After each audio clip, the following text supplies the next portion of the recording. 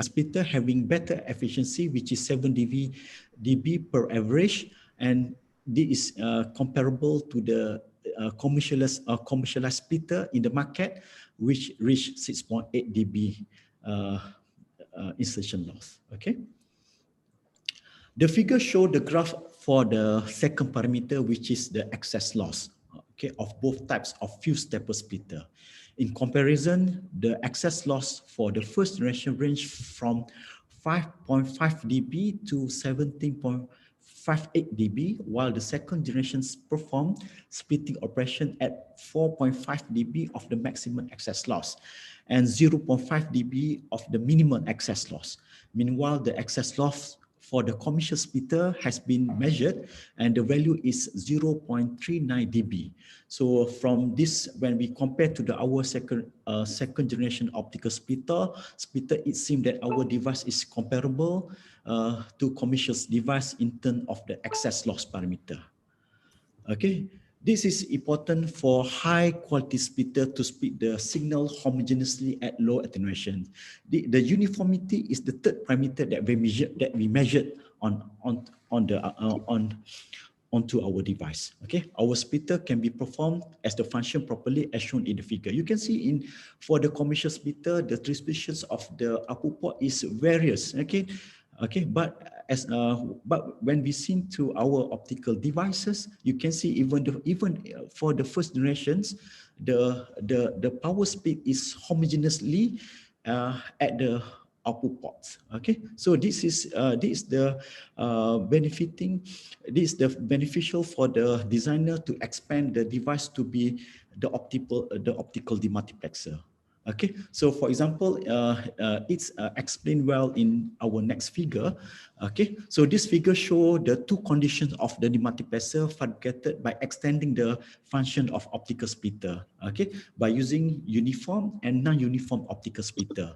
The multiplexer based on the uniform splitter able to split the signal with equal power amplitude. Meanwhile, the demultiplexer based on the not uniform optical splitter has failed and couldn't perform the multiplexer. The signal extracted from non-uniform optical splitter has different in the output in terms of the amplitude of the signal at the output port. So you can see this is the importance of the uniformity when we fabricate the optical splitter. Okay, so the color transparent filters located in the splitter end to permit only selected color could pass through the devices. Okay, so this is the final end or the output of the fabricated device. Okay, so we have invited two companies to perform the technical and market assessment in order to feature our product with attractive specification and meet the current trends. TM R&D and prominent lines in Berhad gave comment that require us to do extra experimental work in order to test reliability and durability and having also the attractive and user-friendly housing. So the comment has been amended in our second generation's devices. Okay, so this is some photo that explaining the process. Okay, and also this discussions with the industries. Okay, so this is the experimental setup with some parameters required by the industries. Okay, so for the reliability and durability test. Okay. So POF has been developed and successfully adapted in many small world communication systems, for example, in home networks. So this is the platform that we developed by using our POF devices by using 3 LEDs. So we're able to transmit the audio, video, CCTV data, okay, at the meantime by using a single platform. Okay, so this is very interesting. We're able to transmit a multiple input of data and to the destination by using a very low cost apparatus. Okay, so this is the performance of our WDM networks. So how in terms of the effective length, it is reducing down to the 50 meter from the 300 meter to 50 meter when we multiply the sources. However, the 50 meter is ample or sufficient for the small world applications. Okay. So optical fiber facilities have reached the customer door. Therefore, it must be connected with the high-speed medium to provide many applications in the future. For the outdoor application, we have fiber to the home, but to extend the networks, we need to integrate these two domains, mean fiber to the home connected with the WDMPUF to enable the maintaining of the transmission rate. Okay, so we're able to maintain the transmission rate from the outdoor applications, okay, or system toward the customer devices. Okay. So this is the setup of the CCTV that we install in the labs. Okay, so our CCTV, our device is compatible to any analog CCTV camera.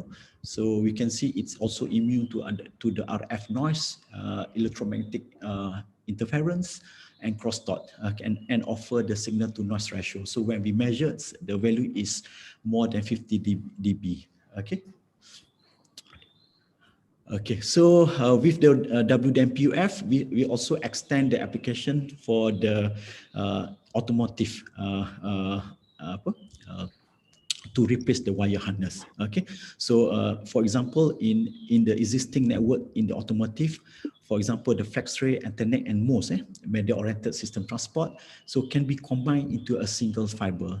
This minimizes the space, weight, and ease of the maintenance. Installation is also easy, just plug and play. Winding and clamping is similar to the Cooper cable, and POF cable are very reliable, which can withstand harsh environment, vibration, and misalignments. The most important, the network is much lighter as compared to the copper-based wires harness systems. Okay. Some info regarding the price comparison as compared to commercial splitter in the market. Our product is much cheaper than the existing devices. Okay. So research promotions, okay. So we have promoted our research through publication, for example, journal, chapter, ebooks, and proceeding, okay. This image show an evidence how we trigger the research collaboration through the publication, and this is effort on how we connecting our research to others. Okay, the email was from the Mira Kratka, Chicago. She asking for purchasing the device. So the second email is from the Igor Slekovic, who is researcher from the Institute of Nuclear Science. The POF network is used to detect the fusion. Is used for detection of fusion fragment. Okay, so therefore he needs a POF splitter to monitor and control the systems. Okay, our third email is from the Taiwan asking for the further collaboration using our device with their inventions. Okay, we have won awards in many prestigious competitions at national and international level, such as Innova Eureka, World Inventor Award Festival, International Technology Expo, and many more. Okay, so so I'm listing here some exhibition award from national and international competitions. Okay. So this is one of my memorable moment. I gave my inaugural speech on 26 June 2018, and during the event, we had displayed our prototype to industries, academic, and other stakeholders. That was an amazing day when all research activities had been compiled and presented to the public. Okay, and for some time and travel to other universities and schools to give talks on heart-to-heart with science, which promote to the student and lower science to students with lower knowledge of science. Okay, to make them love science. Oh, sorry. Okay, and community service as well to promote science and technology to the students, especially to those in the remote area. Okay. Some publication highlighted about this national press. This one is irrelated, but to just to complement of my presentations. Okay, and with this slide, I end my presentations.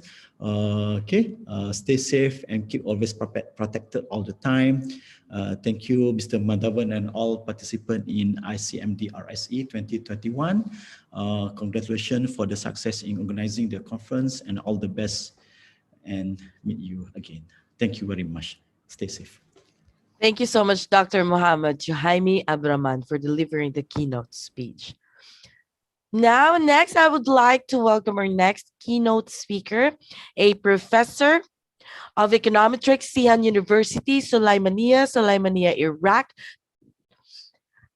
He is a professor of econometrics at the University of Sihan Sulaimania, Kurdistan region of Iraq.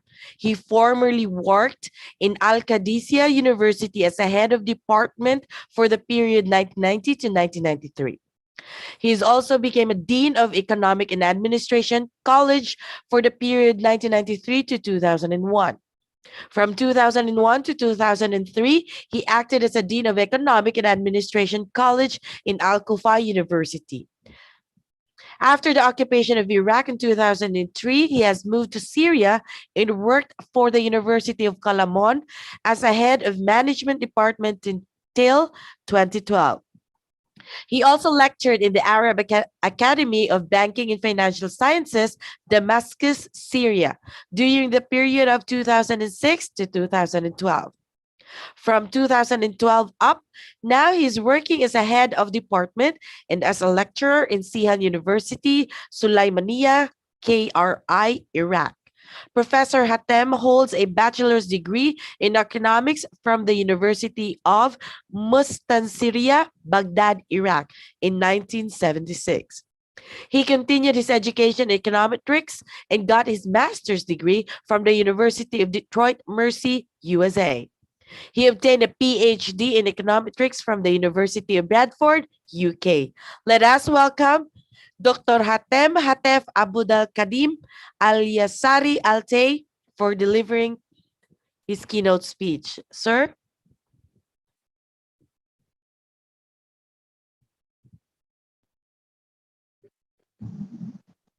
There, I can hear you now. Please proceed. Yeah. Okay, thank you, sir.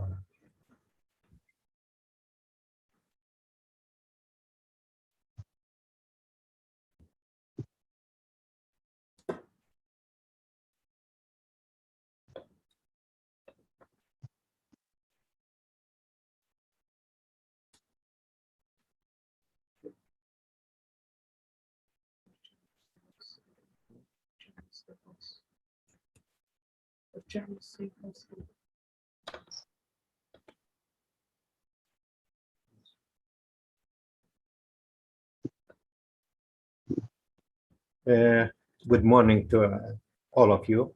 First of all, I'd like to address my deep appreciation to the Institute for Engineering Research and Application for giving me this opportunity to participate in this promising conference. My speech is going to be slightly different from my previous colleague, Dr. Mohammed, is going to be focusing on economic and management subject. The title of this presentation is Resource Abundance, Accuracy, or Blessing. The guideline, first of all, I will explain what is meant by this resource scarcity, and then I will talk about the natural resources, then the proposed economic and political mechanism of the scarcity, and finally, how to avoid the scarcity. The resource scarcity, or what is known as a paradox of plenty, means or refer to the failure of many resource-rich countries to benefit fully from the resources well, and for government in these countries to respond effectively to public needs or welfare needs. In reality, between 1960 to 1990, the per capita income of poor countries grow 2 or 3 times more than the well-endowed or abundant natural resource countries. The first who assigned to this topic is the British economists such as, and in 1993, and then there were a book written by a research written by Warner 1999. All of them, they wonder or they ask the following question: why some countries whose they have no resources or very few resources, they perform more than the countries which has plenty of resources. The resources, by its nature, is not something bad. In reality, it's something can help in performing, in improving the country and improving the per capita income and so on. But the mechanism behind it harm the economic performance. Now, the resource abundance, what does it mean? In order to say this is a resource and it can contribute to economic growth, it has to be first valuable, second scarce, and third unique, and fourth exploitable. Rule of natural resources, there are two viewpoints on this matter. The first one is the one which they call it the optimistic one, going back to Adam Smith and David Ricardo, whom they appointed that the country with more resources, it can or it has more ability to produce more goods and services, or it is production possible if the frontier goes far from the origin. And this view stay in as true till 1980, when what we call it the Dutch disease appeared,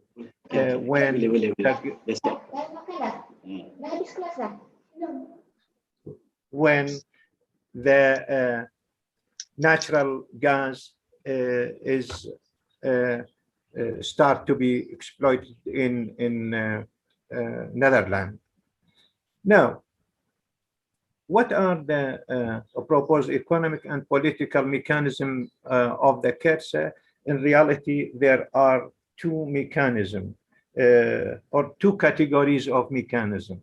The first category is related to economic, and the second one is related to politics.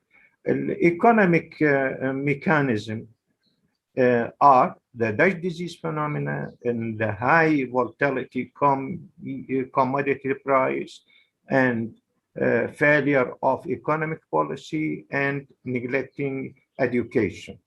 While the political mechanism can be outlined as rent-seeking, institute warnessing, and corruption. And I'm going to go through briefly those mechanisms.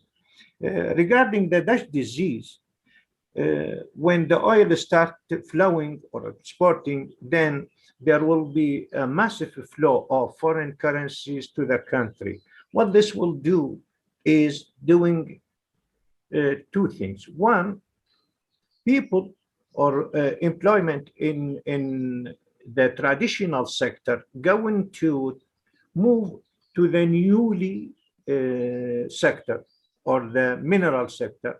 Why is that? Because it's offer high incomes. So capital and labor will move from the traditional sector, agriculture and manufacturing, to the new sector. And this will go to harm the traditional sector or the manufacturing and agricultural sector. In the second at the same time, there is what we call it say monetary phase or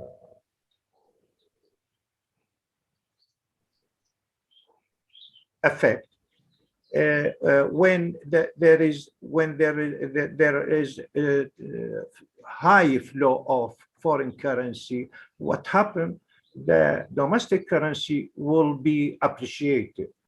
In this case, and there might be an inflation. In this case, what happened is the domestically produced goods in the agricultural sector and in the manufacturing sectors will be less competitive to foreign goods and services. So those two sectors will retarded or will be harmed. In this is what we call it the dish disease, and it come to the reality because of the mineral sector. The volatility, the second mechanism is the volatility in the commodity price. This is true mainly on the oil and mineral, although the other natural resources are fluctuated, but those oil is there is high volatility in the prices of the oil. In this case, or how this can harm the economy as the fellow, when there is a volatility, there will be instability in the market, and this will increase the uncertainty. And one of the things one of the bad things can be the foreign direct investment will not be attracted to that country because of the uncertainty. When there is a high volatility in the export, the country will be not able to measure its revenue, and then the planning will it becomes very difficult. And you know, planning is the most important, or one of the most important function in management. Rent seeking, the other mechanism, and this is a political one, it's the rent seeking, or what they call it, political disease. The revenue comes from export of oil and other minerals or natural resources. It is an easy income. It's not look like the production of the goods, manufacturing goods. It is an easy income. And always the elite or the parties or the powerful groups in the society will try to control this easy income. And they will use it, and sometimes they use it to build even militias and so on. This will harm the economy very much. Those areas, those parties, those powerful groups will distribute this ready income or an easy income between their followers and their parties, leaving the development aside, and they don't care about the development of the country. And sometimes, and it's clear in some oil countries right now, like what's happening in Libya, and to a certain degree in Iraq, it creates civil war, and this will destroy not only the economy but the country. One of the mechanisms which is harm or associated with the natural resource countries is the corruption and the institution quality. Mostly, or there is many empirical research, they indicate that when the easy income comes to the country, the corruption, it becomes look like common phenomenon. And this is the case in many countries, especially those whom they have lack of democracy. When there is a democracy, there is no problem. Corruption, there is no place for the corruption. But the problem is with those with lack of democracy. Now, how the countries can overcome this problem? They can overcome this problem and avoid the resource scarcity by managing their resources in the right way, or managing the revenue of the resources in the right way, by trying to create factors of growth, such as building human capital, building, and this can be done by high education or good quality, high standard education system, and health system, good health system. They can, by those, they can develop human capital base. The second thing is by accumulating capital stock. If they can accumulate the capital stock, physical capital stock through investment program, they can do it. And this is, we can look at this in some oil countries. I try to, and I have a research about that, going to be published very soon. I try to explain the experience of the GCC countries, the Gulf states, the 6 Gulf states. And I found out that some of those countries, they managed to overcome the problem of resource scarcity. I found there is, although low correlation between the human capital and the revenue or the rent comes from the oil rent, and I found there is a correlation between capital stock, physical capital stock, building, and the oil rent. How can all the things be arranged? It's by inducing or by the democracy through election. If this will happen, or if this existed, then those countries, or the oil abundant or the natural resource abundant countries, will have no problem. Thank you very much, and I hope I cover at least part of the talk. Thank you. Thank you so much, Dr. Hatim Hatef Abud Al-Kadim Al-Yasari Al-Tay, for delivering the keynote speech. Thank you. Right, everyone, I've pasted a link on our chat box, and we will have a virtual tour. Let me go ahead and share my screen.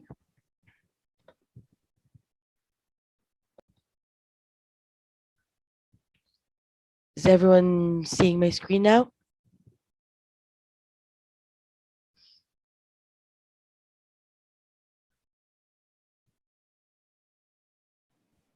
Yes, we can.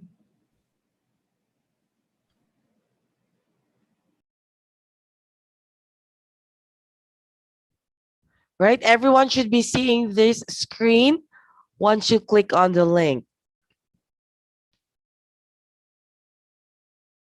Does anyone having problems clicking or accessing this link?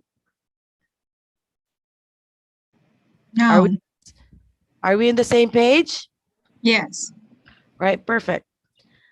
Now, for new registration, follow the instruction and click on submit, like what I'm doing now. If you are already registered, please use your email address that you've used when you registered on that page.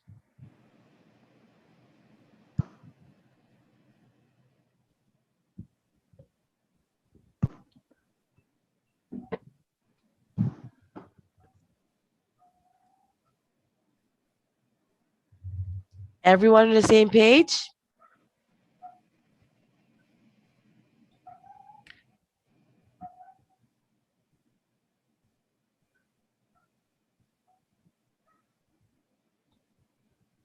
Yes.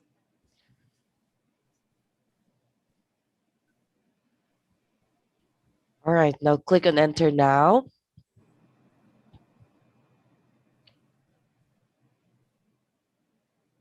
Okay.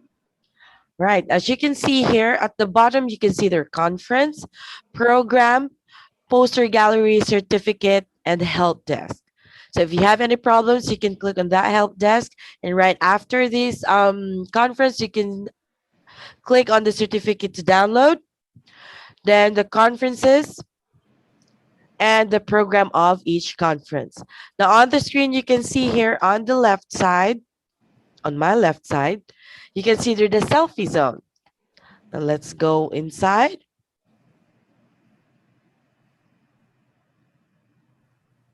Right.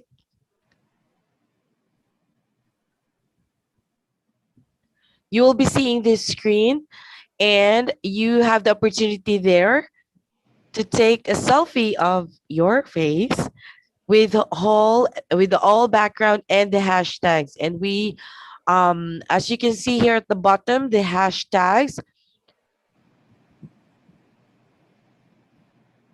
If you may, please post on your social media. You can choose any of your social media accounts, including the hashtag that you can see there below. Hashtag ICMDRSE 2021, hashtag IFERP, hashtag education, hashtag researcher, hashtag science, hashtag technology, and hashtag multidisciplinary.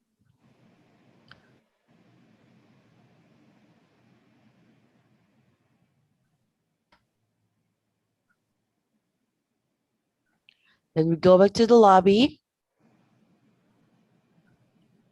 And we're back on this page, and this is what we call the lobby. Now on the right side, you can see there the upcoming conferences.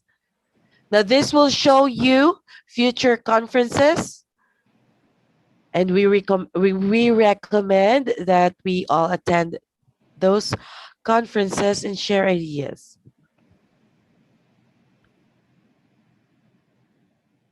You will see all the list of conferences, the schedule,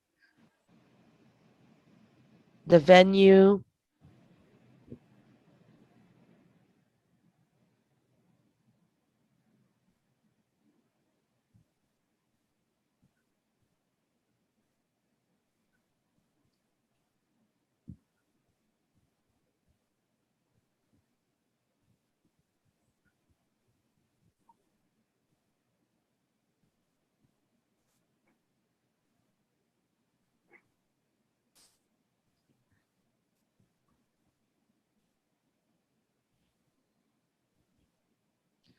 For some reason, I cannot go back on the lobby. There you go. All right, as you can see at the center, we have auditorium. Now the auditorium is live. Just to inform everyone, we are actually live on YouTube. That's where, that's where you can access our live streaming on YouTube.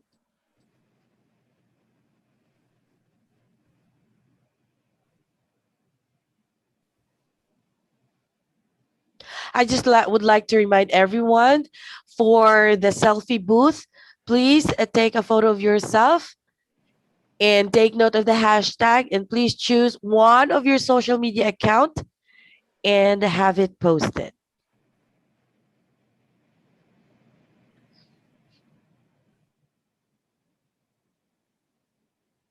All right, I will stop sharing my screen now, and I request everyone to please open their cameras and we will take a group photo.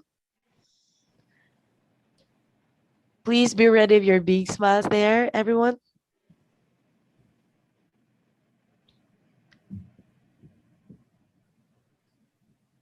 Now, please stay on the camera because I have two screens, so I have to take two photos separately to get the next group. All right, everyone. All right, now say cheese.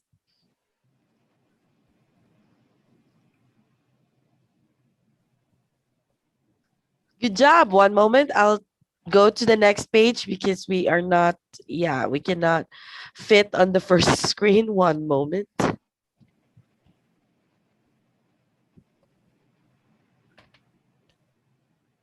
I'm taking now the second screen. I cannot really tell who are included in the second screen. So please, everyone, say cheese. Say cheese, everyone.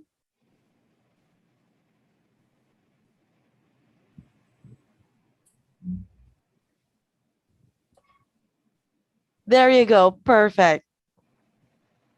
All right. Now, thank you so much for all your cooperation. Now we will I know everyone is waiting for this. You can go ahead and grab a cup of coffee or any drinks that you would like. We'll go ahead and go for a tea break for 10 minutes.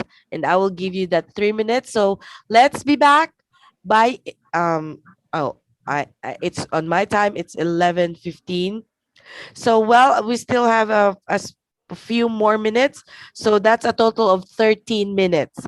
So everyone, please be back exactly 13 minutes after. Okay? See ya.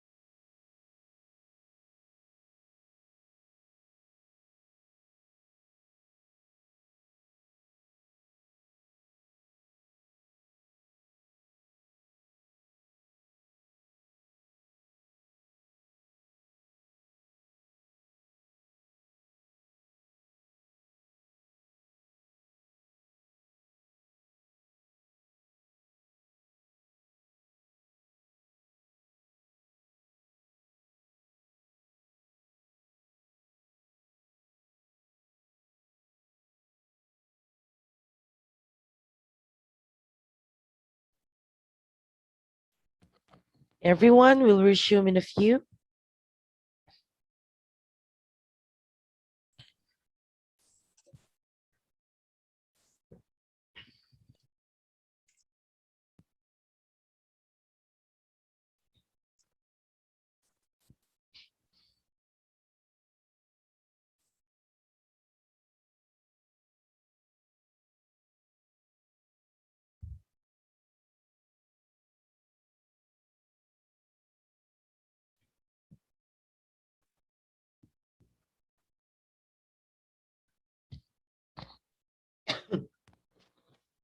Excuse me.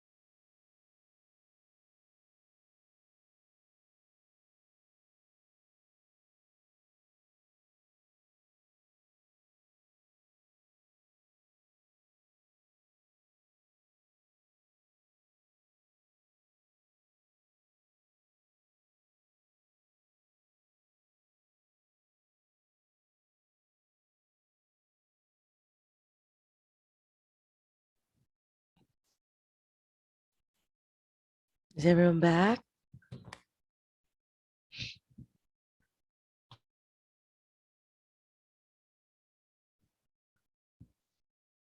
Oh, by the way, everyone, we are still having technical issues with our selfie booth, but don't worry. We are trying our best to have that up and running before we end today. And also, I would like to remind all the presenters with their allotted presentation time, which is 10 minutes per presenter. All right, still have 1 more minute.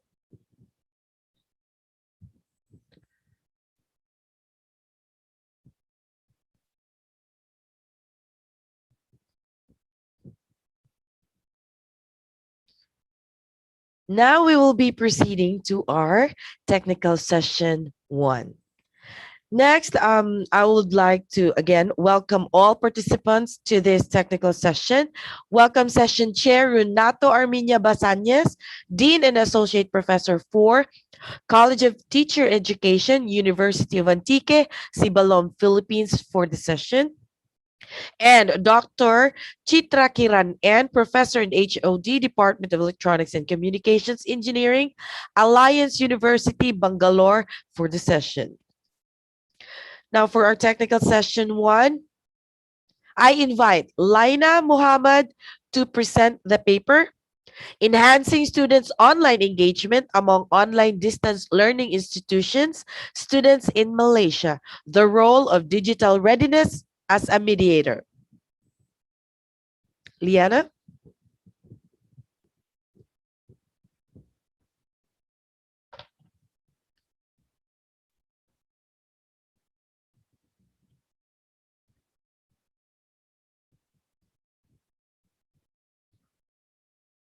There you go.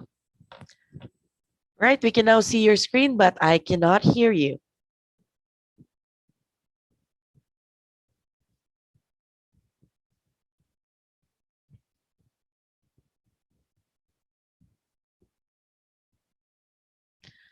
I still cannot hear you.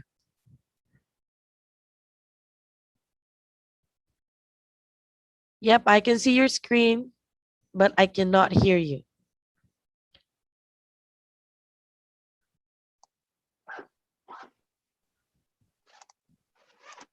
Okay, good morning to Professor and There all the you go. participants. All right, I'm so sorry. I forget to unmute myself.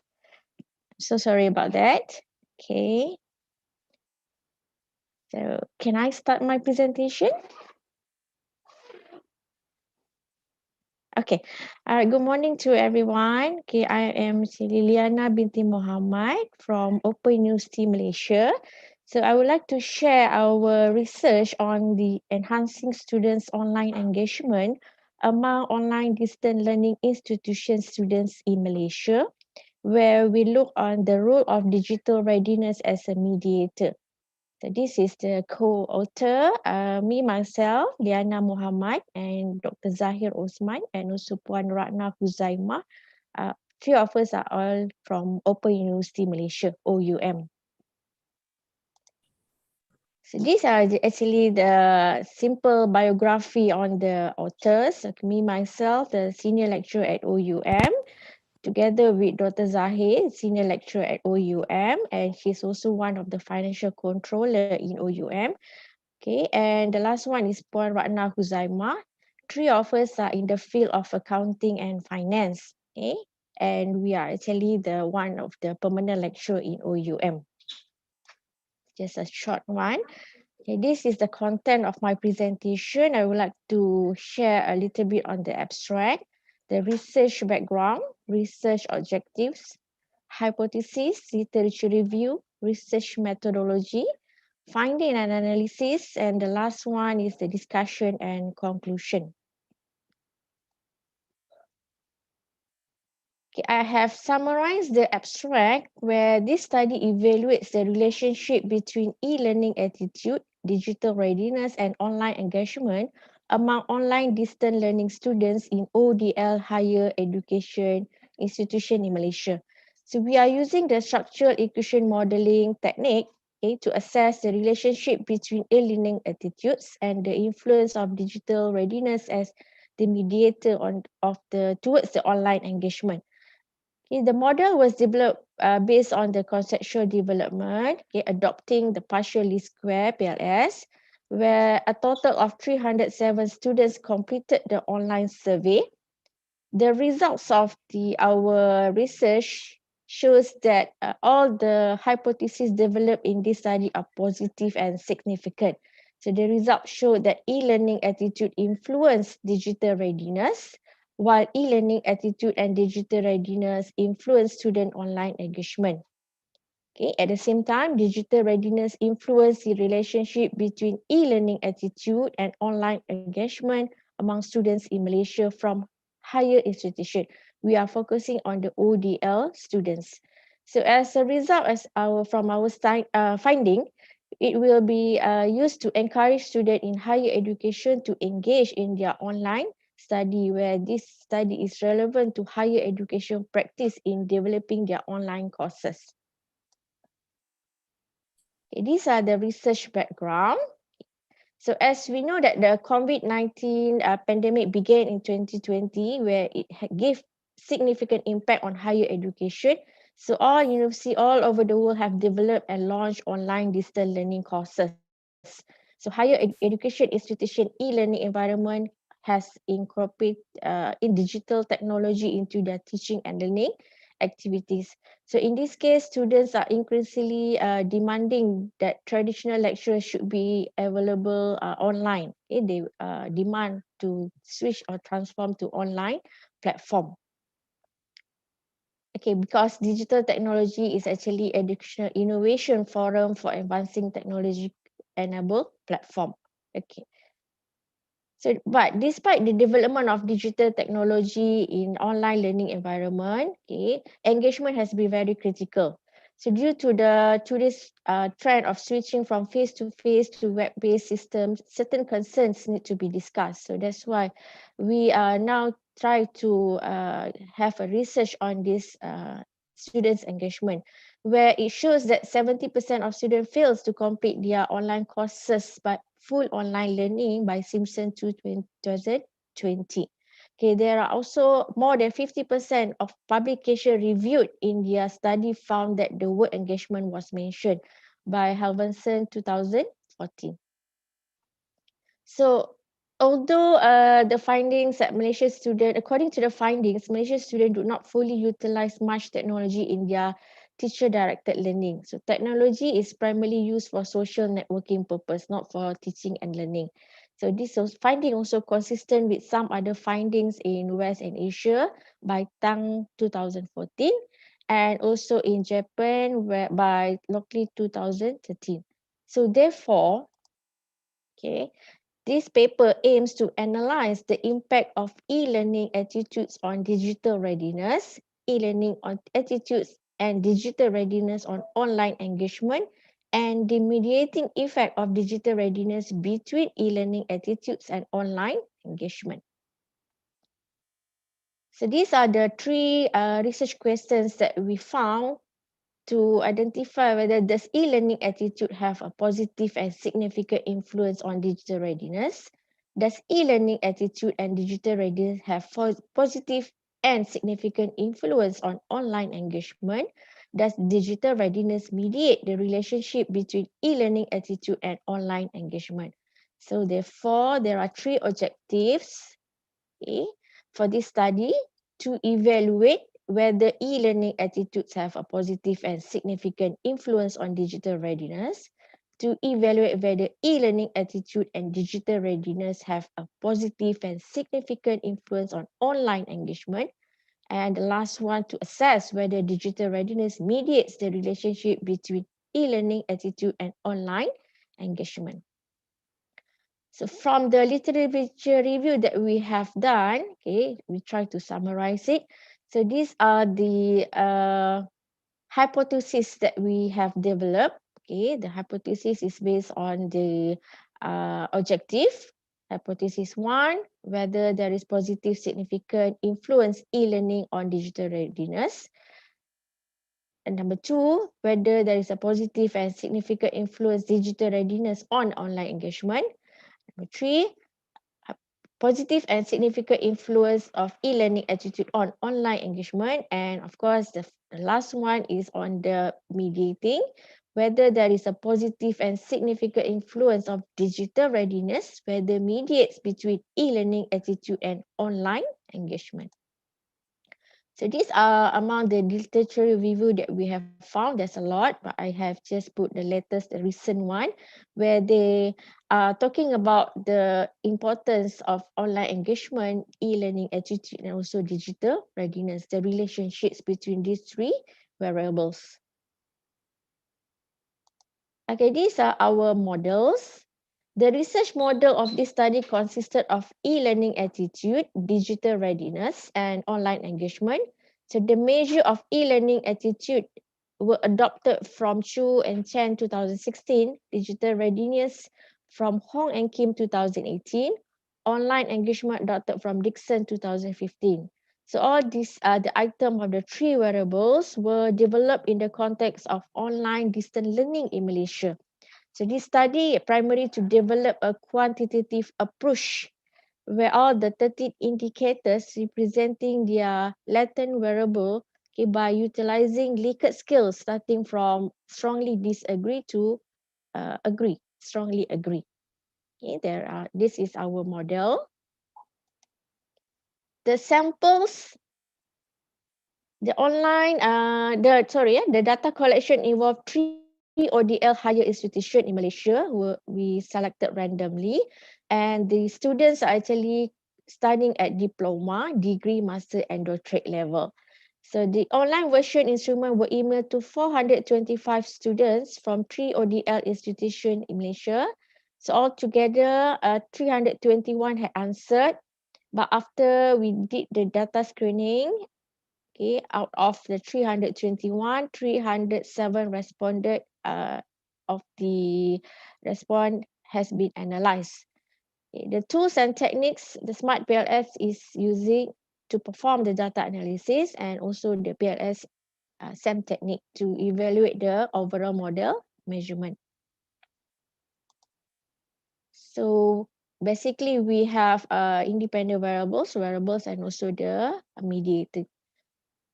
Okay, so these are the finding and the analysis. Okay, where we have the full coronary test and also the heterometric ratio analysis. Okay, has been used to conduct, okay, to have the analysis of the statistic. Okay, this is also the result of the Cromba alpha, composite reliability, conversion validity, and also the AVE. All right, so this comes to our finding, the hypothesis testing, where it shows that hypothesis 1 proposed that there is a positive relationship between e-learning attitude and digital readiness, and it shows and confirmed that it had influenced positively and significantly digital readiness, and hypothesis 1 was supported. So same goes to hypothesis 2, also have a significant and positive relationship between digital readiness and online engagement. Hence, hypothesis 2 also supported. Hypothesis 3 confirmed that e-learning attitude has a positive and significant influence on online engagement. So as well, hypothesis 3 also supported. And the last one is the indirect relationship between hypothesis was also tested and shows that there was a positive and significant mediating effect of digital readiness on e-learning attitude and online engagement relationship. So this where all the hypotheses has been supported, including the mediating effect. So the discussion, the e-learning attitude is an important factor in engaging in online engagement. Okay, to make sure that the e-learning has been conducted effectively, because the result shows that digital readiness influences the relationship between e-learning attitude and online engagement among online distance learning higher education in Malaysia. So many ODL students says that e-learning attitude is an important factor in engaging in online engagement. So therefore, it is very important to ensure that ODL institution ensure that students have the right attitudes towards e-learning. So that will be the most important part. The second one is to encourage ODL students to form attitudes to master information technology skills. So ODL higher institution must emphasize efforts to encourage just ODL students to form attitudes towards the IT skills. This is to enhancing their skills and knowledge on IT skill. So lecturer who teach ODL student must also take the initiative to help their student towards the students' attitude in e-learning. Therefore, to encourage students to gain knowledge more effectively, students needs to be prepared themselves with a positive and attitudes to ensure that the knowledge will be received effectively. Okay, the third one is the discussion is to ensure and realize digital readiness to enable students to engage with their lecturers. Since that digital readiness is very important, to ensure that online engagement will be more effective. So students need to ensure and realize that digital readiness is an essential element to enable them to engage with their lecturers, because from the results, it shows that e-learning attitude has a positive and significant influence on online engagement. So this is to shows that digital readiness mediates the relationship between e-learning attitude and online engagement is very strong. So therefore, academics involved in online teaching need to be pay serious attention to ensure that there is a response from the students, to engage with lecturers in the process of their teaching and learning. Okay, the last one is students' attitude towards e-learning environment influence the students' engagement online. So students' attitudes towards e-learning environment is a factor that influence student engagement online. So this is where they can control their learning, use function that can help them better engage with their lecturers. Lecturers as well needs to form a good communication with the students so that it will indirectly stimulate the students to be more positive and get engaged with their lecturers. Okay, students also must have confidence and prepared to face the dynamic technology environment. Okay, this is to have a high level of digital readiness. Students need to equip themselves with all the knowledge and skills of technology. Okay, the last one is the conclusion. Come out to the conclusion. So the first conclusion that we found is digital readiness mediates the relationship between e-learning attitude and online engagement. Okay, all the 4 hypotheses developed in our study are found to be positive and significant. Okay, the receptive towards e-learning attitude should be more promoted in the online classes. So this is where the lecturers also play a most important roles to promote the engagement of students in their online teaching and learning. So ODL higher institution lecturers must be able to influence the online engagement of their students by initiate and promote the appropriate e-learning attitude. Okay, the last one, online students must also acquire online technology as much as possible to be ready to participate and involve in online engagement, okay, during their online study. So I believe that's all from my side. Thank you very much for your patience. So back to the organizer.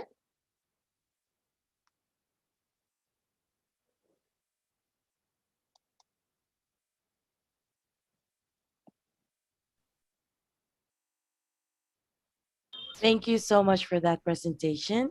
Okay, welcome. Next, I invite Sharon. Oh, by the way, are there any questions? Hello, ma'am.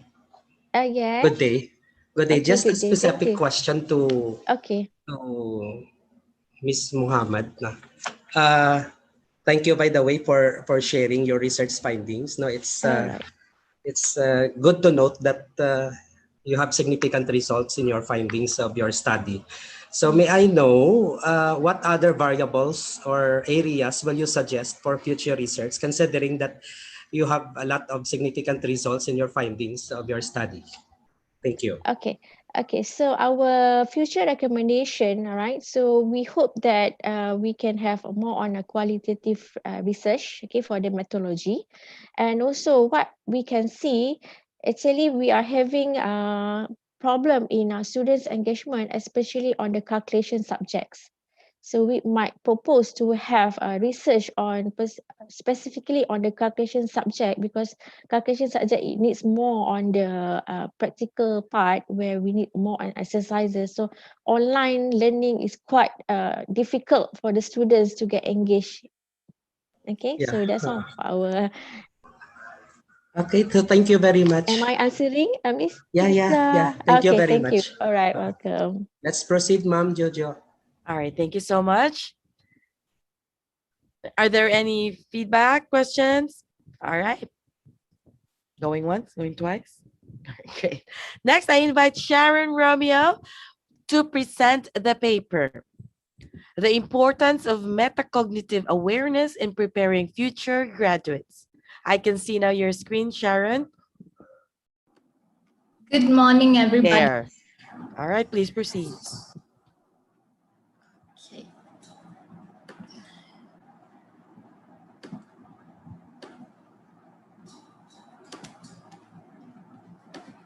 Okay, a very good morning, greetings and salam sejahtera to our distinguished guests, our honored chairpersons and my fellow presenters. My name is Sharon Romeo. People usually go by my surname, Romeo, because it's rather interesting. Well, no, my mom is not a Juliet. This paper is done by the two of us, myself and Jane Davis. Both of us are at the Faculty of Science and Engineering from the University of Nottingham, Malaysia. And we are specifically from the Foundation in Science School. So again, yeah, basically I've got a mixed experience, and currently I'm pursuing my PhD in the applied psychology field in the University of Nottingham. So I promised this would be the only slide with the amount of words, a lot of words. So the idea of studying or engaging in this area of study is basically we are gathering a group of students from who are transitioning from the schools, the public schools, into a university setting. So basically the idea is to see the transition. Yeah, so the bigger study is basically to help them in this transitioning as foundation lecturers. So we find that a lot of students are struggling in terms of coping with the public school environment, which is of a highly dependent learning environment, into a university setting where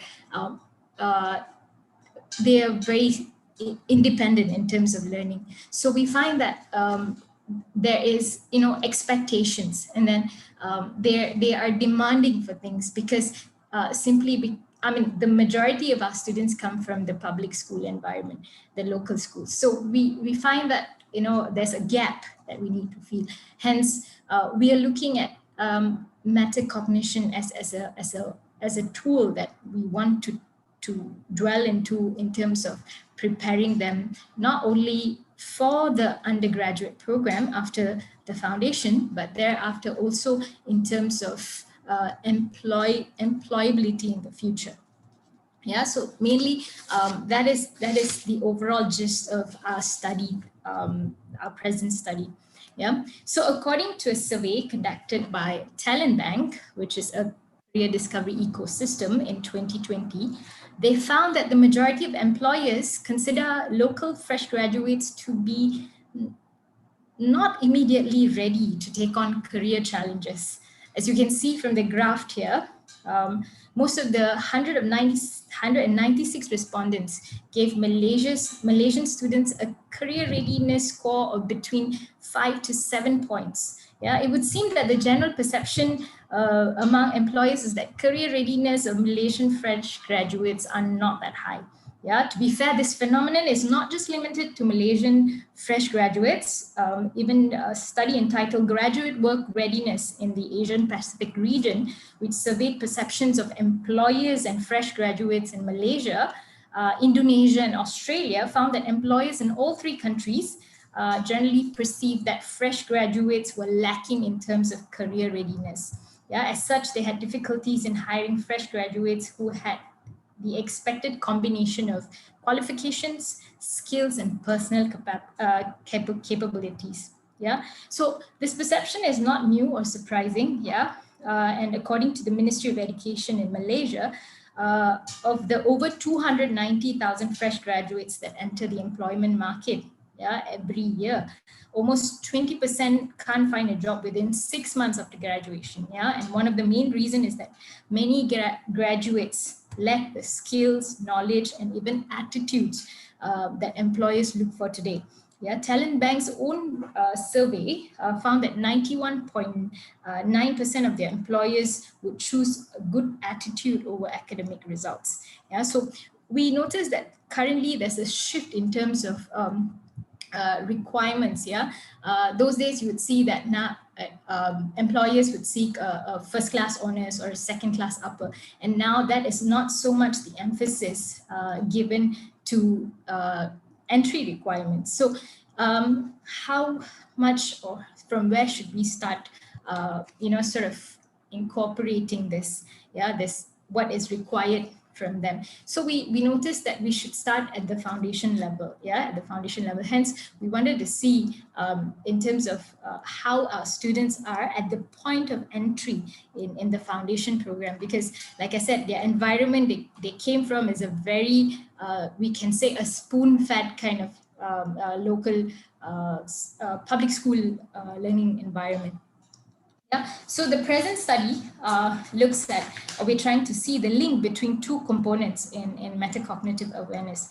Yeah, the first one being, the first component being metacognitive knowledge that looked at 3 subscales: declarative knowledge, procedural knowledge, and conditional knowledge. And the second component of metacognitive awareness is metacognitive regulation. Yeah, looks at 5 subscales, planning, information, management strategies, monitoring, debugging, and evaluation. So the research question here that we sort of want to find out is, with students who have high scores of metacognitive knowledge will also score high in metacognitive regulation. Yeah, and so our hypothesis is those who score high in metacognitive knowledge will subsequently also score high in terms of their regulation. So this sort of guides or gives us an indication of where our students are at the point of their study in foundation. So our sample consists of 81 students, from the 4 different, because we expected more, but the ones who came back to us were 81 students from the 4 different foundation programs in the University of Malaysia campus, which is Foundation in Science, in Engineering, Business, and Foundation in Arts. Yeah, so the students were asked to complete the metacognitive awareness inventory, the MAI, that has by Shaw and Dennison in 1994 with 52 self-reported statements. Yeah, so we did a descriptive statistical test run, to find the mean and standard deviation of the 2 variables, and which is metacognitive knowledge and regulation. And we also ran a coefficient correlation between the 2 variables to see if one is correlated to the other. And of course, we looked at the comparison between the 4 different programs. Yeah, so we all know that, metacognition is basically thinking about the thinking. Yeah, or in other words, we'd say an awareness of one's knowledge and what he or she knows and doesn't know, and how they use the ability to understand, control, and manipulate their own cognitive process. So this is basically taking charge of their own learning, which is a construct of self-regulation learning. Yeah. So this is our results. Yeah, if you notice, the overall mean and standard deviation for all the foundation programs, the mean for metacognitive knowledge is 10.6 over a score of 17, which looked at the 3 subscales, and whereas the mean for metacognitive regulation, which is the regulation of cognition, is 23.6 over 35 with the 5 subscales that we looked at, with a standard deviation of 5.37. So basically, when we ran the differences, and we looked at the differences between the 4 foundation programs, the batch of students who scored the highest mean for metacognitive knowledge and metacognitive regulation are students from the foundation in arts, followed by business, and then on third on the list we had the foundation in science students, and of course the last one would be foundation in engineering. Well, I think this could simply mean this could simply suggest that the nature of the courses they pick also matters, because we're looking at arts and business students where there's a bit of fluidity in terms of the nature of their courses, whereas we're looking at science and engineering students where there's a little bit of, I think, a lot of rigidity in terms of, how we do certain things and how, like A plus B equals to C sort of thing. Yeah, so we deduce that, it could be because of that as well. And then when we looked at the correlation between two of the variables, we found that there was a positive correlation of R-score of 0.561.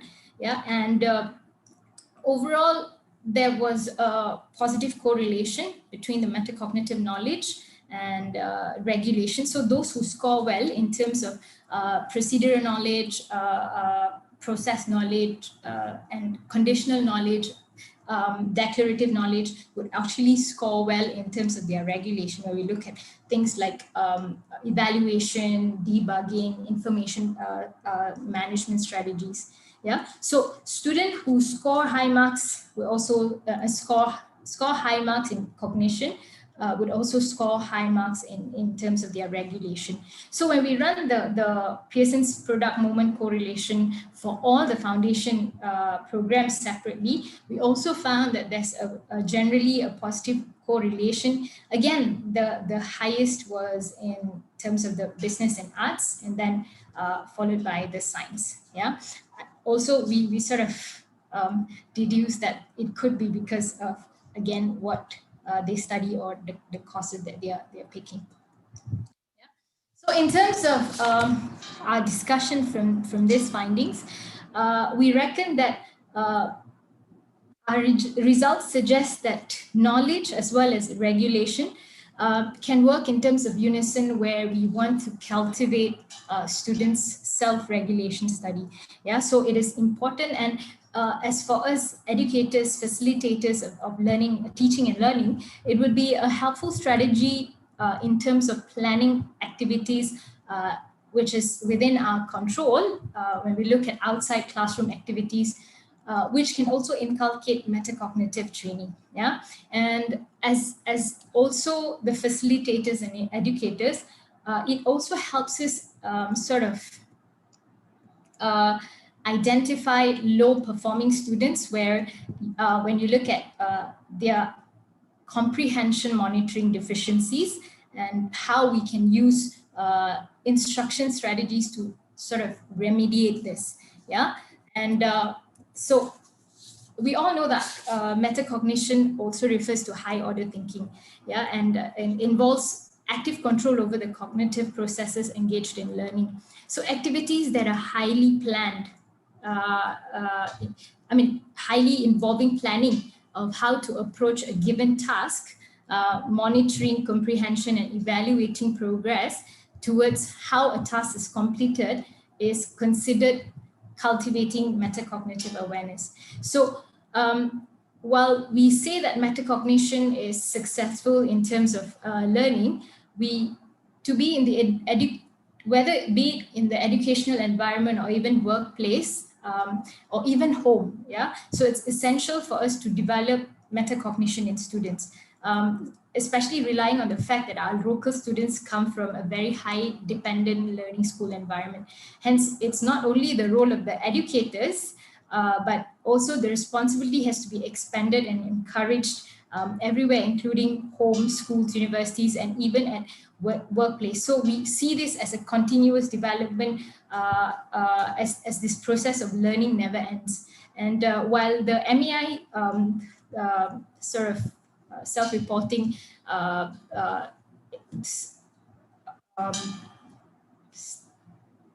questionnaire that we used gave us a mean to determine what type of metacognitive knowledge and regulation skills one reported while learning. Parents, educators, and employers can use such tools and instruments to measure and to understand metacognitive awareness among children, students, as well as employees. So for us, this was a the implication of this study was actually very important, or the findings of this study was actually very important, because it sort of helped us come up with a module at the foundation level, yeah, to sort of incorporate planning, evaluation, and all the soft skills that they do not get in terms of a particular module that they've taken within the foundation course. So we sort of developed a curriculum for a sort of soft skill module we made it a core module for the foundation students as they journey in the foundation program for a year. So we are yet to see how this, as we just started this program. So we're hoping that this will be able to somewhat help in terms of cultivating metacognition awareness among our foundation students, and not just stop them there, but to continue this sort of habit or attitude in terms of progressing even into the undergraduate and thereafter the workplace. So literature and employers today tell us that it's important for us to prepare our students who are going to be employees in the future with self-regulated skills. So this is very important in terms of, and it's knowledge for us, especially in the foundation school, where we nip the problem at the foundation level itself. So thank you so much for your attention. So this is basically the MAI score questionnaire that we used. So there are different, if you notice, there are different areas. Okay, so this is the first, knowledge about cognition. I look at declarative knowledge, procedural knowledge, conditional knowledge. And then you have the regulation of cognition, which includes the 5-component planning, information management strategies, comprehension, monitoring, debugging strategies, and evaluation. Thank you so much for your attention. Thank you for listening. And that is the end of my presentation. Thank you so much for that presentation. Everyone, are there any questions? Going once, going twice. All right. Next, I invite Belinda Navarro to present the paper, Characterizations of Pre-COVID-19 Poverty Associated with Human Capital in Rural Areas of Peru.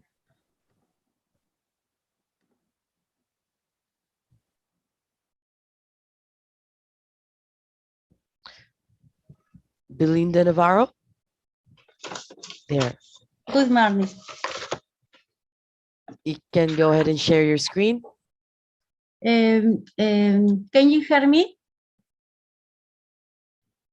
Can Yes. you hear me? Yes, we can hear you clearly. I'll start.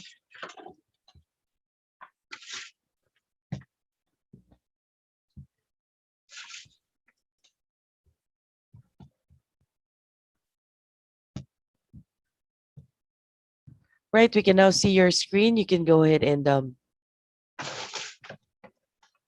Okay. proceed.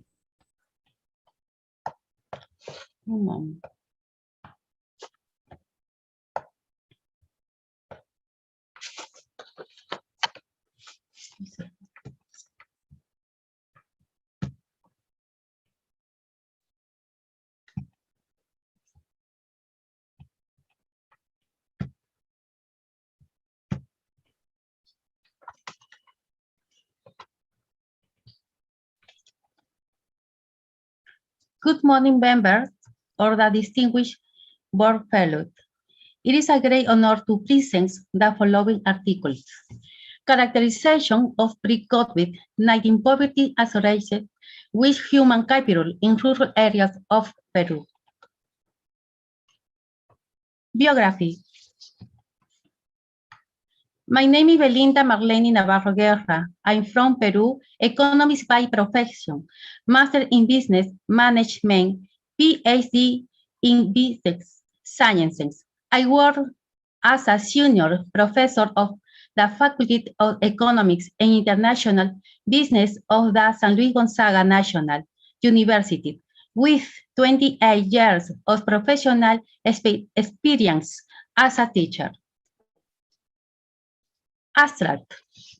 The study was carried out in order to determine the influence of human capital and households poverty in the province of Ica. In the period 2019, the research box of an applied time explanatory level and spot factor design correlational of transactional cut using a sample of 384 households for data collection, the survey technique, and the cumulative analysis were used From the comprehensive diagnosis, 54.69%. Their monthly income is from $931 to $1,500, where 51.17%. Their expenses are in food, 50.78%. Career temporary jobs, 13.28 has completed university education. In the event of illness, 50.26% goes to a rural health post. When contrasting the hypothesis, the null hypothesis is rejected, accepting the alternative hypothesis, where 75% determines that human capital significantly influences poverty in households in the province of Ica. Methodology.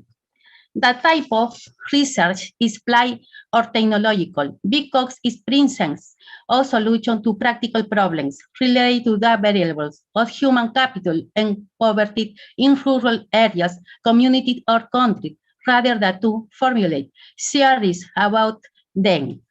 Research level, according to the scope, it belongs to the explanatory level because it characterizes the research variables as they are observed in reality study in the relation between the dependent and independent variables. A fact that box refilled when is box shown that human capital significantly influences in the poverty of households in the province of Ica, Peru. The research design is a spot factor cross-sectional correlational, emphasizing that a research is not experimental when problems or phenomena are observed in a factual way, and cross-sectional variables are not manipulated because the data will be collected in a single moment, in a single time, and correlational because it will determine the correlation between two variables. Table number 1. According to the level of study of the heads of households, according to the respondents, it can be observed that heads of households in the province of Ica do not have a good level of study, where 29.43% only have completed secondary education, 17.19% have incomplete secondary education, 13.02% have completed primary education, while 4.69% indicates having incomplete primary education, which is why the study has an arithmetic mean of 0.14. A typical error of 0.03 with a median of 0.1328, standard deviation of 0.10 with a sample variance of 0.01.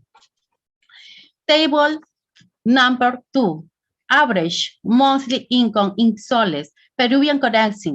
According to those surveyed, it can be seen that 54.69% their average monthly income is in the range of 931 to 1,500 soles, a 14.84%, in the range of 1,501 to 3,000 soles, 20.22% indicates obtaining an average monthly income of less than 900 Peruvian nuevos soles, and to a lesser extent, they claim to obtain an average income greater than 3,000 Peruvian nuevos soles, which is why the study has an arithmetic mean of 0.25, a typical error of 0.10 with a median of 0.19, standard deviation of 0.21, a sample variance of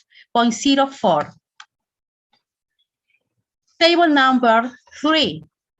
In what concept do you spend the most to maintain your home? According to the respondents, it can be seen that a 54.17% spend in a greater proportion to maintain the home on food.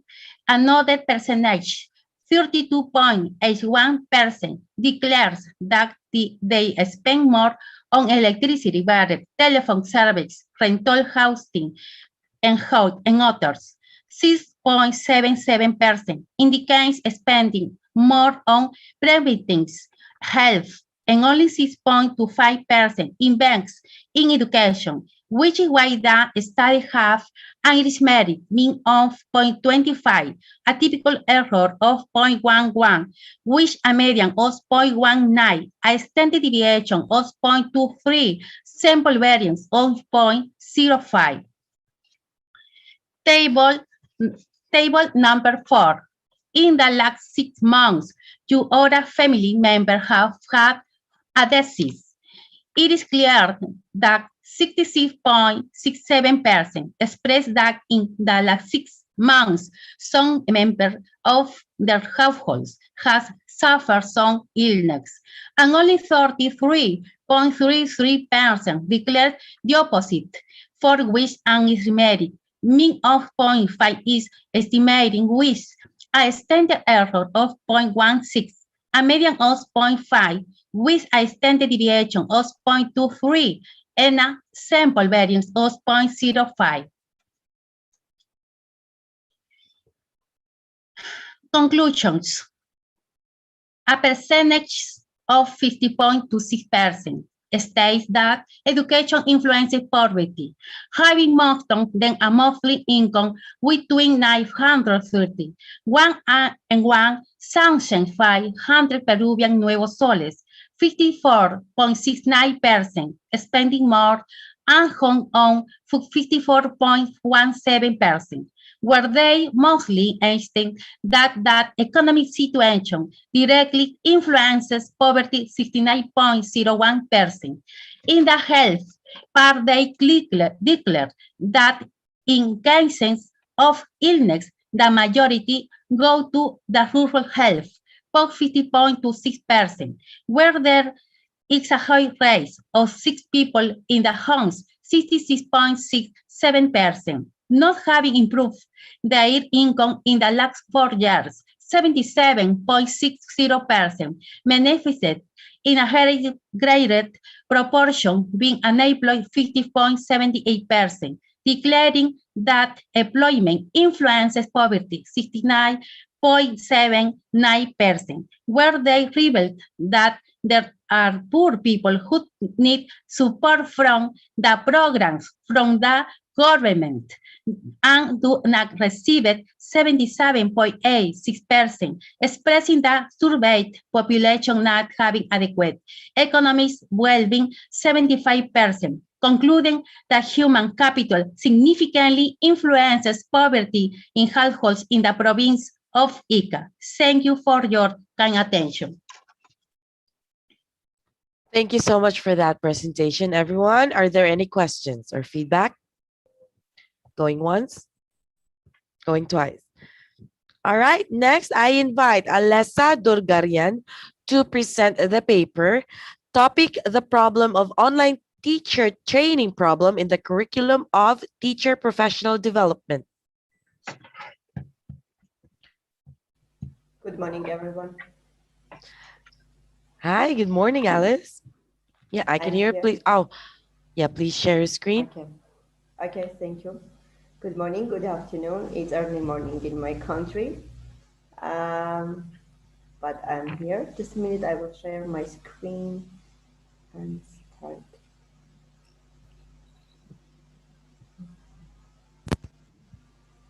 Do you see my screen? Yep, it's up. Go ahead and proceed. Okay, thank you.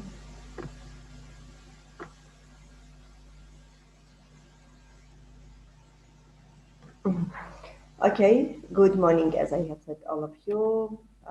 Today I'm Alessa Durgarian from Armenia, and today I'm going to represent you the problem of online teacher training problem in the curriculum of teacher professional development, because as being teacher, we just try to have a lifelong learning.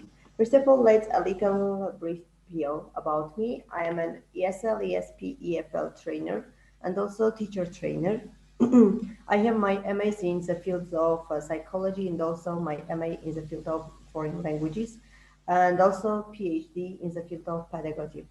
I'm author of many articles and have been participated in different kinds of international conferences as a speaker, representing different points of pedagogy, also teaching. And now I am working as a model of online teacher training model because I wanted to just to have a model which will help all the teachers to make online teacher training, to have effective teacher training. I'm also coordinator and leader of different team projects in the curriculum of global projects, and teacher in different foreign schools and colleges, universities all over the world. A volunteer trainer in many foreign educational companies and projects where I'm teaching foreign students and foreign university and college staff English language. ESL teacher, and also face-to-face I go to work. ESL teacher in my town, Hrazdan number 11 school after William Sarayan. Today I wanted to represent you about the problem of teacher training on the virtual, especially on the virtual platform, because as we know, there was we have COVID-19, which just changed not only the lives of our population, but also it has changed everything, beginning from our lifestyle, his teaching style, and also why not our professional development. In my presentation, I am going to represent you about the modern technologies and also about the types of teacher training, especially about the online teacher training, because it's such kind of novelty and it has become modern, more and more modern, especially during the pandemic situation.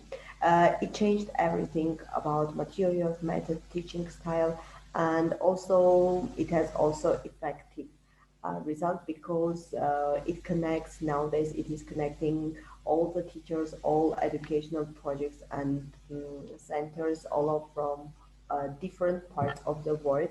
And due to this pandemic situation, we always just say that pandemic situation is less kind of stressful, depressive, something has a negative only. But on the other hand, when we just look through it, the psychological, and try to find something positive, we can say that it has also positive things because it just gave us an opportunity to make relationship around the world.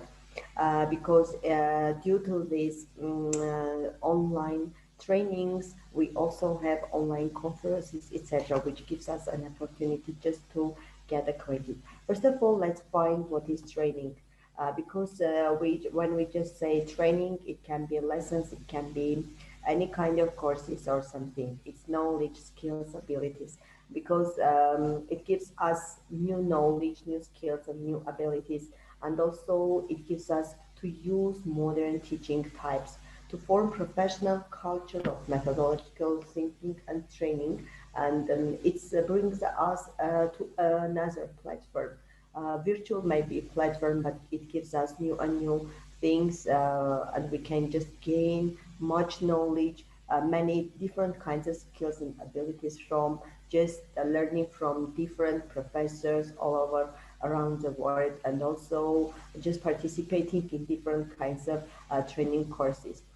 The aim of training is to gain new knowledge and skills, and also when we gain some kinds of knowledge, we try to use also new technologies, because as we know, the world changed, everything changed, and we people, first of all, we teachers, as we deal with children, with students, we have to change. We have to work with the development of technologies, development of everything, and also with the changes of the world, and to gain something new. And why not training? First of all, it's professional growth, because you can have your BA, you can have your MA, but it's not enough. If you wanted to be good a specialist in your field, you have to have professional growth. You have to participate in different kinds of trainings, just gaining new knowledge and skills, which will help you to be more and more experienced in your field. Why not do new and new novelties, and just have something, some kinds of input in the society to give something, let's say, positive to the environment, to the society, especially when we deal with students, in this case, to make some kinds of changes in the educational world. The whole training process, I wanted to just have it has different kinds of types and it has different kinds of stages.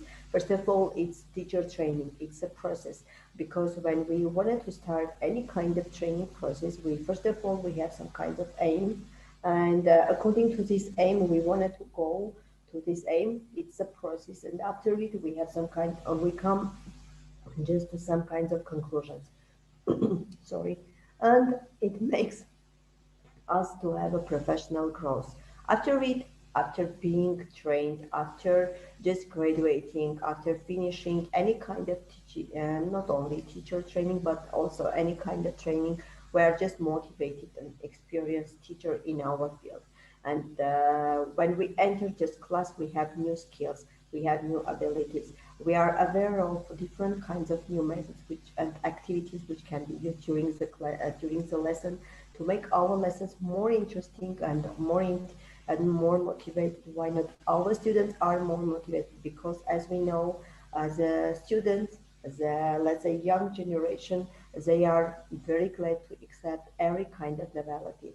And when we just enter the school, enter the classroom, and have some kind of something new we bring with us, they are always just looking forward to something novelty because they wanted to have just different lessons, different, everything to be just different, to be according to these new technologies. That's why training, professional growth, and such kind of things are very important.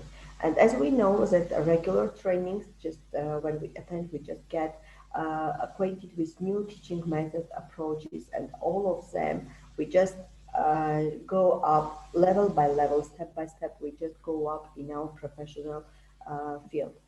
And I wanted to mention about the types of trainings.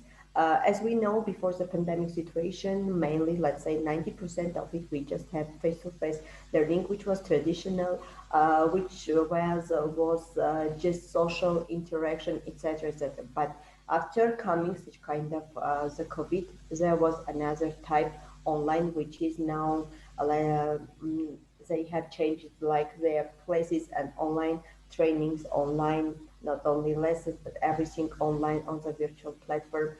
It just has gone a little bit increased, and it saves time, it saves place, and it's very convenient and available for many countries, for many teachers, for many specialists in different kinds of fields, because it gives an opportunity just to go to grow, and why not to have something new for you.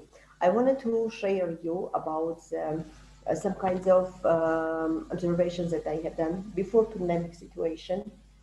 I have begun just observing this topic before COVID-19, before this pandemic situation, because I was just very interested and wanted something to have some kinds of novelty in my society, especially in my Armenian society. And I began observing this topic.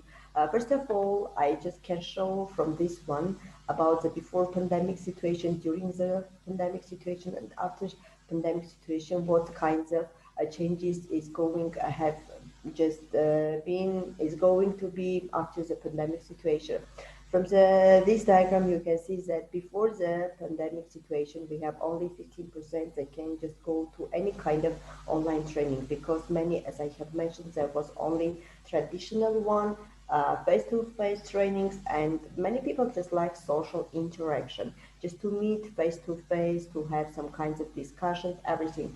And one of the, just let's say, negative things, they usually just say that they can't use modern technologies. That's why they just prefer. And 90% teachers during the pandemic situation, nearly 90 and more nowadays, they just use these online trainings, because it just comes from the ones they have just now, they have no chances. For example, in my country, there is a little bit, let's say, brackets are open, and even we have face-to-face lessons at our colleges, schools, and universities. We go to work as teachers, we go to work and have face-to-face interaction. But first, I know that from the statistic, in many countries, there is no just a kind of opportunity. That's why 90%, let's say, and more, we can say that online learning and online teacher trainings, they are more preferable. And after it, as I have my, according to my observation result, only 65, they are going to continue attending such kind of online courses. And with the same vision we have, as you see the image, we have a result with the learners, because 50-50, only 50%, let's say, learners, they are going to go any kind of online class because they want to do something new. They are just say, we are tired of this online training, but it's at the same time, they just mentioned that it's more useful because you can do anytime. I wanted to just a little brief to represent about the advantages according to this observation, that they are flexible, first of all, feeling autonomy, they are modern, and self-motivation, because it's advantage. I can do any kind of, I can enroll any kind of teacher training course, do it when I'm free. It can be late after midnight, it can be, I don't know, anytime, any place, just have internet, or in some cases there are courses that you can just upload and do without any kind of internet, just pass your test and get your certificate. And one of the disadvantages, they are just can't be monitored, plagiarism, cheating, isolation, because there is no social interaction. But now what refers to the my countries, there are blended one face-to-face during the classroom, during the week we just have a face-to-face and just fully online. And also we have the blended lessons, and I think it's maybe more preferable because in this case we just have two of them. And as a result, I can say, according to my observation and service, I just try to create a model, a pedagogical model, which allows me to organize, to plan, to organize, and to conduct any kind of teacher training on the virtual platform due to different and taking into account any kind of peculiarities that can be useful. That as a result, we can have an effect, just not to attend any kind of training and there is nothing, you just attend just to get certificate. No, if you just attend any kind of virtual platform, try to get more and more things in order to be just to increase your professional growth. I think that this model will be just more and more effective for each of us and will give an opportunity just us to have to go up for a level up and to be able just to do professional growth. And why not? As for me, I'm a lifelong learning student, let's say, and try to just pass from one training course to another because it's a great opportunity for me. Before the pandemic situation, I have had no such kind of experience just to go, but now I can just enroll, I can attend any kind of lectures, training courses, any kind of courses, and listen and also gain very effective information from a very well-known, experienced professor from all over the world. Thank you very much. It was my presentation. If you have any questions, you are welcome, please. Thank you so much for that presentation. Now, everyone, are there any questions? Feedback? Going once, going twice. All right. Next, I invite Chong Kok Yao to present the paper, Does HRM Practices and Integrity Impact Performance in Malaysia? The Mediating Role of Job Satisfaction. Good morning to all. Good morning. Yeah, we can hear you. Please now share your screen. Okay. Wait. Okay, share the screen. All right, it's now visible. Please proceed.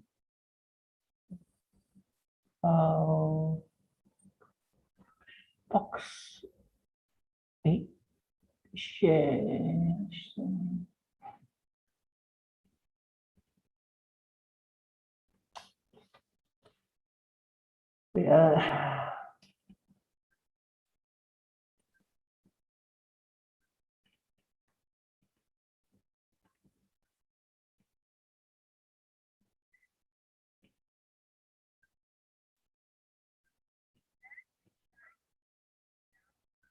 The file, sharing the file. Wait.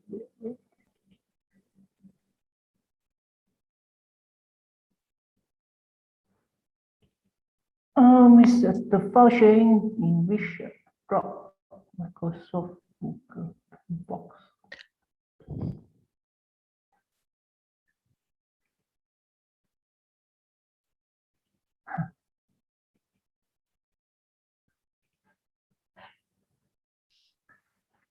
Uh-oh, the problem.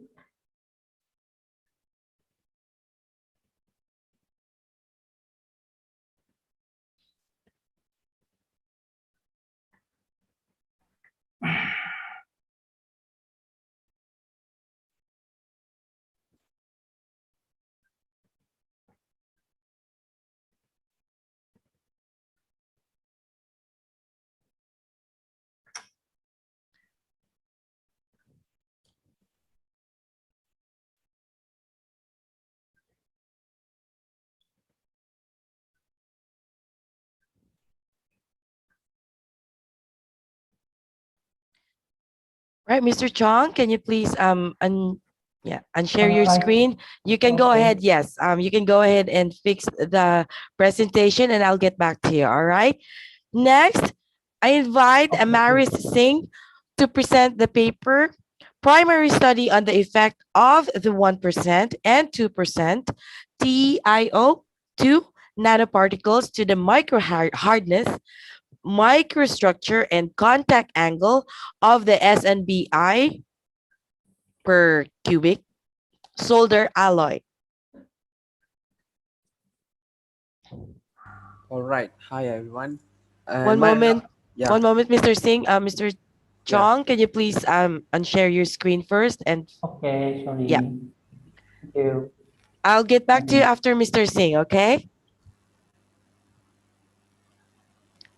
Okay, sorry. No worries.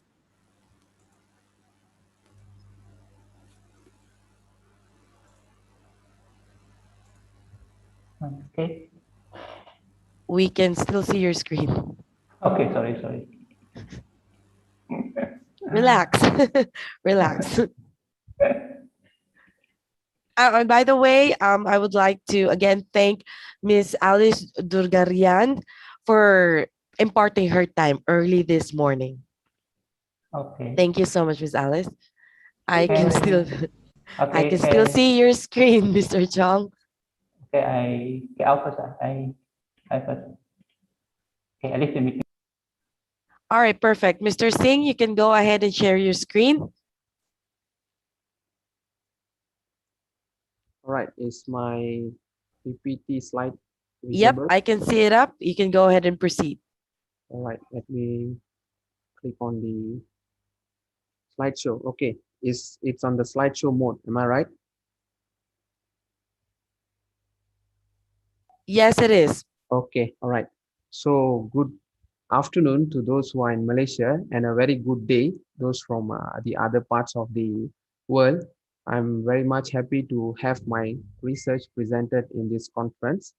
So this is my title: primary study on the effect of 1% and 2% titanium dioxide nanoparticles to the micro hardness, microstructure, contact angle of the SNBI. It's a thin bismuth, abbreviated as SNBI, copper Cu solder alloy.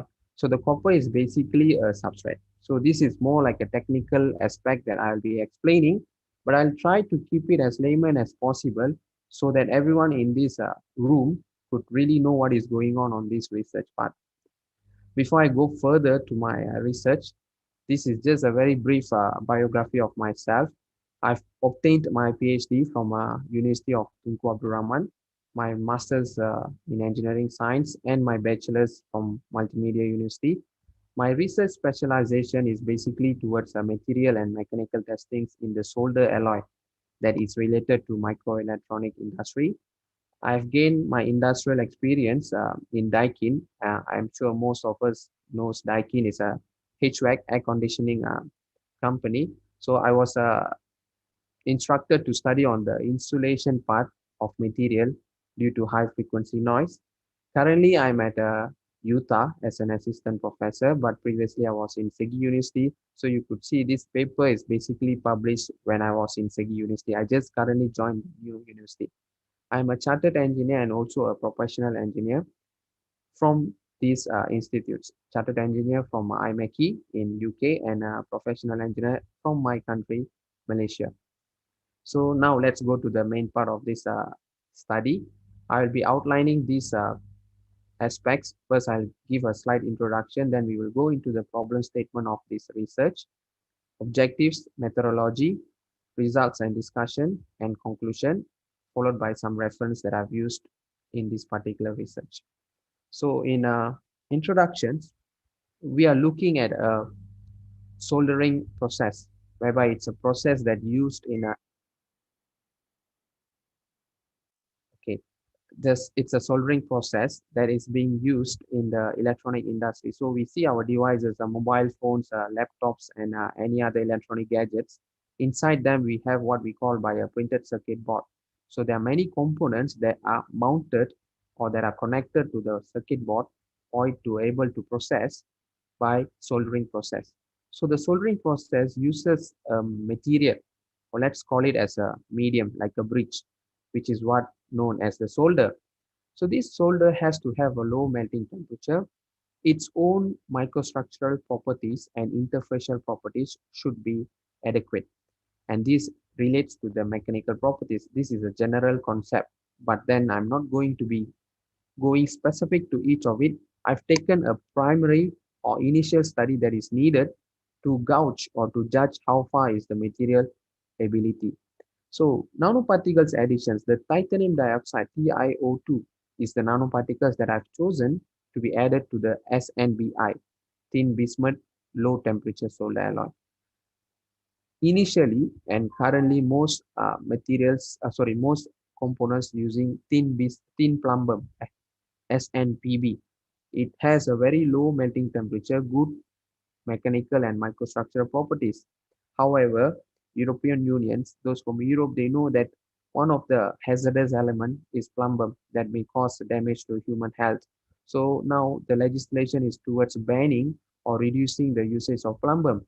That is why lead-free solders are being vastly studied. Among them is thin copper, thin argentum copper, 3 combination, and thin zinc.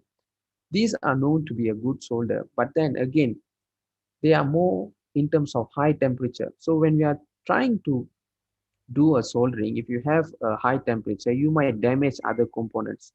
So research here has now shifted towards looking to a low temperature solder alloy. That is the reason of my choice of SNBI, thin bismuth, which has a low temperature of as low as 139 degrees. Usually soldering temperature is done at 200 above. So when we have 130, 140 temperature, it's very much low temperature that could preserve other components from damage. So as I explained just a while ago, the toxicity of plumbum is one of the problem statement here.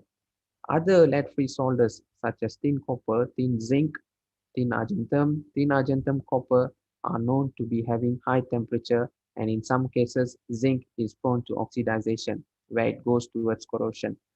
And then now we are looking at our mobile device, our laptops getting smaller in size. We are not creating a supercomputer that we used to see the size of a room. So we are seeing something that is going towards miniaturization. In that case, to improve a property, we'll need to add materials. But as we add material, we will increase the mass and density, which will obviously give us a big bulk of material or big bulk of component. So how to improve this? This is where the nanoparticle comes into play. You can get more improved effect, more improved properties by adding nanoparticles rather than adding a larger mass materials. And then, of course, we have to look through the reliability, which where I'm looking in terms of a mechanical aspect, microstructural, and also the contact angle. So it's to develop a lead-free solder alloy, SNBI, added with 1% and 2% titanium dioxide. And we will look into the preliminary results based on microstructural hardness and contact angle. So let me just briefly explain the methodology. I've used thin bismuth added with 1 and 2% titanium dioxide, which is inserted in an aluminum crucible and melted in the furnace. So as the melting is done, we will get these compositions of thin bismuth added with 1% and thin bismuth added with 2%. Of course, they are done separately. So upon obtaining that, we have tested it in terms of wettability, hardness, and also microstructural properties. Of course, the testings involves standard equipment. For example, for the contact angle, I've used ISO standard to prepare the specimen. I did not show it here because I don't want to lengthen my presentation. So this is the separate compositions that we will get, which is being tested on each of the properties. So let's go into the results and discussion. So we can see the micro hardness of 1% and 2% additions were higher than the non-added solder alloy or the non-added component. So in this case, we know that additions of nanoparticles actually increases the hardness, which is important. As we are using our devices, you may drop it or you may exert it in terms of stress. So it needs to have ability to block the penetration. So this titanium dioxide gives this function that it is actually providing dislocation, or it's providing a disruption to get the load penetrate further. So I'm showing a schematic diagram below the graph, this part here, for a non-added, which is on the left-hand side, and for the added nanoparticle solder. So we could see when the load is applied, the nanoparticles are that hard that it could not be passed through. So the load has to loop over. It has to like go over the nanoparticles. So as this happen, there are piled up dislocations, just like you have a piled up and threads. So it's hard for you to stretch it. It's hard for you to break it down. So this actually increases the hardness. Not only that, production of smaller grain size was observed, which means when the nanoparticles are added, the typical structure of a thin bismuth solder was smaller, and these smaller grains have higher surface area, and we know higher surface area produces more load to be exerted, so it increases the hardness. So this is the microstructure. So you can see that as the percentage of nanoparticles are added, A is the non-added, B is 1%, and C is 2%. So we could see that this structure, the white phase is basically bismuth and the dark phases is basically thin. I've listed here. So titanium dioxide were successfully presented in the microstructure. So any improvement is directly related to the presence of titanium dioxide. We could see the bismuth phases grows larger, or it becomes bigger. The saying of grows larger means it's becoming bigger. It's more like a largest phase here. This means that the Bi, which is by nature a very hard material, gives more strengthening effect to the solder. That's why we could see the higher hardness in the 2% additions.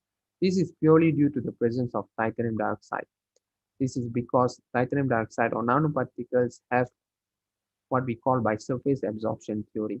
Okay, as the nanoparticles are added, the surface will grow, but to a certain limit that before it grows, it is solidified already during melting process. So that's why we can see these different configurations. Last result was contact angle.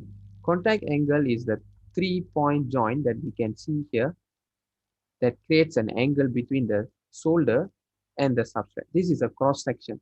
So this is the non-added 1% and 2%. Typically, when you add nanoparticles, the contact angle increase because nanoparticles are surface active elements. They will tend to exist or present in between the high energy area, which is between this copper and solder, and also at the edges. So it's a very obvious trend that there is an increase in contact angle. There's a question mark here that increase in contact angle are usually not needed. It's actually a deterioration in terms of producing a strong joint. However, the smallest or the desirable contact angle is 50. But what we can see here from this study, even upon adding 2%, the angle was just 35. If you run it up, it's 35. So it's very low than 50 degrees. So based on literature studies, 50 is already providing a good strengthening effect. We are only achieving 34. So this is This is concluded that additions of titanium dioxide will provide better strengthening effect. This was studied in another study which looks into shear strength, because shear strength involves the joint properties. But here I've just included this contact angle to tally with the results of hardness, saying that the nanoparticles will increase the hardness and also provide the other part of increment in the shear strength. So that wraps up my study, a preliminary study. I would say that the additions of TiO2, titanium dioxide, increases the hardness. It provides a desirable contact angle, and we could see that the microstructure was effective, or it was produced in a good manner. I have restricted in terms of 2% due to certain reason. If you keep adding more contents of nanoparticles, you would not see a desirable effect. This was the hypothesis which was included in our research earlier. So this, as I said, could be an initial result that other studies, or we could look into this data to prolong our studies that could be applied in the electronic industries. So this will be end of my slide, some of the reference that I've used. Thank you. Thank you so much for that brief and concise presentation. Are there any questions, everyone? Sige, I would like to ask Dr. Amares, what are some of the limitations you have encountered considering the technical aspects of your study? All right. The first limitation, when I mix my, let me go here, when I mix my material, I have to ensure that upon adding the titanium dioxide 1 or 2%, you should produce a melting temperature still less than 150. You don't want to add a material that increases the melting temperature. So this was the limitation I came across here. But then so it was still less. I mean, it was still only few 0.5 and 0.7 degrees of increase in the melting temperature. Okay. So thank you very much. Thank you. Anyone else? Going once? Going twice? Perfect. All right. Again, thank you so much, Ms. Dr. Amares. Thank you.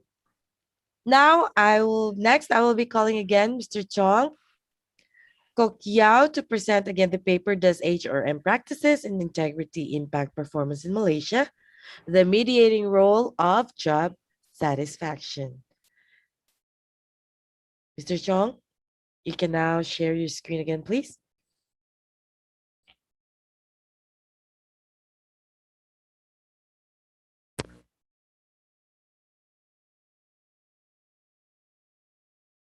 Oh, Mr. Chong?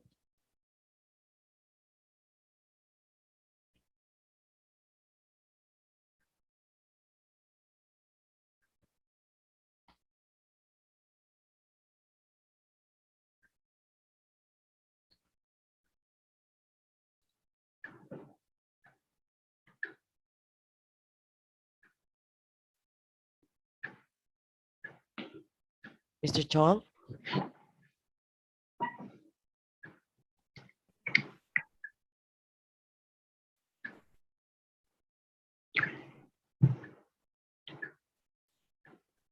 Yes, good morning. Sorry for the. Oh, there you go. I'm sharing the file first. Okay, sorry. Yeah, it's double.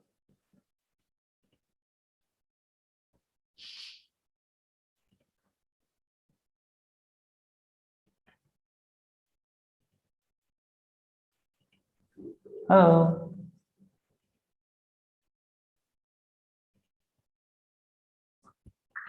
Okay.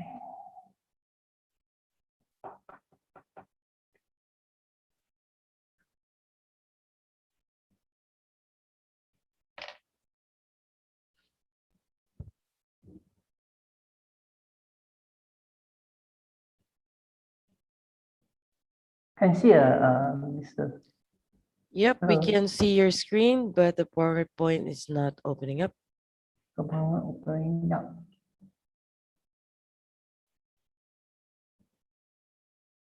Now can see You can see it on your end?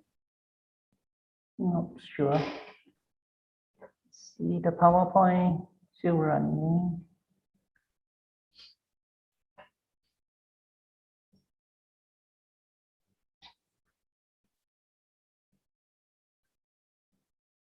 do you need more time? The question is the PowerPoint not running to my computer. Yeah. All right, here's a suggestion. You can try to go ahead and leave the meeting, then restart your computer, then come back. Okay. All right, and I'll get back to you. Please give me a message once you're back. All right? Okay.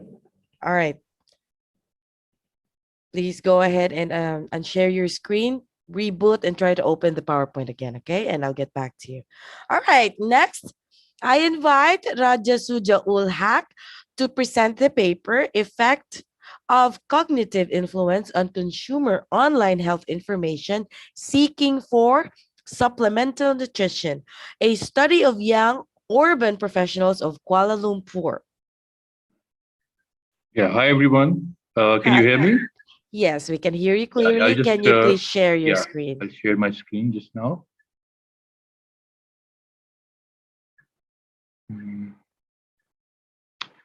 Okay. Can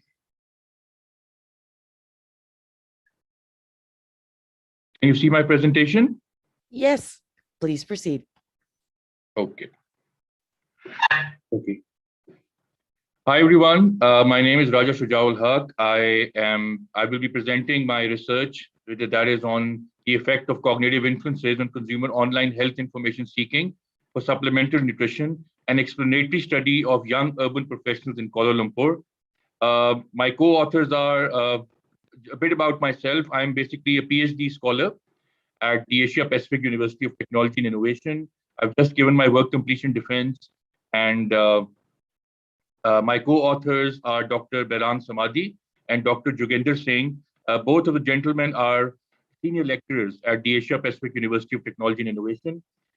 So just to sum it up, because I have very limited time to present lots of my work, but just to give a brief summary, my area of research pertains to online health information seeking. That has been one of the fastest growing trends, especially after the COVID-19 pandemic.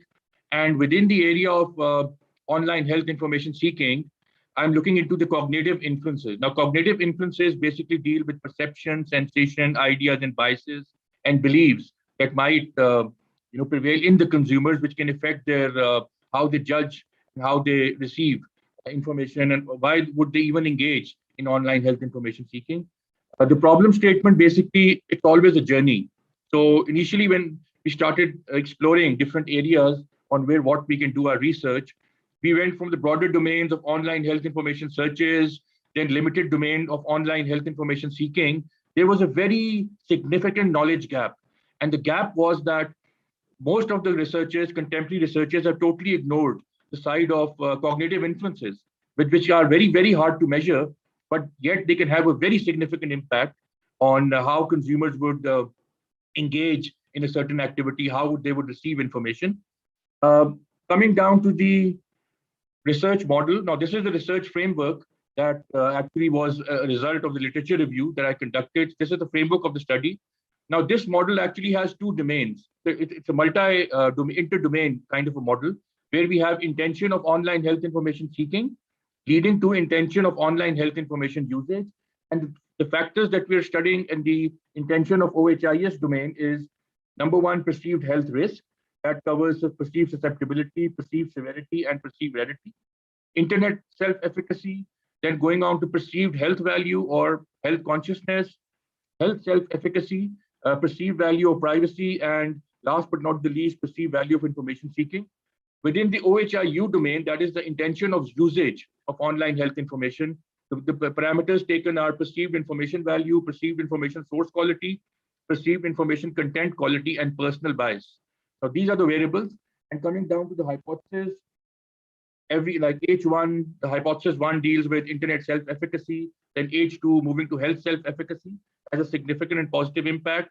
And then similarly, all the variables that I've discussed are reflected in all of my hypotheses. However, hypothesis 7 looks into intention of how is the seeking intention affecting the usage intention. If you can see in this model over here, that hypothesis 7 is talking about the inter-domain effect between these two domains. Moving down to the scope of my study, the academic scope is online health information seeking and usage. Geographic scope is the city of Kuala Lumpur. Now, the segment scope actually covers millennials, which is the people who are born between 1980 to 1994. And in the year 2019, they were aged between 23 to 38 years of age. The industry scope is supplemental nutrition. VMHS basically means vitamins, minerals, herbal supplements. And the time scope was starting from November 2019 to the early days of the COVID-19 pandemic till April 2020. Now, again, the methodology, it's cross-sectional research, non-experimental, it's survey-based. The survey conducted was personal, and common workspaces or co-working spaces were used where the data was collected. In Kuala Lumpur, there were a total of 9 co-working spaces that spread all over the length and breadth of the Kuala Lumpur city, starting from Damansara Heights to Ampang, Eco City, Q Central, Bukit Bintang, TDDI, Mount Kiara, Jalan Sultan Ismail, and Bangsar South. Now, from these 422 responses were collected in total, out of which 393 were accepted after the data cleaning process that could be tabulated within the research time frame. The sample size that was estimated came to 420, keeping a 10% buffer for disregarded responses. So the whole formula is over here, but the sample size that was collected was 420 responses that were targeted. Now, the data was collected through a self-completion questionnaire that had 3 major sections. The boilerplate. This was the questionnaire that was used. The first part was the instructions and the search purpose part that told the respondents about why we're conducting the study, what's the purpose of the research, and telling them about some terminologies that might need explanation. Part number 2 was the boilerplate that recorded the demographic information about the respondents. Moving down to the third part of the questionnaire, that was the behavioral question section that covered various aspects about the consumer's behavior, like how frequently do they seek information online, what might be the purpose of seeking information, the most significant purpose, their technology usage and stuff. And the last part was the Likert scale questions part, section number 3, the attitudinal question section that had 67 Likert scale statements on which the data was recorded. That was basically measuring the different impact, occurrences of different research variables of this particular study. All the statements of all the variables were adapted both on statements and on scale from previous studies that had used that particular, studied that particular variable from the broader health behaviors domain or online behaviors domain. So all the statements were either adapted on scale or directly by statement. Now, first of all, the pilot study was conducted. That was in January 20th to 23rd, 2020, where 43 responses were collected from all the locations that were targeted. Cronbach alpha score of 0.84 was determined. That was really good. Then we moved on to the actual data collection that started from February 5th till lockdown, March 13, 2020, in which we managed to collect around 422 responses and 29 were disregarded, and the accepted responses were 393. Now, the data analysis that was done, the first test was done on statistical softwares on smart PLST. Maximum iterations taken were 1,000 and stop criteria was taken 7. Then we also did a consistent bootstrapping test. That was basically bias corrected and accelerated BCA, 2-tailed basic bootstrap, 1,000 subsamples, 0.05 was the significance level. Parallel processing was enabled, and other specifications were that latent variables were not connected for digital calculation. And these were some of the other tests to check the data quality from, construct reliability to model fit to discriminability and all the tests I'll be explaining in more detail. Now, demographic information, I'll just quickly summarize that because I'm a bit short on time. So the age bracket, 24% of the respondents were from the age bracket of 23 to 26, then 27 to 30, 30%, 31 to 34, 27%, and 35 and 38 was 19%, 58% were male, 42% were female. Then again, ethnicities over there, 47% Malays, 41% Chinese, and so on. And then the religion part comes in, and so it's all, this is a summary of all the respondents from their income bracket to their marital status and all that. Right, this was the profession again, industry role, their education, and all of that is over here. Moving to, acute health problems came out to be the most significant reason of why consumers would engage in online health information seeking at 36%, and so on. So just a brief summary of what the supplement usage and all that. Now, this is the main part of the study, the attitudinal data, the Likert scale data. This was the bootstrap test model that was generated as a result, sorry, the PLS algorithm, path analysis test model, that gave us the path coefficient. And we could see that like health self-efficacy, for example, is having a negative influence on intention of OHIS at minus 0.130. Similarly, perceived value of privacy is casting a significant negative influence on consumers' intention of OHIS. And some of the other variables, we can see personal bias is having a negative influence on the consumer's intention of online health information usage. Now, within this framework, some were very significant impacts, others were moderate impacts, and some were actually having negative impacts. Moving down to these were some of the specific indirect effects that were being casted on the model, and the responses are over there. The variables of the OHIS domain having an impact on the variables of the intention of OHIU. So there was specific indirect. Now within the bootstrap model, we can see that the most significant part was the p-values over here. So all the p-values were extremely low, which gives an impact that all the effects were very significant at 95% confidence level. Similarly, the t-statistics, we can see that almost all the t-statistics were over the 1.96 threshold, and hence were significant indicators. Going down to the t-statistics of the specific indirect effects, they were also pretty much over the 1.96 threshold, and they were significant indicators. Now for the Cronbach alpha, all the scores here of Cronbach alpha scores were in the excellent ranges, and similarly, the scores of average variance extracted over 0.5, and composite reliability and ROHOA function scores were also more than the 0.70 threshold. So it gave a very good truck reliability indication. Going to the model fit, the SRMR, that is standardized root mean square residue of the estimated model, came out to be at 0.075. That was a good indication. And the NFI was also of the estimated model was 0.25 and 955. That was also close to 1 and gave a very good model fit indication over here. And all the VIF values were less than 3. That was a good sign. For discriminant validity, the following Larsen criteria was used along with HTMT, heterocrate monitoring. And over here, we can see that all the linear diagonal readings were the highest readings in any other row and column. And hence, they gave a very good indication of discriminant validity. Along with HTMT, heterocrate monitored ratio of correlations, all the readings were recorded to be to occur less than 0.85. That also gave very good discriminant validity indication. Now, discussion and conclusions, I'll just give a brief summary. This was exactly the outcome of what happened. We could see that health self-efficacy, along with perceived value of privacy and personal bias in the OHIU domain, were casting a negative influence on the consumer's OHIS intentions, whereas the other variables had quite a significant impact, significant positive impact in fostering consumers' intention to engage with the online environment and use online health information.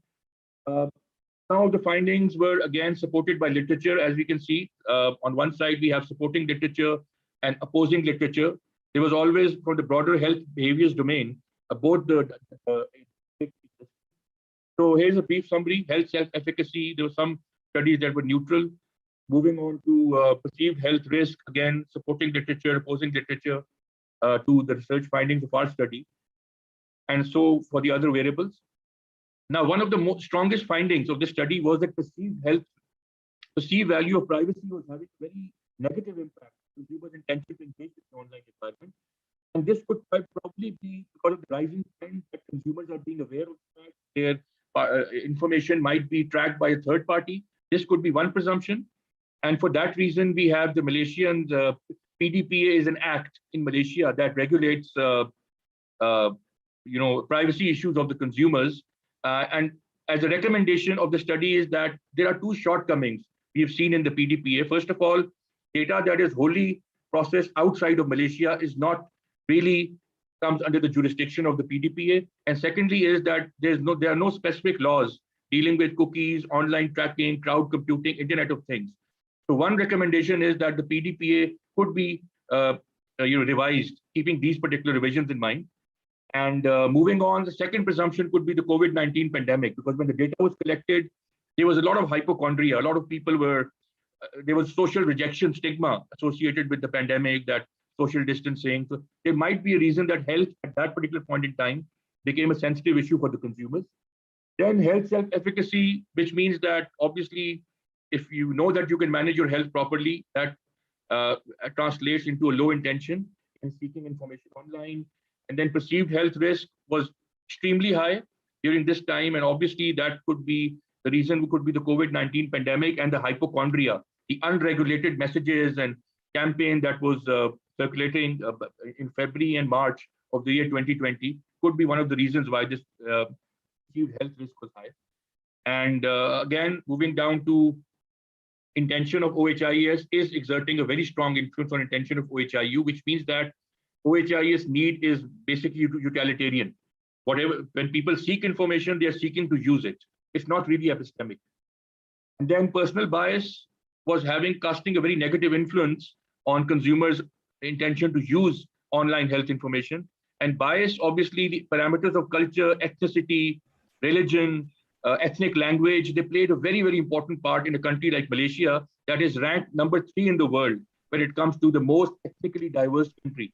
So this could have been the reason that the subcultural norms, ethics, and the language preferences and the religion playing a very important role in why consumers would kind of perceive certain information coming towards them. So one of the recommendations is that the online health information content that is offered to the Malaysians should be devised keeping the ethnic divide in mind, the ethnic biases in mind, and could probably appeal more to their ethnicity. And then moving on, there were again, the content. People are actually driven more by information content than by its source. It was a very shocking finding that people in Malaysia believe the online content more and are not really trusting the source that much.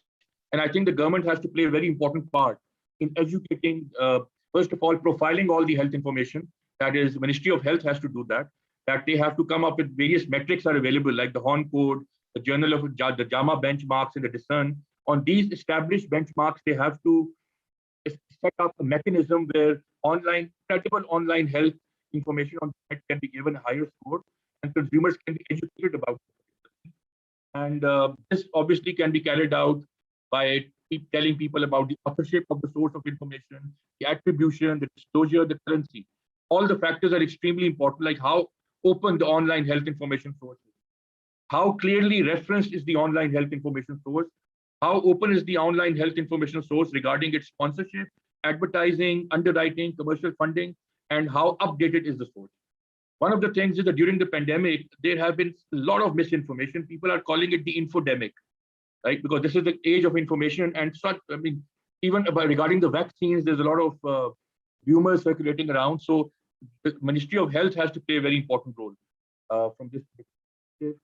And as for the limitations of the research and the future research recommended by this study is that this research focused on online health information seeking and usage. The future research can look into a very important area of online health information sharing. We are proposing this as an excellent area of future research. For the geographic scope, we have the established scales, the established parameters. Other geographic populations can be studied beyond Kuala Lumpur. The study can be replicated in other Southeast Asian countries.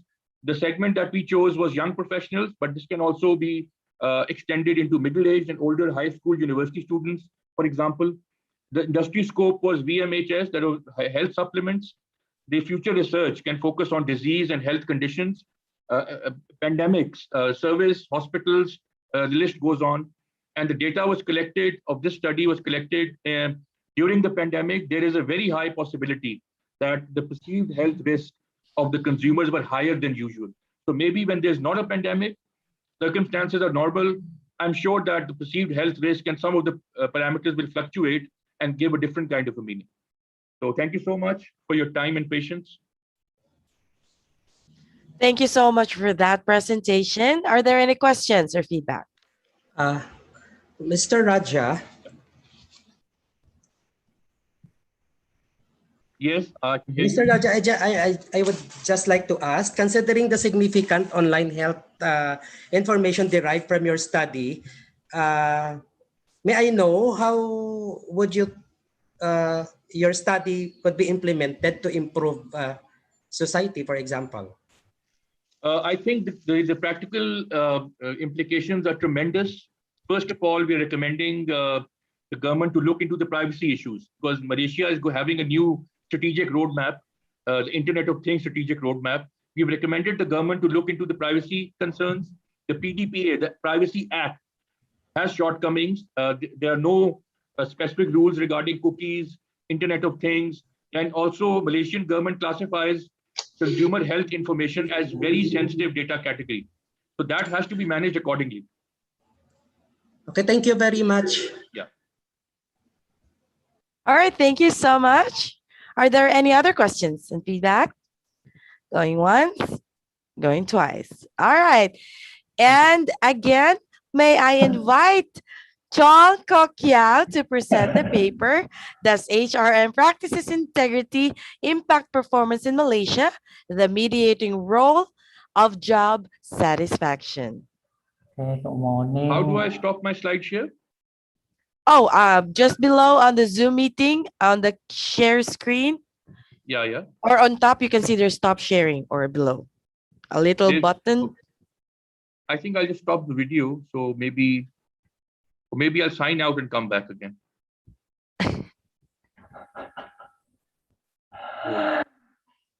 I can't see. How do I stop? Okay, I'll do. Okay. I'll do it.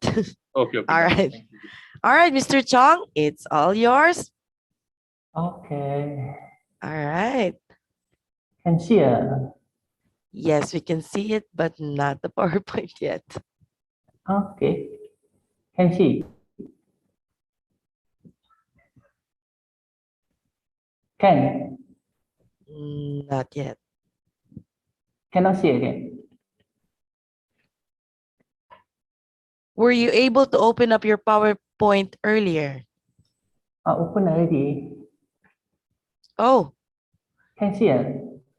Oh, please make sure that the screen that you're sharing is your PowerPoint. All right. When you share your screen, you will be asked to choose what screen are you going to share.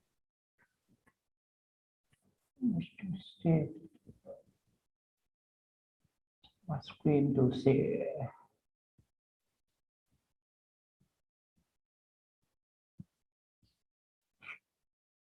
Some problem. Still got the problem not solved yet until now. I can open by the PowerPoint, but all right, I will stop sharing. Okay, one more. I will stop your screen. Hold on. Okay.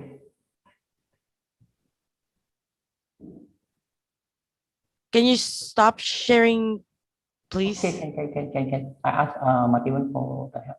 Okay, sorry for the income. I can still see your screen. Okay.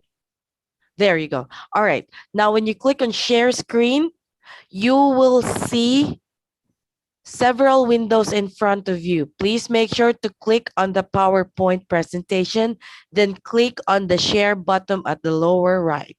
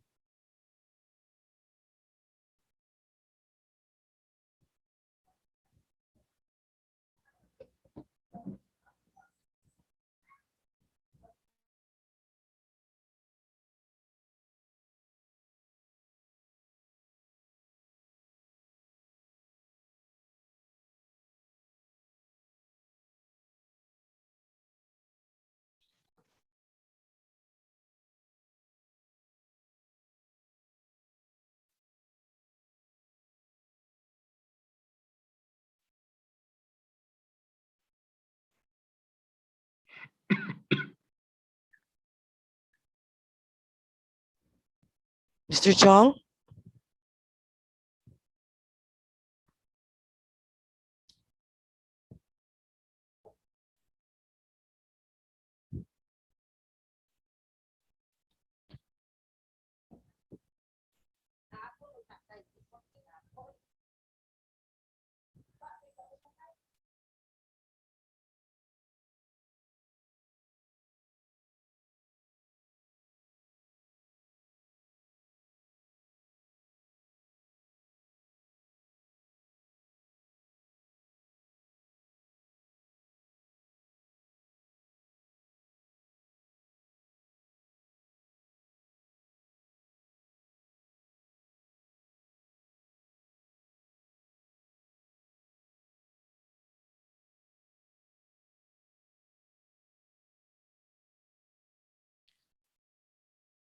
Please bear with us one moment.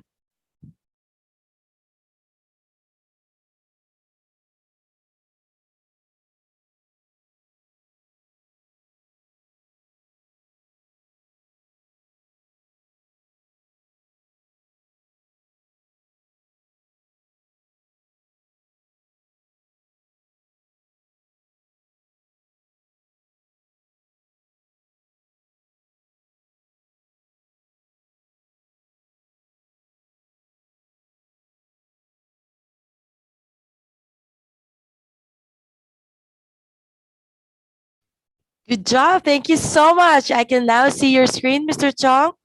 Oh, thank you. Sorry for Not a problem. No worries. No worries. It's up and running. Go ahead and proceed. Okay. Sorry, I could make it faster, more better. Very good morning to the audience and the judge.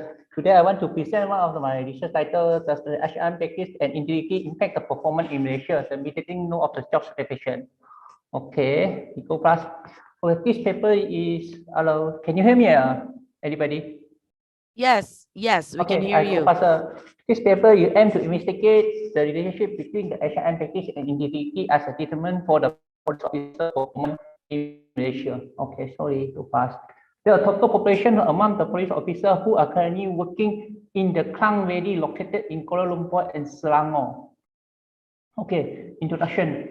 First, generally, we know the HRM package is the key of the source of revenue, competitive advantage, and the organization successful in the many private sector in the company.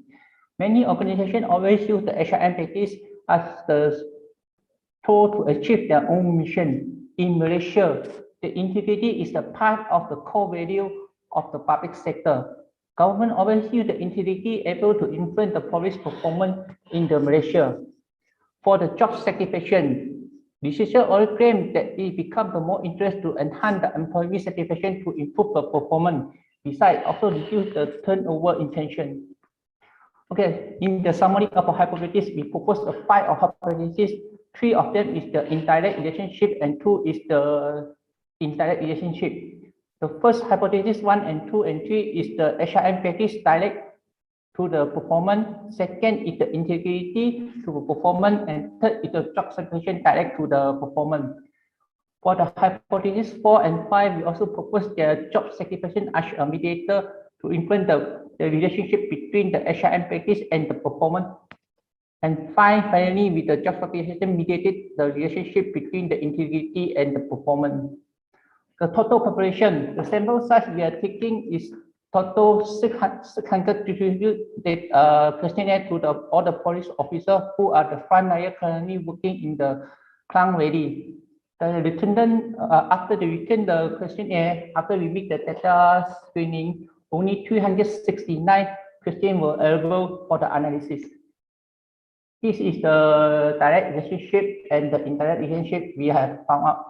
We first to see the relationship with the JS, the job satisfaction to the performance, HRM practice to the performance and the integrity. We also found the T value and the P value of very significant to influence the performance. And we see the indirect relationship between the hypothesis 4 and 5. The HRM to the JS, job satisfaction and the performance. The hypothesis 5 is the integrity to job satisfaction and the performance.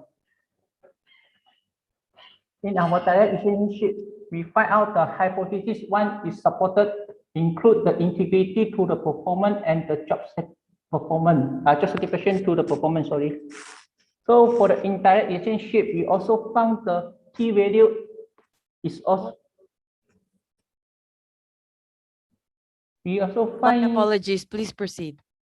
We also find that T value is 2.064, and for the finally the hypothesis integrity to job satisfaction and the performance. In the conclusion, we have found for this study, we also know that integrity and HRM practice is more for the top management to consider it. But through this HRM practice and integrity, we believe that the top management able to understand the police officer performance to motivate themselves. For the job satisfaction, we put it as the mediator to help it to enhance the mechanism how the HRM practice and integrity influence the performance. That's all for my presentation. Sorry for the everything happened. Thank you. You're very much welcome. Thank you so much for that presentation. We're all good, all good. Sorry. And are there any questions? Feedback? Going once? Going twice. All right. No need to be sorry, Mr. Chong. That's natural. All right, let's go ahead and proceed. Let me invite Noor Yazjihan Yaya to present the paper, Disaster Preparedness in Case of Chemical, Biological, Radiological, Nuclear, and Explosive Events. A review. Right, I can now see your screen and I can hear you. Please proceed. All right, thank you. Good afternoon to all delegates in this conference. It's a pleasure to be here. My name is Noor Yazjihan Yahya, and I'm going to present a review regarding disaster preparedness in case of CBRNE. Right, these are my outline for today's presentation. As briefly for biography, I'm from Malaysia and pursuing my Master Disaster Risk Management in University Technology Malaysia, working as Assistant Medical Officer in hospital which is located in southern of Malaysia. These are the abstract of my review paper, which is based on 52 articles. All right, as you can see here, there are a few first responders which are rescuing victims. Imagine you are one of the victims, which is experience from the chemical gas incident in this tunnel. And suddenly you can see some of the first responders suddenly injured as well. And what is going on here? Who is going to save you?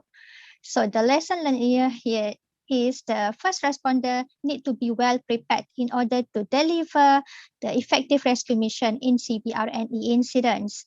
As Benjamin Franklin quoted that, an ounce of prevention is worth a pound of cure. As development progresses all around the world, the same thing goes to the CBRNE crisis. As Yamada stated that urban development is leading to increasingly complex and diverse disaster. And some of the global incidents here are widely known as the world's worst industrial disasters, which affected 600,000 people, and the toxic Dove gas sarin attack, which affected 6,000 people, and including 245 healthcare workers. And currently, we are experiencing biological pandemic attack, which is approaching 2 years of crisis of today. As you can see here, the positive cases is approaching 200 million of cases, with the 3.9 million of deaths as of yesterday. And it is proved that more than 17,000 healthcare workers died from this COVID-19. Therefore, this incident triggered the importance to maximizing first responder potential, however, minimizing the disaster consequences. So who are the first responder? They are actually the first line emergency provider, and they are conventionally comprised of fire and rescue service, the healthcare personnel, the hazardous material unit team, which is hazmat, police, as well as army, which are an important character during CBRNE incidents. And according to World Health Organization, actually, the first responder experiencing challenges during CBRNE, such as detecting lethal element, to guarantee safety, to decide the treatment area. Thus, the first responder is actually the high-risk group to injuries, to death and infection, which can develop as a cause of transmission to the community. So from this review paper, we found there are 4 major factors which is affected CBRNE preparedness, which is competency, sufficient training, satisfactory self-perceived and self-resilient, as well as experience level. The first one, which gave high great impact to CBRNE preparedness, is the competency. According to the most of the authors, they are important for the first responder to know the personal protective equipment, to know the hazard involved in that CBRNE incident, as well as to sensible in CBRNE to handling the polluted atmosphere. The second one is the training factor, which is through training, the first responder is found to be redressing possible willingness in CBRNE preparedness. And through training, they can emerge self-confident and guide cautious idea and build up knowledge to portray positive attitude during CPR and incident. And most of the authors have agreed that the need to measure in CPR and command is actually comes from the synchronization of education and as well as training, which can indicate to the effective emergency response in CPR and E. And the third factor is self-perceived and resilience. It is found that first responder with lesser self-concern actually develop with high individual resilience, and high perceived personal resilience actually correlate with higher willingness in combating CPR and E. The last one is the experience level. From this review paper, we found that a number of authors have agreed that the first responder with longer service experience actually portray better response and correlate with higher level of confidence. And some of them which have experience in managing influenza actually have great level of readiness to report duty in pandemic situations. And in conclusion, we find that there is 4 strategies to increase the CPR and E preparedness among first responder, which is the first one is integrate an up-to-date syllabus of CPR and E. The second one is to enforce research and development. The third one is to integrate education into training. And the last one is to increase and advance high personal resilience and high self-confidence among first responder. Therefore, first responder, it's time for you to take care of yourself. Then you can take care of the others. With that, thank you.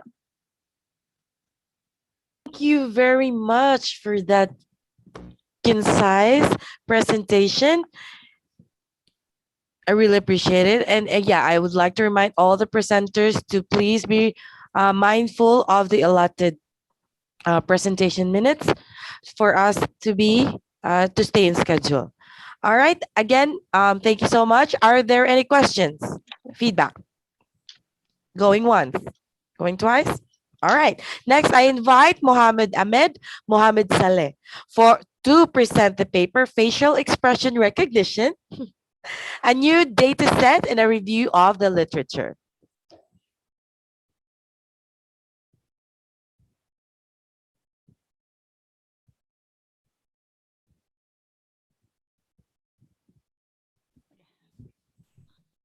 I'm presenting on behalf of Muhammad.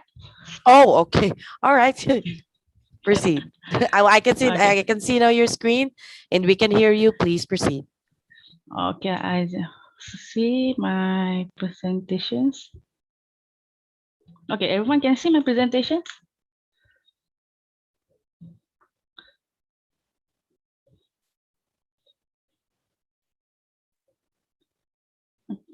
Okay, everyone can see my presentation.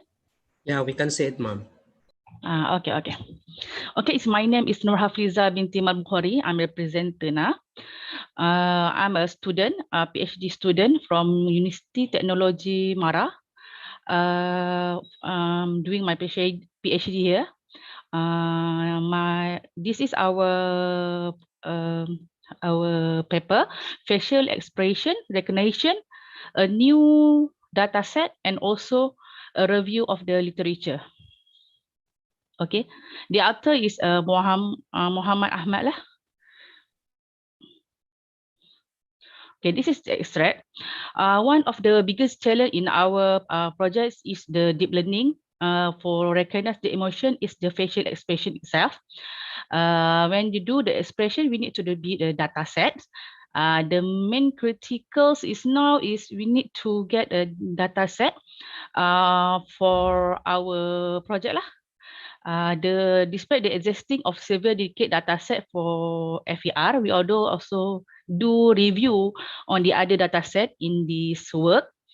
In contrast, there is some such invisible regular computation service. In contrast, there is a lack of their data set sizes, generalized and quality. The objectives of the papers are to review the existing data set And the second one is to present the new data set for the facial expression that called Emote FE. Emote FE is stand for emotion facial expression. Okay, this our data set will contain about 2,076 305 images of facial expression that will be formulated into Excel file, and the data set will be filtered and also pre-processed, labeling and classify everything lah. Those data set will be in the high quality image, and the recognize accuracy will be performed on this study lah. Okay, this is summaries from our literatures. Okay, we can see here this is a data set for the previous work from the other researcher. Okay, just facts. This is one is from the Japanese female facials. That's also contain of 7 facial expressions on the data set. Then the other one is CADEF.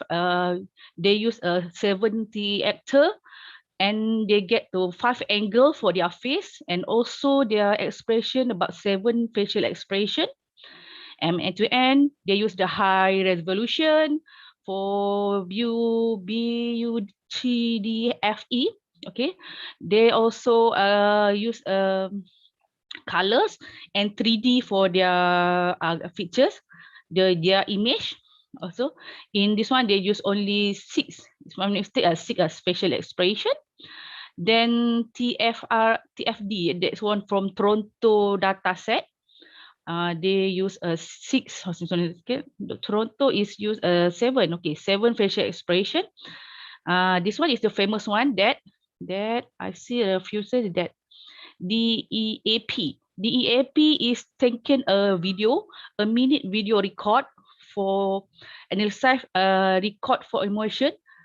Then the expression is about only take for 4 expression for their record lah. They recognize. Then the famous one should be the FER 2013.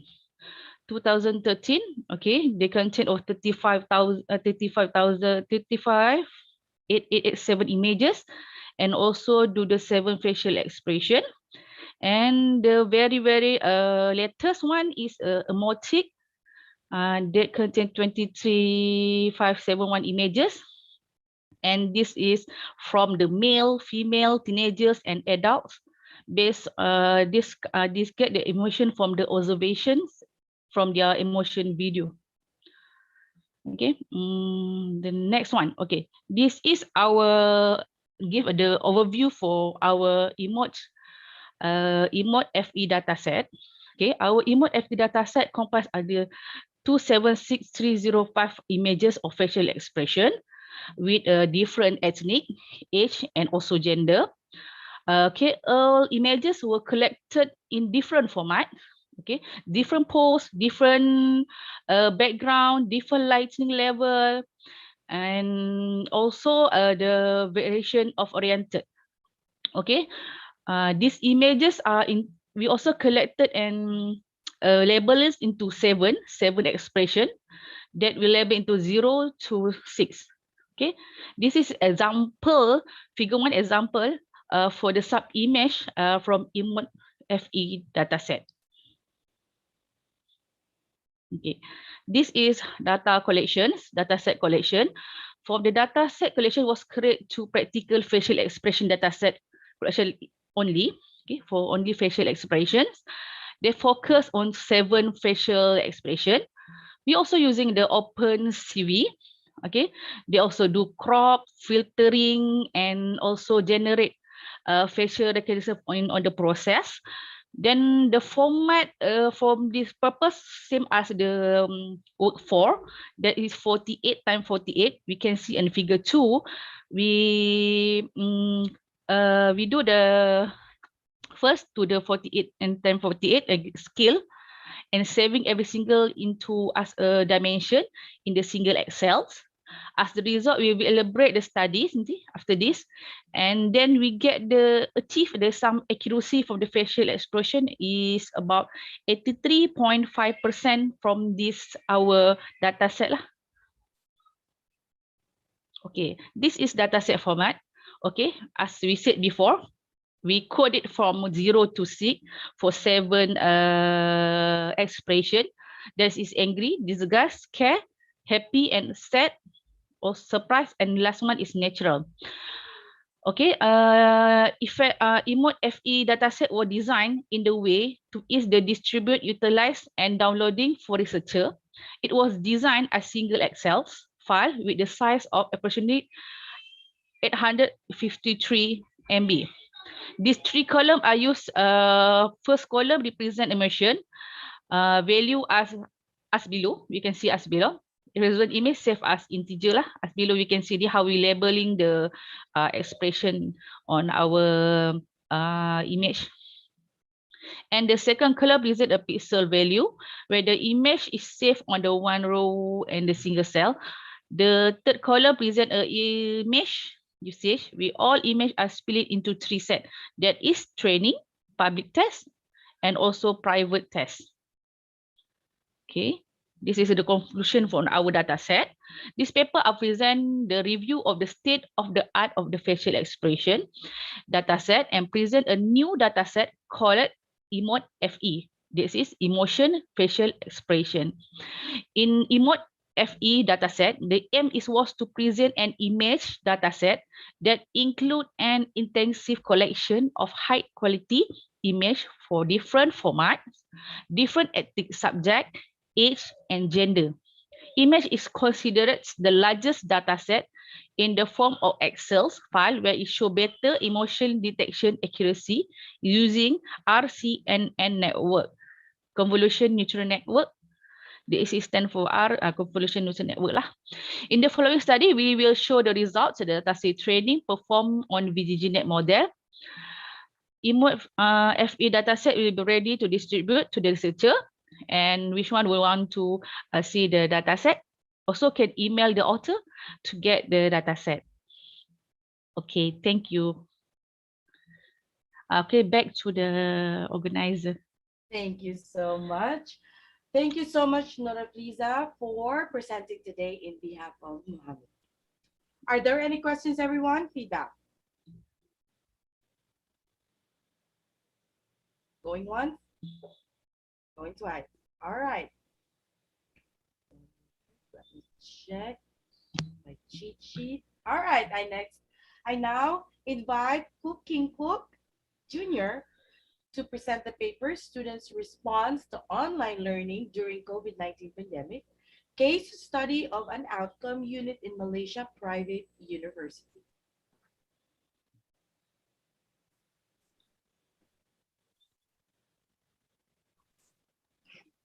There. Hello, can you see my screen?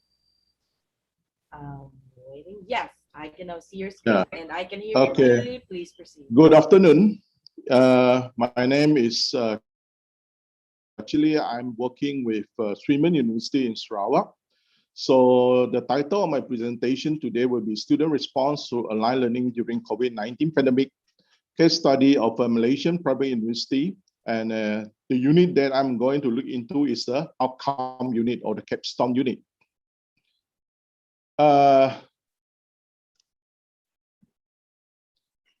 Okay, the contents of my presentation are including the introduction, problem statement, objective, teaching pedagogy, methodology, result discussion, and then the conclusion.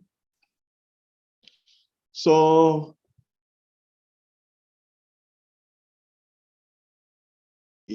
actually, COVID only come to Malaysia in March 2020, and we have our first MCO movement control order on 18th of March 2020. And after that, when we start our movement control order, all the schools, university are not allowed to operate. And for primary and secondary school, okay, and then the school may be allowed to be open once a while when the number of cases, new cases is low. And then when the number of cases is arising, then the school will close. So up to now, I think starting from for the past 1.5 years, the schools are only operate for about 3 to 4 months. Okay, for university, starting from 18th of March last year until today,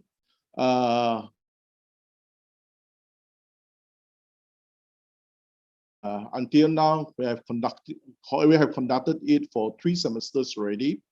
So you can see from here, we have changed from the classroom to online learning.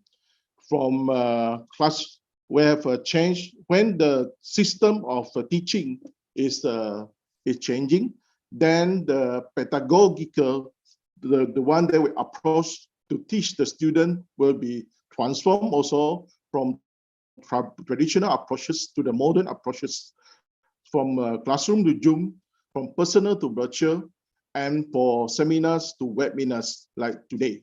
Okay, and actually, COVID-19 was not badly hit Malaysia last year. The case that we have per day, new case, what I mean, it's only 100, 200. I think the most we may reach about 300 per day. But this year, the situation is getting worse, okay?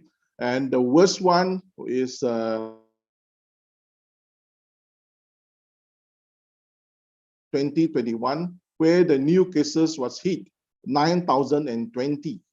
And the 7-day average cases was about 7,600. So till to date, we have 711,000 COVID cases. Recovered cases, thanks God, we still have a high number of recovered cases, 646,000. And then active cases, currently we still have 60,000. And the death, we are approaching 5,000. So you can see this year was so much different compared to last year. So in terms of education, the student have paid a lot of money for, especially in private university. One semester, 1 year, they need to pay about 30 to 40,000, okay, ringgit Malaysia per year. So we have used various type of online instructional tools.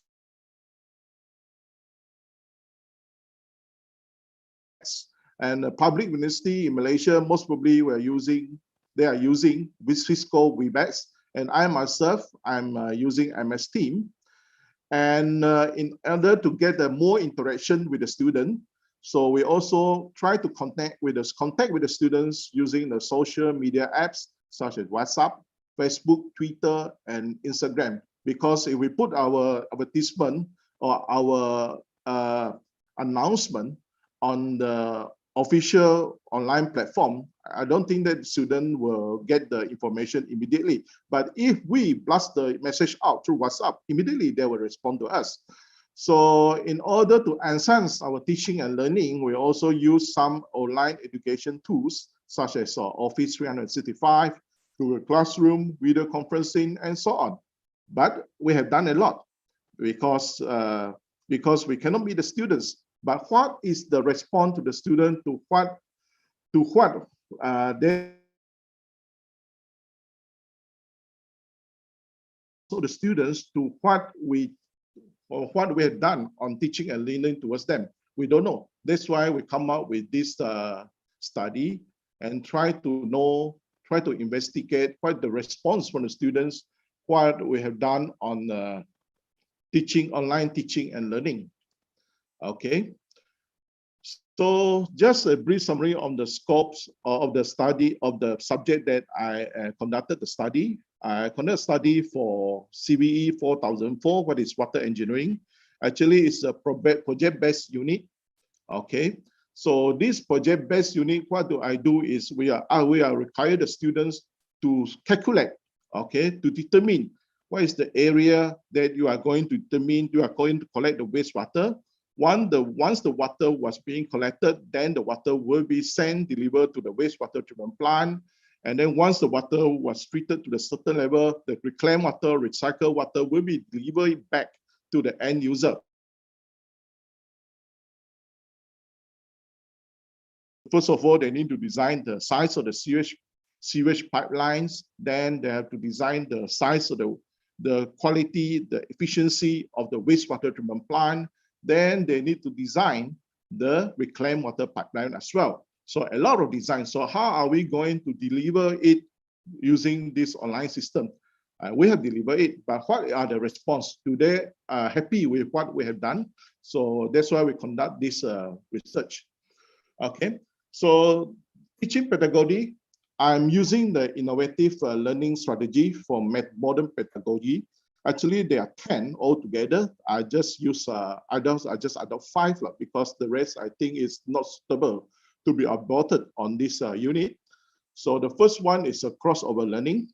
So crossover learning, previously we've done it through site visits, and through site visit, maybe it will spark the further interest and the motivation of the student to learn, and then student will learn with our case during the lockdown period, during the MCO period, we are not allowed to carry out any site visit. So what I've done is upload a lot of videos, show to them various type of wastewater treatment systems, and then day after they need to come out the report on evaluating each type of wastewater treatment system, rank it, and list out advantage and disadvantages, and determine which is the most suitable to be used in their study. And another teaching pedagogy that I'm adopting is content-based learning. So this teaching pedagogy is basically learn from experience, but students, as they are still learning, they don't have much experience. So what do I do is I've been on the industry for 10 years. So using my experience, on-site experience, I'm going to tell the student what are the precautions need to be done at that particular stage, what are the precautions need to be done in the construction stage, so that students will have the knowledge on the site before they have some experience, some knowledge before they enter the site. The third pedagogy approach that I'm adopting is computational thinking. So in the design, we involve a lot of calculations. So the computational thinking basically is they have to think how to solve the problem. So basically involve breaking the big problem into the small ones, and then they come up with the solutions through the calculation. If the calculation is not sufficient enough, then they need to further calculate it in a more detailed way. So in this case, the student need to calculate the size of the piping system, the size of the wastewater treatment plant, the size of the reclaimed water pipelines, and so on. The next pedagogy approach that I'm adopting is the adaptive teaching, because when some will feel perplexed, and only a small percentage of the student will be able to find a pathway to the one that the lectures that we conduct. So how am I going to overcome this? How am I going to adopt this adaptive teaching? Is I look at the previous experience, which part that the student will not normally they are lacking of knowledge, and they are not feeling, they are facing difficulties in that particular area. Then I will do some extra works for that particular section, especially in calculations. Okay, because some of the calculation, you need some engineering background on experience to determine some of the parameters. So in this case, I'm going to share with them more for them to decide which particular parameters that need to be used in their design. Okay, and all this have been uploaded in our platform. You can monitor the student record, login time, their attendance, and they even can submit the report using this link. And the last modern pedagogy that I'm using is analytics of emotions. So when we talk about the emotion, basically we need to look at the face, we need to look at the eyes. But when we are conducting online lectures, okay, the screen of the student is very small, and it is very difficult for us to look into the eyes and look on the face to determine whether they understand on what we are teaching, they feel irritated, or confused, or disturbed with what we are teaching. So in this case, what am I going to do is I try to contact with the students through the social webs, such as WhatsApp. Try to contact them within the MS Team, and then through the emails, and then evaluate and see that if the student is okay with what they received, they will say thank you. If they're not happy, of course, they'll keep on asking. Okay. So I've done the survey, used a quantitative approach. So the survey will be conducted on a Google form. This class, I only have 78 students. So I only include 78 students in this research. And then 10 questions have been prepared. The questions are related to quality of the teaching, effectiveness, impressiveness, comfortability, assessment, socialize and relationship, preference, computer skills and facilities, communications, and the results are presented on a pie chart. And we come to the result and discussion. The first question that I'm asking the student is, the online learning increased the quality and have positive impact on my learning. And you can see from here, about 30% a lot, okay, and 30% of the students are not satisfied. So we need to do something lah.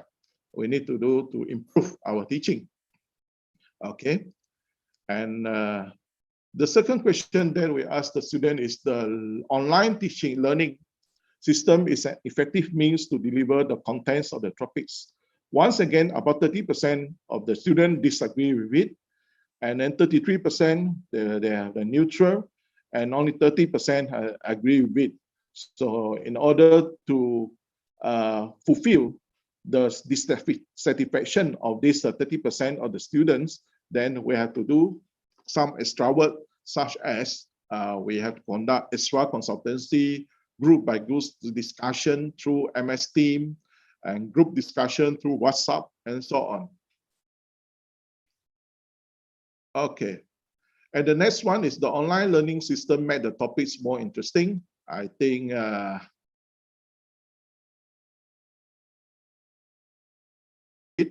about 45% of the students disagree with it. Okay, 33% stay neutral. I'm comfortable with the online teaching.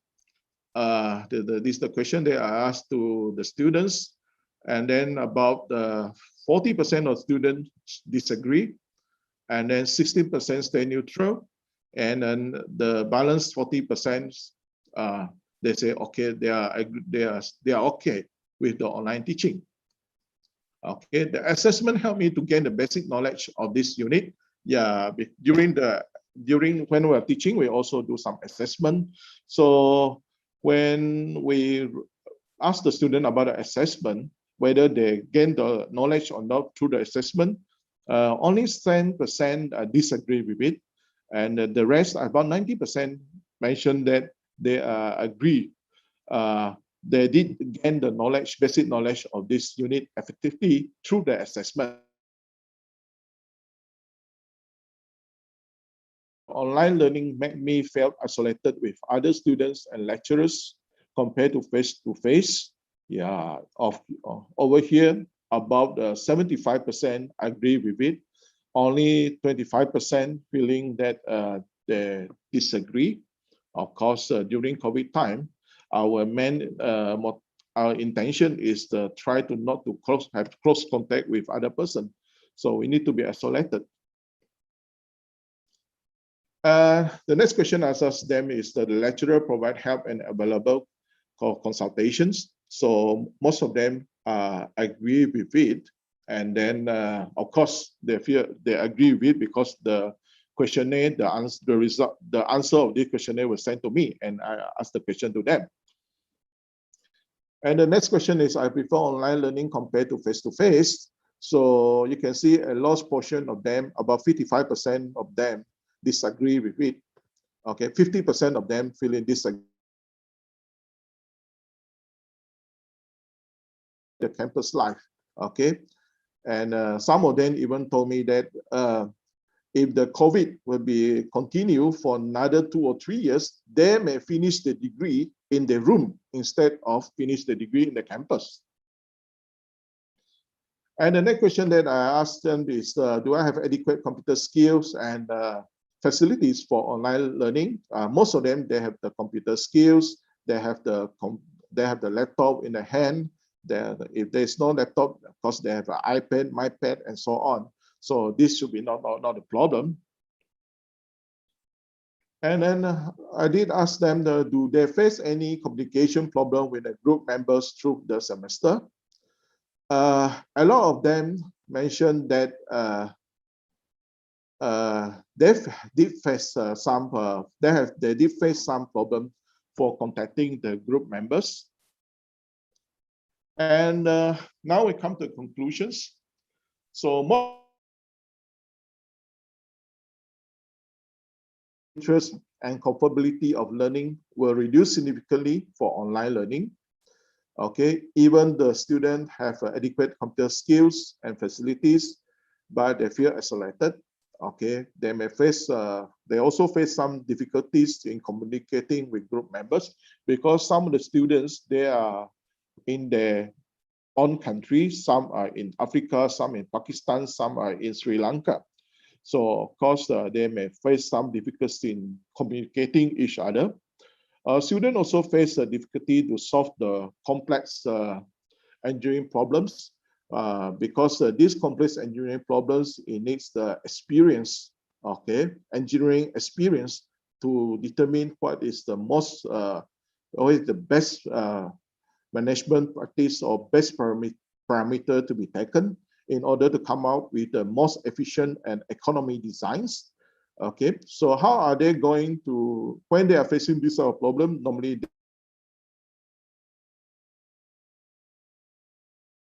through MS Team discussion. So however, even though we have some, you can see that there are a lot of disadvantages by conducting online learning, especially from engineering units. So, but I believe that the situation will get better when they are used to it. When they get used to it.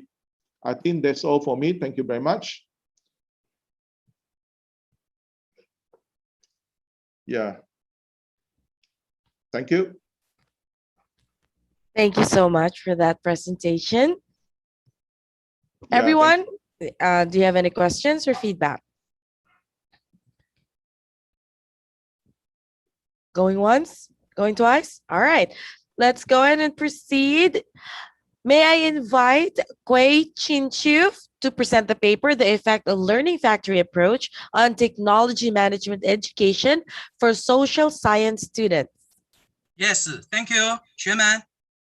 Hi, I can hear you clearly. Please share your screen. Mr. Calvin, can you unshare your screen? There. Thank you. All right, you can go ahead and share your screen, Mr. Chu. Sure. Okay. All right, please proceed. Okay. Chairman and everyone, my name is Chiu Kui Jian. I'm from Chaoyang University of Technology in Taiwan. It's my pleasure to share you my research. My topic is the effect of learning factory approach on technology management education for social science students. Here is my outline. As we know, the repeat development of technology was one of the most dramatic change in the past decades. The purpose of introducing technology management course into non-technological background field is to help enterprise to capture talents to make well appropriate technology-related decisions. This research implied a modified importance performance analysis method to analyze the gap. It means understand ability before and after teaching perceived by students. It is expected that the results found the learning performance to reduce the gap between the technology management skill required in the industry and learned at the university. Managed technology is becoming more important for increasing competitive advantage in organizations. Industries need not only technological professional, but also non-science graduates with technology management skill. Very high education study propose that the self-report connective outcomes of indirect measure have correlations with direct assessments. The learning approach on flipping classroom had an influence on student learning performance. Penn State University was awarded by U.S. National Science Foundation to develop a learning factory in 1994. Application of learning factory is academic scenario represented by TU1 Learning and Innovation Factory in Vienna. In this case, the students have to work with team members, and each of them has to play an appropriate role to achieve their goals. Here is the importance performance analysis.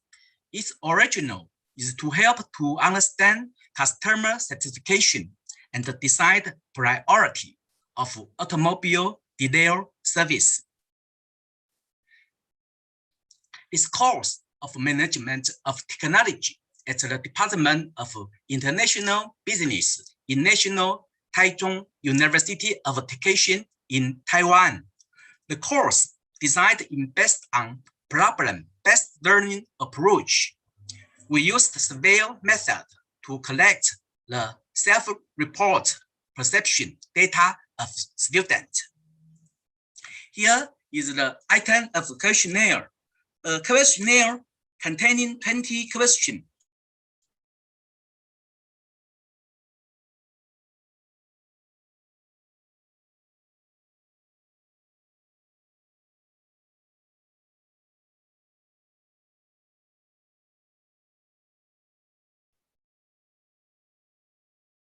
Mr. Chu?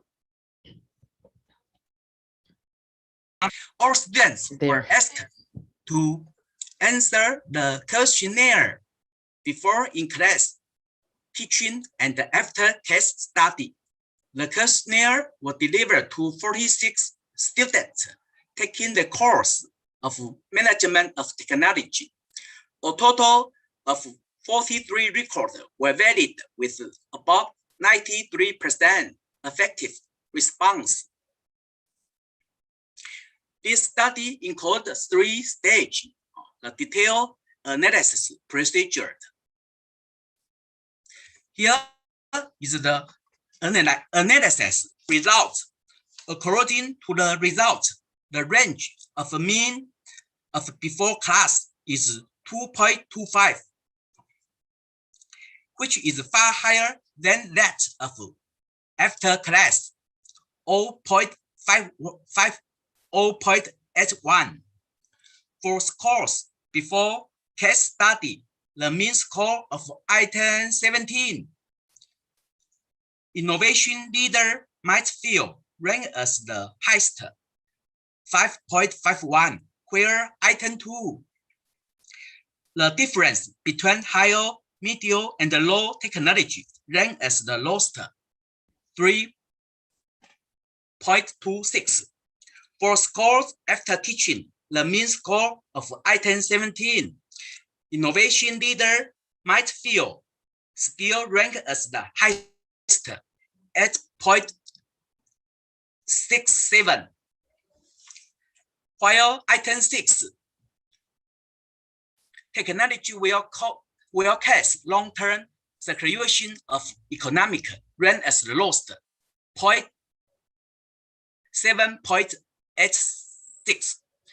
As for the improvement, the mean score of item 2, the difference between higher, medium, and low technology ran as the highest, 4.84, while item 14, technology leader could define in the industry standard, ran as the lowest, 3.09. After drawing a scatter plot by using the pair of mean score before and after class, the average of mean score before and after teaching were computed at the donut as the cutting line of X and the Y axes. The 20 items can be assigned to the 4 quadrants. We find no item fall into the quadrant 4th. It means that there is no item with higher prior knowledge and minor improvement.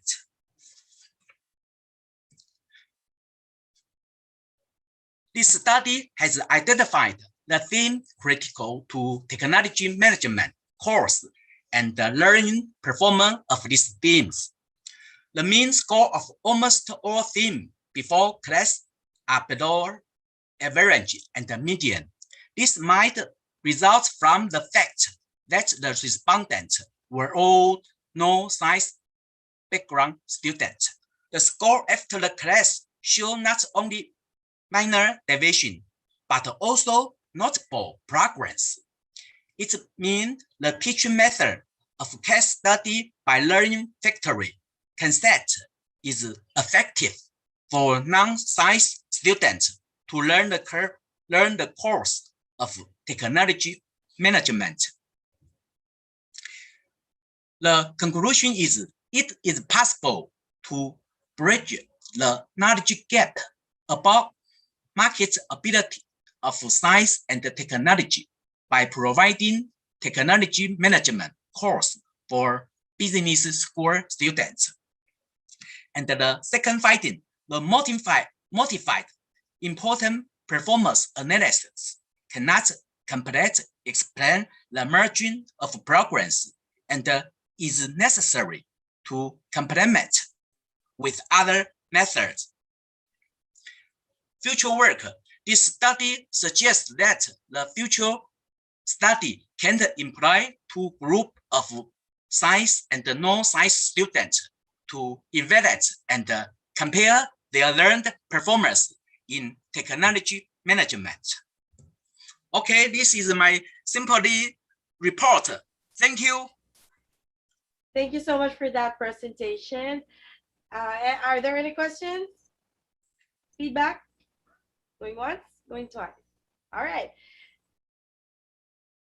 Guys, I would like to welcome our special guest. He is a full professor at Università degli Studi di Milano, Italy, Senior Director of Robotics and Intelligent Systems Institute, and Director of Center for Cyber Physical Systems, Khalifa University, UAE.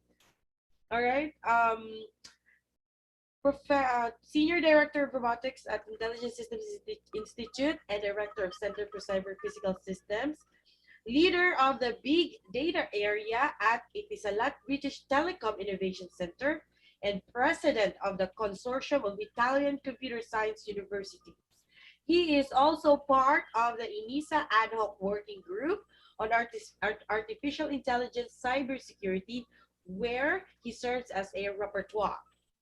According to DBLP, June 2021, he has authored 146 journal papers, 341 refereed articles to proceedings of international conferences, published 57 books and chapters as an author or editor.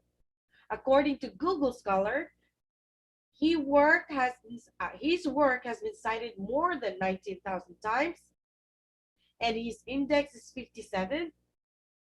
More than 303 of his papers have at least 10 citations. On Scopus, he has 629 documents and more than 6,300 total citation by more than 5,900 documents. His Scopus H index is 36. With 557 publications listed on DBLP, he is considered among the most prolific European computer scientists. His area of interest include cyber-physical systems, big data analytics, edge cloud security and performance, artificial intelligence, and machine learning. He has pioneered model-driven data analytics. He has been a recipient of Stephen Yao Award from the Service Society of the Outstanding Contributions Award from IFIP TC2, of the Chester Sol Award from IEEE-IES, and of a doctorate honorary from INSA Lyon, France, for his contribution to big data teaching and research. Let us welcome Professor Dr. Ernesto Damiani.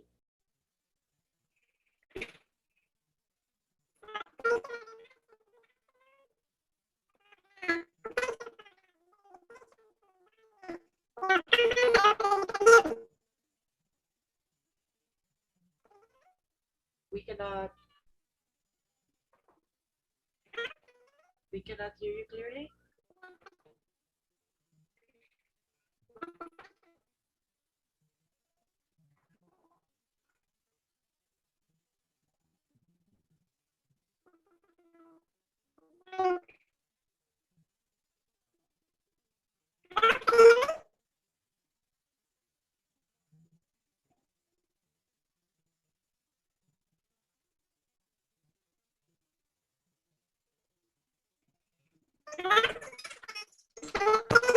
Oh, Professor, your audio is very tiny.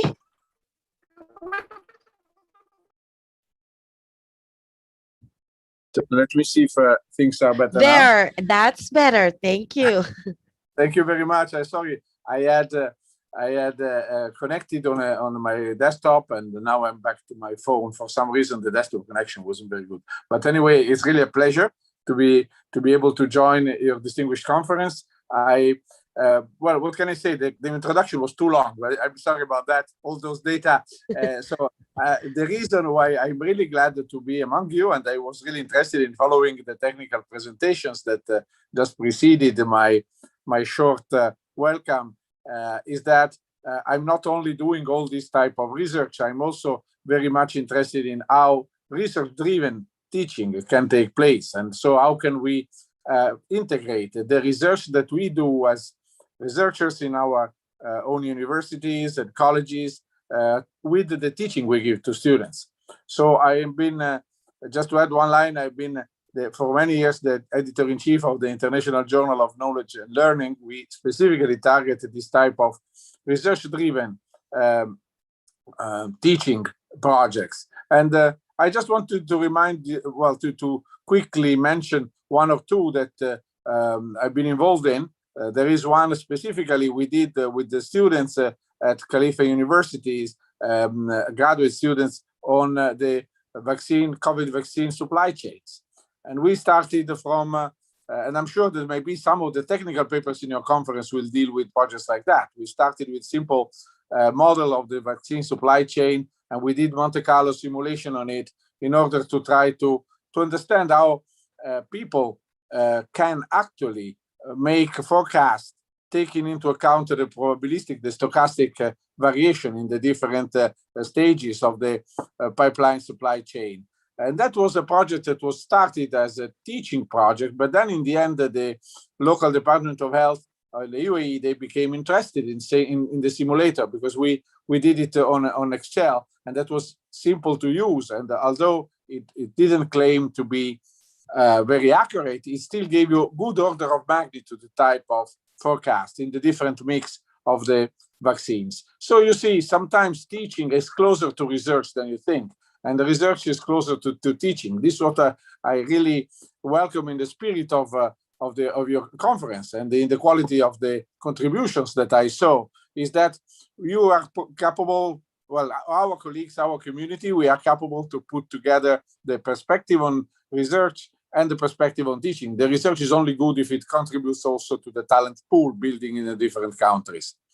So this is basically our experience, and I'm sure that this is an experience that is shared by many of the presenters of the conference and many of the colleagues in the organizing committee of your conference, that we need to push the research-driven teaching paradigm also to our institutions. The students are happy with it, and I'm sure that the institutions also need to understand it better, to understand how building the talent pool is not just a matter of delivering good teaching, it's also a matter of involving, kindling the spirit of the students to the research problems that the entire scientific community needs to tackle, to handle.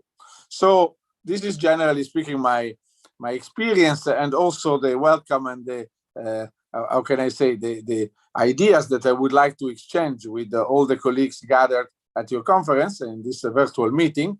By the way, we also had to master how to channel our type of teaching and through the online community channels.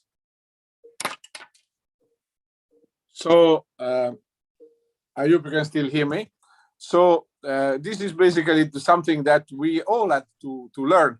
And this is also an opportunity, I believe. Not only it's a pitfall because we have to spend all our time connected to different calls during the day, but also it's an opportunity, because this opportunity of sharing information through the online channels that has kept people away from the campuses. This is true, but it has also, I believe, started new dynamics of informal communication between professors and students, between supervisors and supervisees. These informal communication channels in which we have a type of exchange of ideas are something that we should push and develop. So I think that this is what I said is, I hope that what I said is matches the spirit of the conference. As I said, I am looking forward to, I saw the list of the contributions, so congratulations to all the colleagues who are presenting for the quality of their contribution, and I hope to be in touch with your community in the future. Thank you once again very much for having me as the guest of honor to your conference, and once again I wish everybody a profitous time in this endeavor. Thank you very much. Thank you so much, our chief guest speaker, Professor Dr. Ernesto Damiani, for imparting his very inspiring, overwhelming speech. Thank you so much. My pleasure. Thank you. All right, guys, I know everyone is waiting for this. Let's go ahead and take our lunch, a 30-minute break. Please be back at exactly 30 minutes. All right?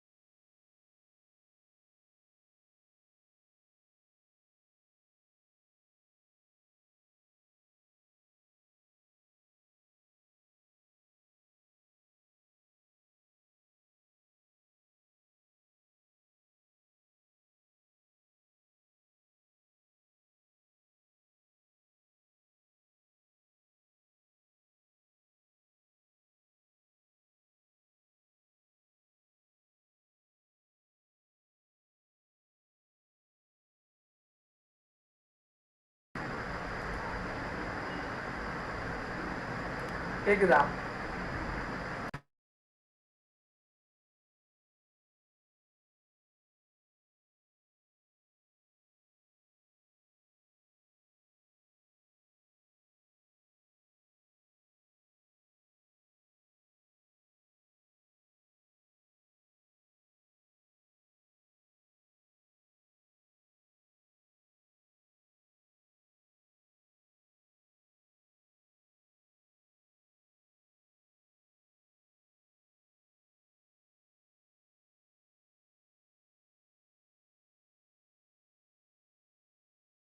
Welcome to IFERP, a forum where innovations and research interest could be supported and developed, prioritizing our mutual interest. In this video, we want you to dive into our world, giving yourself a clear insight into IFERP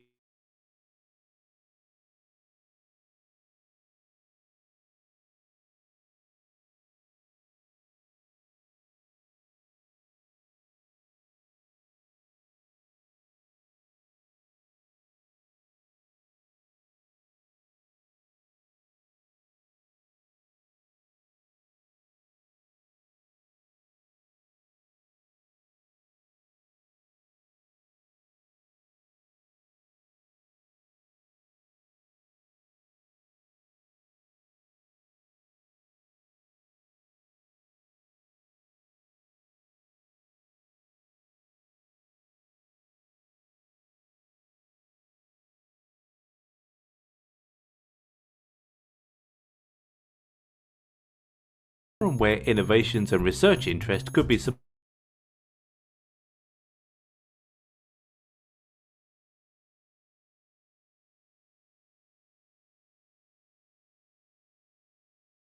Welcome to IFERP,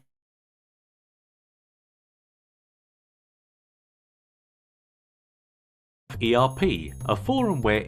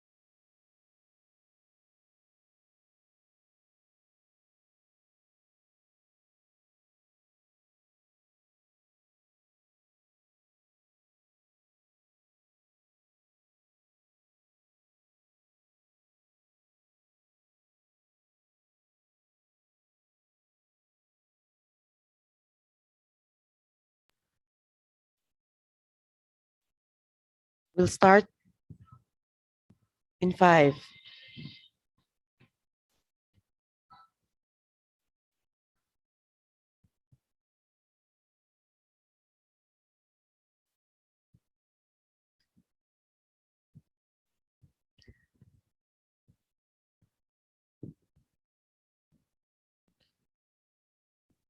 Four more minutes.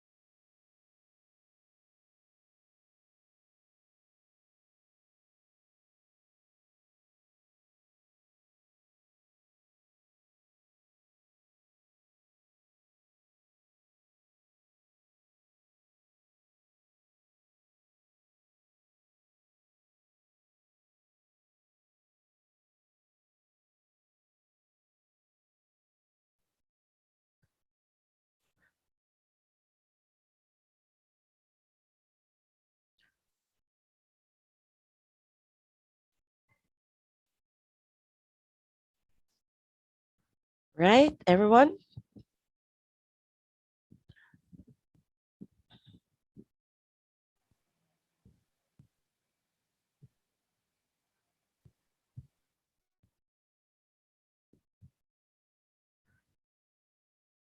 All right, let's proceed. Welcome back, everyone. And again, I would like to remind, especially the remaining presenters, to please be mindful of the allotted time, which is 10 minutes per presentation for us to stay on schedule. All right. Thank you so much. And I would like to invite Tan Owi Kwang to present the application of statistical quality control methodologies within SMEs in Johor Bahru.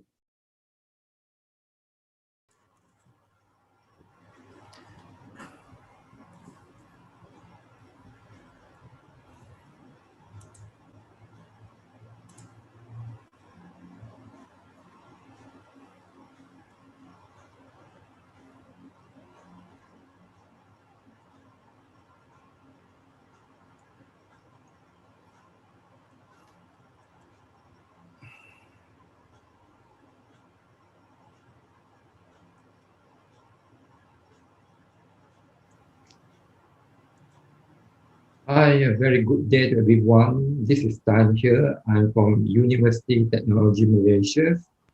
I'm here today to present a paper with the titles of The Applications of Statistical Quality Control Methodology with the SME in Johor Bahru. This paper is compiled by myself and also my colleagues as listed here. First of all, let's take a look on what SQC is. SQC methodology has been well recognized by both manufacturing and service industry as a systematic approach to improve quality improvement. In overall, SQC consists of 4 quality improvement methodology, which are sampling inspections at the lower level of hierarchy, followed by statistical process control, process capability, and design for manufacturing or DFM at the top of the hierarchy. What is sampling inspection? Sampling inspections refer to a method of inspecting product to detect, reject, or to detect defective based on product specifications, and from there draw a conclusion that does a product is pass or fail. How about SPC? SPC involves purely monitoring the process or machine violation to make sure the process or the machine is operating within the specifications that defined by the product specifications. And the third, at the hierarchy, process capability, compare the process and machine violations with product specifications in order to ensure that the machine that used to produce the product is capable, or a capable machine is selected to produce the product. And at the top of hierarchy, DFM, or design for manufacturing, is a methodology to define a product specification based on process violation. Means product specification is defined based on how capable the process or how capable the machine is. Hence, under the methodology of DFM, every machine can produce any product. Based on the brief definitions of the 4 quality improvement methodology that I presented earlier, the 4 quality improvement methodology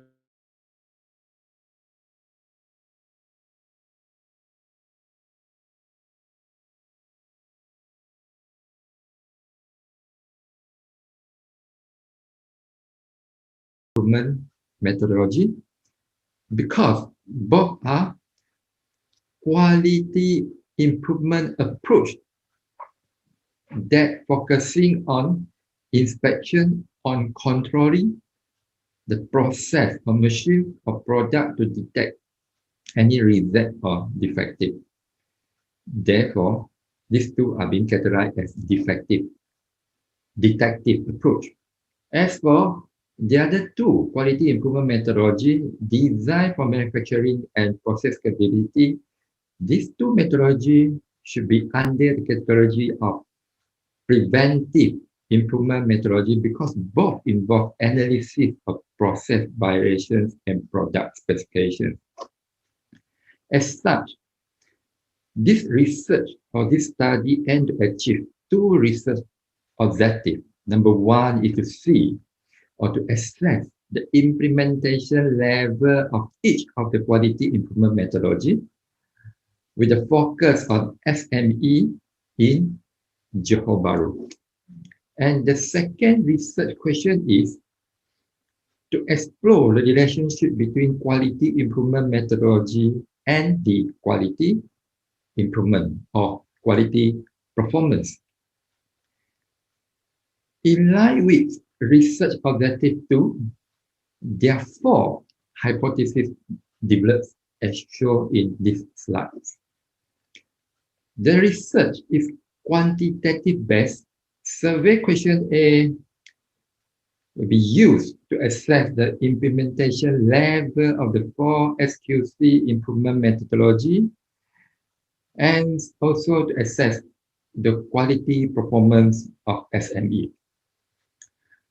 The population for this study is 1,925 SME manufacturer company or manufacturing company in Johor Bahru, with targeted sample size of 400 company. And in the end of the survey or in the end of the study, there are only 110 companies responded to the question A. The numerical data that collected from the survey is normally distributed and statistically reliable or significant to proceed for further analysis. This table summarizes the implementation level of the 4 quality improvement methodology in the 110 SME company in Johor Bahru. The results shown in this table suggested that SQC methodology that adopted by SME company are still focused or confined within the traditional detection-based or detective-based methodology. And the company or the SME company are yet to explore the prevention-based SQC methodology. What is the difference between detection and prevention methodology? The concept of detection approach believes that quality can be inspected in the product. Meantime, prevention approach believes or view quality must be designed into products. However, in fact, inspections is too late for quality improvements, and inspection does not improve the quality. Hence, a better quality improvement approach should be determine the quality or define the quality by studying the process variations and product specifications. Hence, build into the concept of preventions or build quality into the product is a better approach. Hence, in order to improve quality performance and to reduce quality costs, SME manufacturing company in Johor Bahru should explore how prevention-based SQC methodology should be or could be applied in their manufacturing environment. The next table that shown in this slide summarizes the result of Pearson correlation test. The initial result revealed that quality improvement methodology DFM and process capability are significantly correlated with quality performance at 0.05 significant level, while the relationship between sampling inspection and quality performance, as well as the relationship between SPC and quality performance, are not significant. What is the implication of it? The implication of this suggested that the adoption of detection-based SQC methodology, which are inspections and SPC, might not significantly enhance the company quality performance. Meantime, quality performance could be significantly improved by the implementation of preventive-based or prevention-based SQC methodology. To be in line with the concept of SQC prevention methodology, evaluating the organization quality performance and identify where to improve or method to improve. In addition, SME manufacturing company in Johor Bahru should revisit the SQC methodology used in their organizations and readjust or realign their continuous quality improvement strategy to make it in line with the prevention philosophy. With that, I end my presentation. Thank you very much. Thank you so much for that video presentation that was sent to us. And I'm not really sure if he's alive. Oh, there you go. Hi, Hello. sir. Hello. Everyone, are there any questions for afternoon. Mr. Kwang? Yeah, this is Stan here. I'm the presenter for the pre-recorded video earlier on. Even it doesn't sound like me, but it is me. So if there's any doubt question, you can just, I'm here to verify or clarify, right? All right, any questions or any feedback? Going once, going twice. All right. And I would like to take this opportunity to, of course, welcome our session chair, Renato Arminia Basañez. He's a Dean and Associate Professor for College of Teacher Education, University of Antique, Sibalom, Philippines. And Dr. Chitra Kiran, Professor in HOD, Department of Electronics and Communication Engineering, Alliance University, Bangalore, for the session. All right, let's go ahead and proceed. I would like to invite Ko Lee Chin to present the paper, a study on gamification toward engineering students. My apologies, gamification or gamification toward engineering students' engagement in the university level.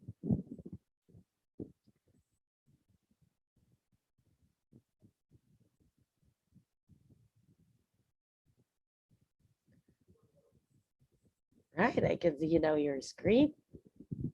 There you go. Hello, can you hear me? Yes, now we can hear you. Proceed, please. Okay, great. Okay, good afternoons. I'm Collie Ching from University Malaysia Sarawak. Now I would like to present a topic as a study on gamifications towards engineering students' engagements in the university levels. And these are all my co-author here. Okay. This is my bibliography. I'm technologist Dr. Collie Chins. I get my PhD in the information science from Japan's Advanced Institute of Science and Technology in 2015 and master degree in electrical engineering and bachelor's of electrical honors degree in the electronic engineering in the Multimedia University in 2003. I'm a lecturer, senior lecturer in the Department of Electrical and Electronic Engineering, University Malaysia Sarawak. And my research interests including the Internet of Things, big data, smart homes, network congestion control, and network coding. Okay, the following is the summary of the paper's abstracts which lists up the struggles that face for most engineering students, such as that to have a complicated theory, heavy assignment, lack of motivations, disengagements in the classrooms. According to a study, students' engagements in the classroom is very important. So it comes up with questions. Okay, how to increase the student engagements, particularly for the engineering courses in the classrooms. In order to answer the above questions, we have explored the gamification approach in the engineering classes. And we invited 107 engineering students in the second year to participate in these studies. A gamified learning model that implements ranked interactive maps and video guides game mechanism is created. A surveys to obtain the feedback on gamification experience on the participated students are also conducted. The results are generally positive and indicated that gamifications can improve engineering students' engagement and enjoyment towards the learning process. This is my presentations outline where I will go through the introductions, methodology, research and discussions, and conclusions. Okay, students nowadays are exposed to overloaded informations from the rapid developments of new technologies every day. They might cause the students to lose their patience for sitting through the entire periods and focusing on the professor's lectures. Some students even play mobile games or chattings through the social media apps secretly in the classrooms. Okay, this disturbance will cause the learning process in the classroom become inefficient and low engagements. Based on the reviews of related work, there are numerous student-centered teaching methods introduced by educators, okay, to replace the traditional direct instructions teaching methods. For examples, inquiry-based learning, project-based learning, and service-based learnings, flipped classrooms, and extra has been introduced. Okay. However, which approach is suitable for the course that consists of complicated calculations and theory-heavy assignments is still need to be discovered. So in these papers, we try to use the gamifications learning approach in the engineering courses. Okay, why we choose the gamification approach? Because there is a study shows that gamer can sit for hours to play games without losing much attention and energies. So the game mechanism is currently applied widely across the numerous fields to improve the designs of non-games contexts, helping create outcomes that enhance user engagements. So this process actually is called the gamifications, where the game mechanism is used in the non-game systems and process of it. And most of the outcomes shows that gamifications bring positive effect in increasing the motivations in the learning process. This is the methodologies. Okay, in this study, we have implemented the game elements such as the narrative story, interactive maps, video guidance on each of the step of games, and then they have a rank. So based on the rank, the student need to collect the point of it, mark during each of the games so that they can have a ranking of it. So this is the study flow of this paper. First of all, we have target the student and courses. Okay, the second year student for cohort 2018-2019 in the electrical and electronics engineering departments are selected. The total of students for the cohort is 107. Okay, they are selected because they have experienced 1 year of study and used to the usual lecture environment in the university. In the second year first semester, they are required to take the 5 core engineering courses and 2 university courses. The gamification approach is implemented in the electricals engineering technology courses in the second year first semester because it comprises theoretical concepts, calculations, and design. This course consists of 3 course learning outcomes. Okay, but this studies is only focused on the learning outcome 2, where the gamified learning model is developed based on the multi-phase system in the electricals engineering. Okay, after the student go join the courses, they are after they have the license or everything, then the student are invited to take this study the games. Okay, to play the games. Okay, after the student finish each of the step of the games, their progressions and the score will be fully recorded in the UNIMAS Ellipse platforms. Okay, the data collected are the time start, time end, score, durations, and personal informations. After all, the participants are requested to take a feedback surveys. Okay, all of the collected data will be analyzed and shown in the result later. Okay. The game descriptions, okay, a gamified learning models with a full stage of game is created to the UNIMAS Ellipse platforms. The participants will first sign in to the UNIMAS Ellipse accounts to enter the course site. Okay, the introductions of the game is displayed at the end of the learning outcome 2 learning unit. Okay, after entering the game models, the narrative story about the game will appear. The participants need to read and understand the story to know the role he or she plays in the games. After going through the narrative story, the participants will be redirected to a map. Okay, the participants cannot simply continue to other steps in the interactive maps before finish the step before one another. This is to ensure that participants can learn the lesson for each stage before moving to another level of difficulty. It's more difficult, okay? Okay, there is a video lessons on the topic of each step of the games. The participants are advised to watch and understand the video lessons before start the game to avoid losing of the score. Okay, they have a 4 stage of the games. The stage 1 is the Kahoot-based game, where the participants needs to have a high accuracy and speeds in answering the questions related to the fundamental knowledge of direct currents and voltage. For the stage 2, 3, and 4 is all the video lesson-based games and answering the questions related to the calculations on the sinusoidal wave or the 3-phase electricity.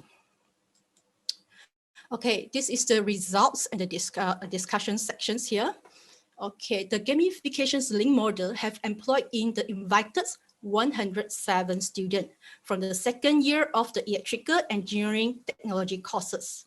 They are tested with a different game level covering different electrical engineering technology subtopic, such as alternative current, sinusoidal wave, and 3-phase electricity. Those games require theoretical concept and practical exercise on the calculations.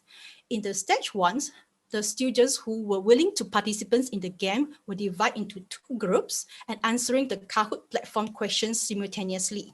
Okay, the group with a higher score will receive a gift. This is to correct the interactions and joyful environment in the classrooms and attract them to continue to the 2nd stage, 3rd stage, and 4th stage of it. However, the game stage 2, 3, 4 is an individual base, and they can play outside the classroom already. That's why you can see that the number of participants is getting reduced after it. Okay. Now, let's see to another ones. Okay, for the stage 2, 3, and 4, we're going to analyze the time start and duration taken to finish the games. This is to determine the student engagements and motivations by the gamification approach. Okay, this is the results that shows the number of participants versus the durations taken to complete the game. In the stage 2 here, participants were given 20 minutes to complete the games. The majority of the participants used 15 to 20 minutes to complete the stage 2 game. Only 3%, okay, of the participants spent less than 5 minutes to complete the game. So the engagements of the participants towards the games can be considered high since they are fully utilized the time provided in the game to solve the given task. For the stage 3 here, the participants will give 15 minutes to complete the games. In these games, 3 questions were provided, 1 theoretical questions and 2 calculations. The first 2 questions were the multiple choice, and the participant need to show the working step on the calculation in the last questions.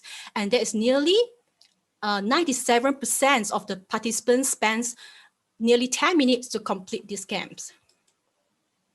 The last one, the stage 4 here, the participants were given 20 minutes to complete the questions in the last stage. The students need to calculate the linears, the line voltage, line current, phase voltage, and phase currents in the given situations. And nearly 24 of the participants give up in this stage. Okay, there's only 47% of the participants spends more than 15 minutes completes the games. Okay, according to the survey analysis, they have only 65% of the participants participation only, and the questions actually is given a several option to choose and allowed to choose more than 1 options. Where the questions 2 to 6 is a weightage level which can divide into 5. Sometimes, rarely, never, often, or always. Okay, the question 7 is only 2 options: agree and disagree of it. And this is the question 1's options. Okay, which they have 14 options to choose. And this is the result of the surveys for the questions 1. There are 3 populated options that usually choose by the participants are the knowledge I learned in the electrical engineering technology course is relevant to my life, and I enjoy the teaching methods with gamifications, and I getting good grades is important to me.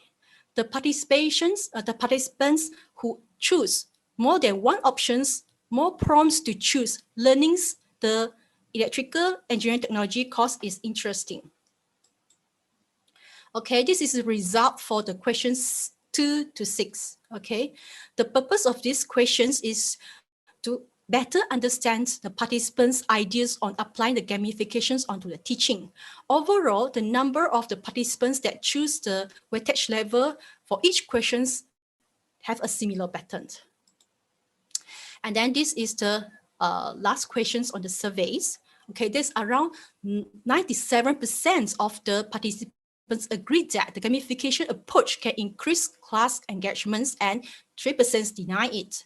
Therefore, it can be concluded that the implementing gamification into engineering courses can help motivate the student, hence increasing the classroom's engagements. The conclusions, results obtained from each steps of the games are very positive, but more than 72% of the students for each game were enjoying the games, okay? All the participants spend more than half of the distributed time durations, and the engagements where the implemented gamification are able to attract the students to more focusing on enjoying the game, meanwhile learning the lessons from it. Okay, thank you very much. Thank you for your attention. That's all for my presentations. Now I give back to... Thank you so much. Thank you so much for that presentation, Ms. Kuli Chin. Everyone, are there any questions or feedback? Going once, going twice? All right, let me go ahead and invite next Mohammed Amir Ahmed Abdallah to present the paper, Cloud-Based Vehicle Tracking System. Hi. Hello. Hi. Yes, I can hear you. Good Yes. afternoon. Good afternoon. Good afternoon. Please go ahead and share your screen.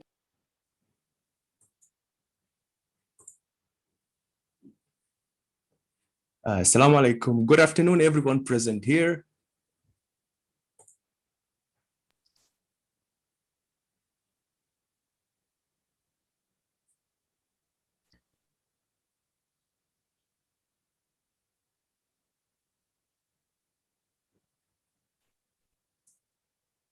I hope that it's visible.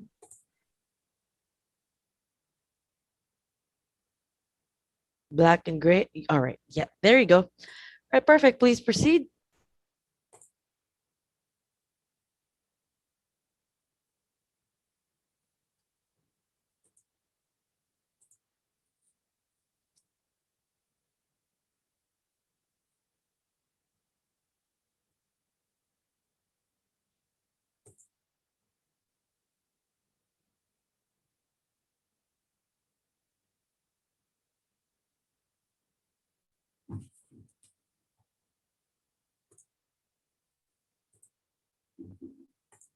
I hope that it's visible now.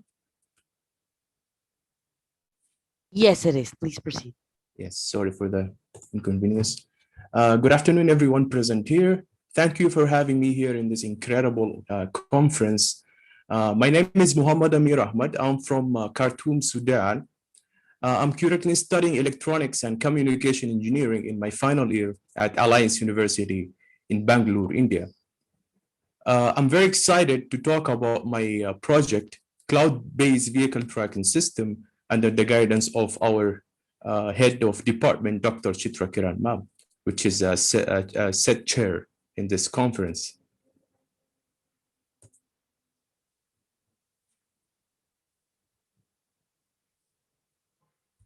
So I have finished my pre-university studies in Khartoum, Sudan in 2016. And I'm currently studying, as I just mentioned, electronics and communication engineering.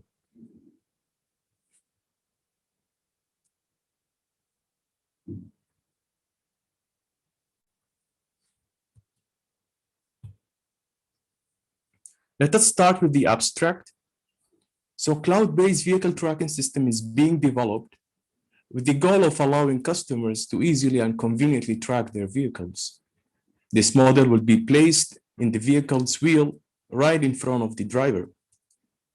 This project is mainly based on Raspberry Pi along with its camera, GPS, which is a global system for mobile communication, GSM,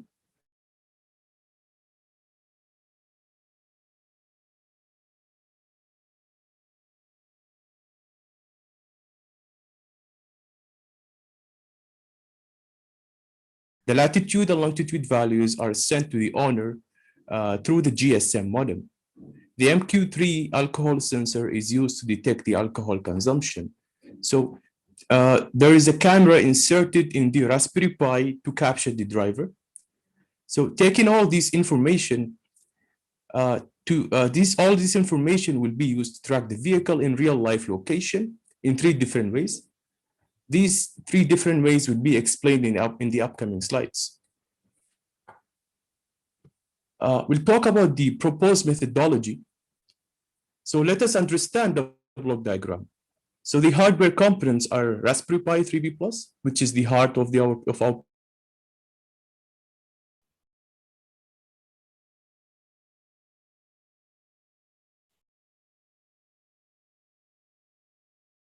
cloud, the data information of GPS, and the captured image by the camera, as well as the MQ3 sensor value. All this information will be stored in the Raspberry Pi database. As you can see here, this is the model.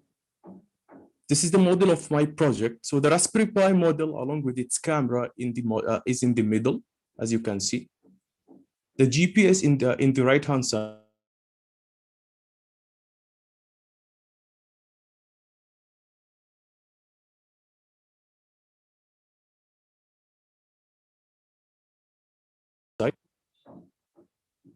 Let us start with the working principle. So the real-time GPS vehicle tracking system. So the GPS model is used to get the location in the form of latitude and longitude coordinates. This data information will be transmitted into the Raspberry Pi database. The camera will capture the driver's face. This is for the camera. So the camera will capture the driver's face. This data information will be transmitted also to the Raspberry Pi database.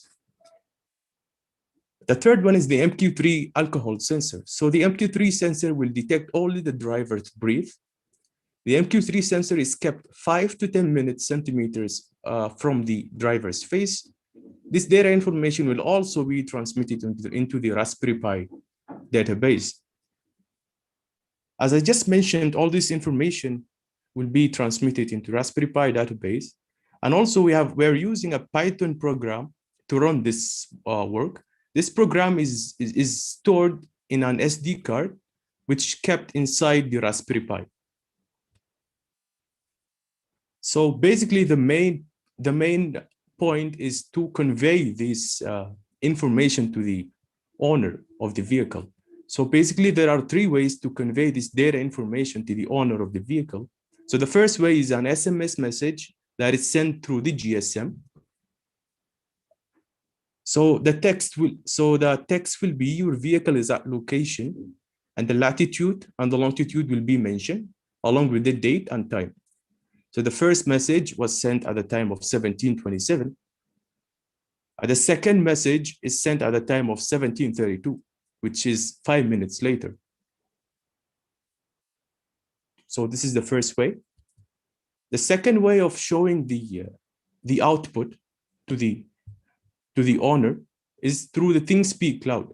So the ThingSpeak cloud is a channel viewer where only the owner can access it from anywhere around the world. This cloud will present the latitude, longitude, as well as the alcohol value in the form of a chart. These values will be uploaded every 5 minutes. So as you can see here, this is the latitude. So the red line indicates the latitude information of the vehicle. These information will be uploaded every 5 minutes to the cloud. So at the time of 1730, the value was 12.5. 5 minutes later, we have got a different value as the vehicle moves. And then at the time of 1745, we have got almost 12.75 as a latitude value. So there is a slight difference in this latitude values as the vehicle moves. Longitude coordinates. So similarly, the values will be sent every 5 minutes. So at the time of 1730, the longitude was 77.7. The longitude kept constant. Later on, at the time of 1750,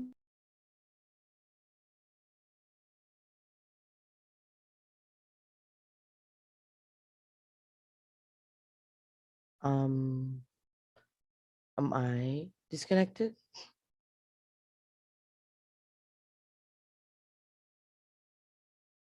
Can anyone hear me?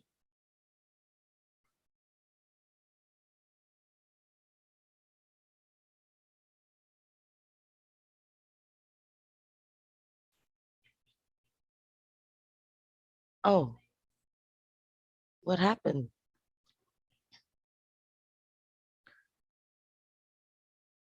He got disconnected?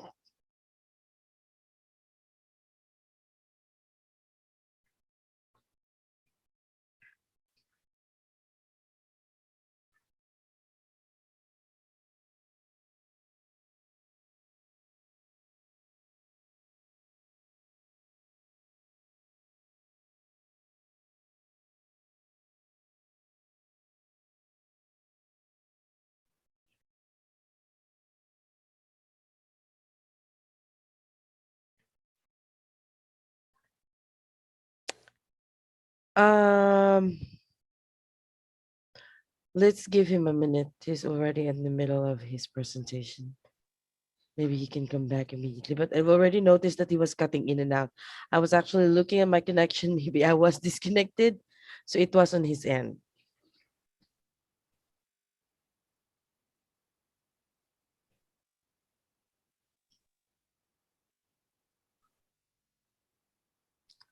Is Nae back?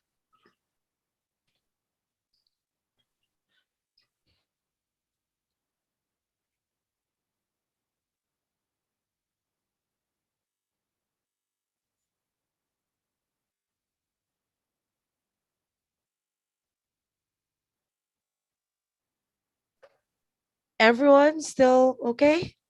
Still alive? Yes. All right, I'm just actually giving a little light on our waiting time for Mohammed to come back. All right, they troubleshooting that. Hi, sorry for the inconvenience. Oh, there you go. Hi, welcome back. Yes. Please share your Yes. screen again. Yes, sorry for the inconvenience. Yes. Not a problem. Yes.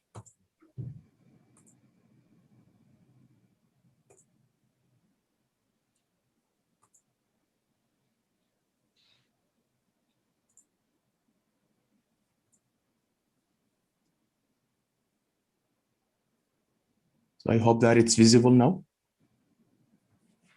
Yes, it is. Yes, it is. Please proceed. Yes.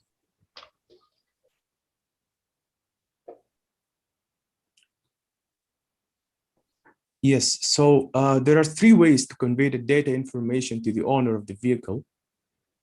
So the first way is an SMS message that is sent through the GSM. So as you can see here, the text will be, your vehicle is at location, and the latitude and longitude will be mentioned along with the date and time. 5 minutes later, the second message will be sent. So the first message was sent at the time of 1727. The first message at the time of 1727, and the second message at the time of 1732. So this is the first way of showing of conveying the location to the owner. The second way of conveying the location to the owner is through the ThingSpeak cloud. So ThingSpeak cloud is a channel viewer, basically, where only the owner can access from anywhere around the world. This cloud will present the latitude, longitude, as well as the alcohol value in the form of a chart. These values will be uploaded every 5 minutes. So as you can see here, for the latitude, the red line indicates the latitude information of the vehicle. This information will be uploaded every 5 minutes to the cloud. So at the time of 1730, the value was 12.5. 5 minutes later, we have got a different value as the vehicle moves. And then at the time of 1745, we have got a 12.75 as the latitude value. So there is a slight difference in these values as the vehicle moves. We will be getting a different values. Longitude coordinates. So similarly, These values will be sent every 5 minutes. So at the time of 1730, the longitude was 77.7. Later on, the values has increased a bit as the vehicle moves. So the value has kept constant till the time of 1745, as you can see here in this image. At the time of 1750, we have got a different value.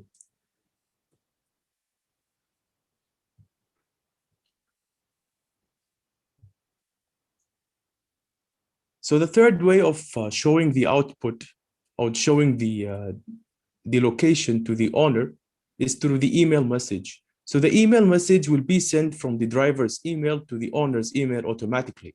So as you can see here, the email message contains a link that shows a live location of the vehicle along with the date and time. And also the image captured by the camera will be attached.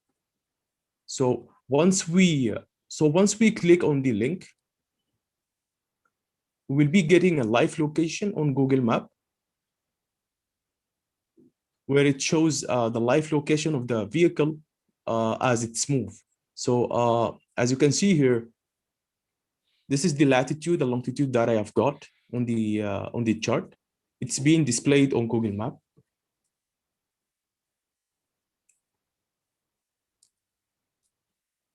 So let us go for the conclusion. This device is fully automated, allowing the user to conveniently monitor their vehicles at any time and from any place. The owner of the vehicle can track the vehicle in multiple ways, which can be done from anywhere around the world. And using the Raspberry Pi along with the ThinkSpeak Cloud is a unique way of tracking the vehicle in live location, which can be accessed by only the owner from anywhere around the world, which is a big advantage of this project. And vibration sensors will be used to identify traffic accident automatically in the future. These are some references that I've used in my to accomplish my work. So that's all for my presentation. Thank you so much. Thank you so much. Thank you for that presentation. You can go ahead and share your screen. Let me check. Right, next, let us welcome Renuka Dakar to present the paper College-Going Females' Perceptions Towards Polycystic Ovarian Syndrome.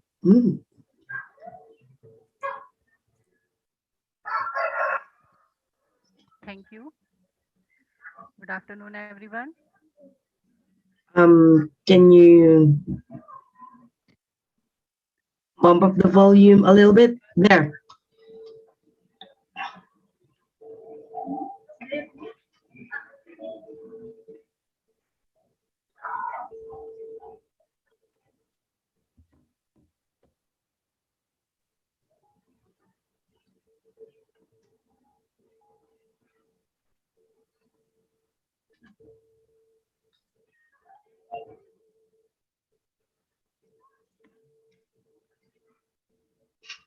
You can go ahead and share your screen.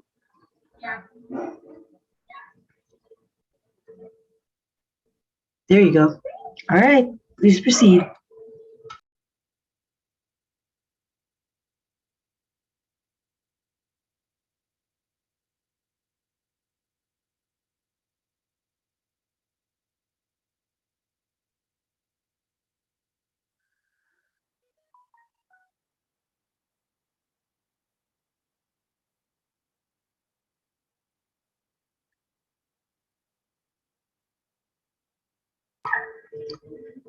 Please wait, it's taking too long to connect.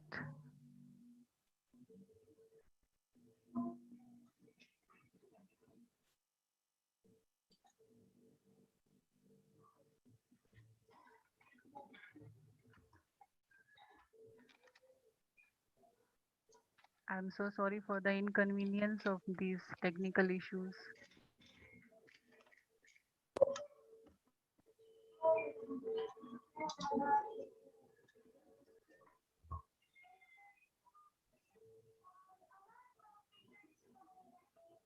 Is it with your PowerPoint? Yes, ma'am.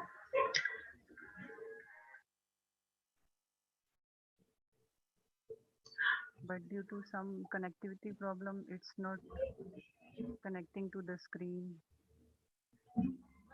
Is it open on your end? Not yet.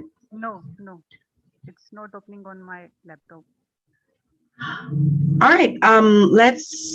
You can go ahead and try to fix that, and I'll get back to you. Okay.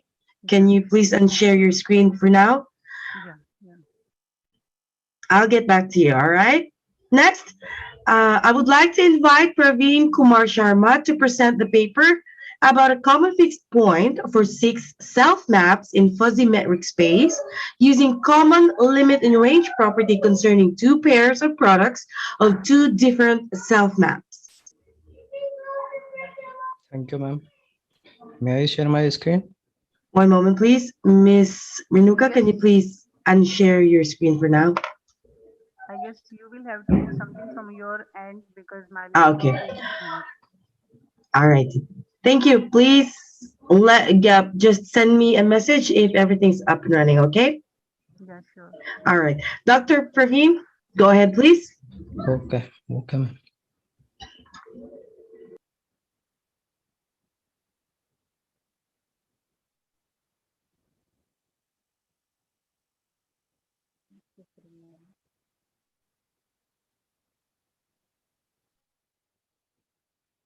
I have shared my screen with you all. Is it visible? Yes, it is visible. Please proceed. Okay, thank you. Hello, everyone. This is Dr. Sharma from SWB Indore. I'm going to present my paper on title A Common Fixed Point for 6 set maps in fuzzy metric space using common limit and range property concerning 2 pairs of product of 2 different self maps. This work is prepared by me and Professor Dr. Shivram Sharma, Government PG College, Guna. This is my biography. Presently working as an associate professor of mathematics at SBIS, Shri Vaishnav Vidyapeeth Vishwavidyalaya, Indore, MP, India. I have 17 years of teaching experience, presented 8+ research papers in national and international conferences. My 20+ research papers have been published in various Scopus Index, Web of Science Index, and UGC listed journals. Area of research interest: common fixed point theory, fuzzy metric and interstitial fuzzy metric space, fuzzy set theory, and mathematical modeling. Let's start with this abstract. This is the abstract of our study.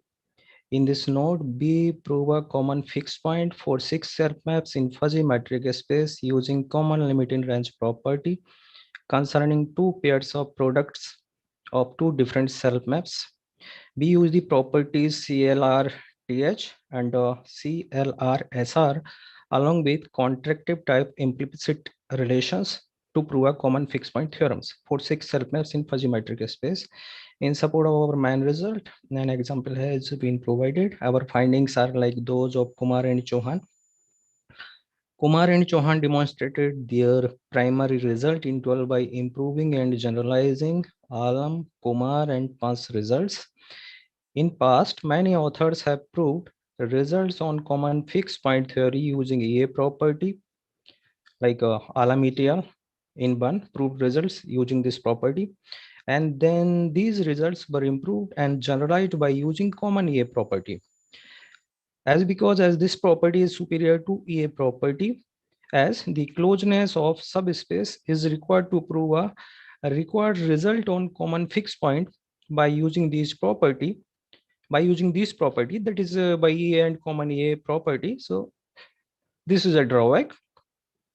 We improve and generalize all results on these properties by using common limit in range property. The goal of this note is to refine and generalize Kumar and Chauhan's 12 results on a common fixed point, as well as some earlier comparable results. Here is the description. In 1965, Zade 23 proposed fuzzy set, and Then Chromosel and Michelek proposed fuzzy metric space in 1975. In 2002, Ambry and Motawakil in two investigated a new property EA for a pair of self-maps that broadens the notion of non-compatible maps in metric space. Many results in fuzzy metric space have been obtained by employing EA property. One can refer to Ban 3, 11, and 14.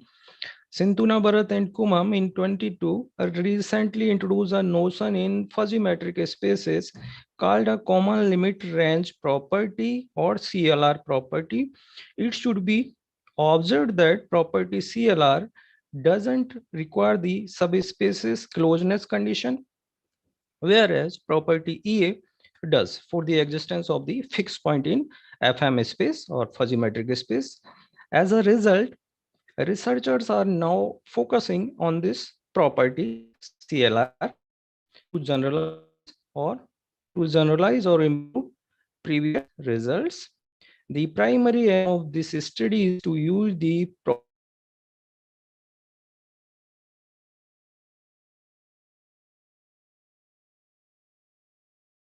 CLR-TH to extend fuzzy metric space.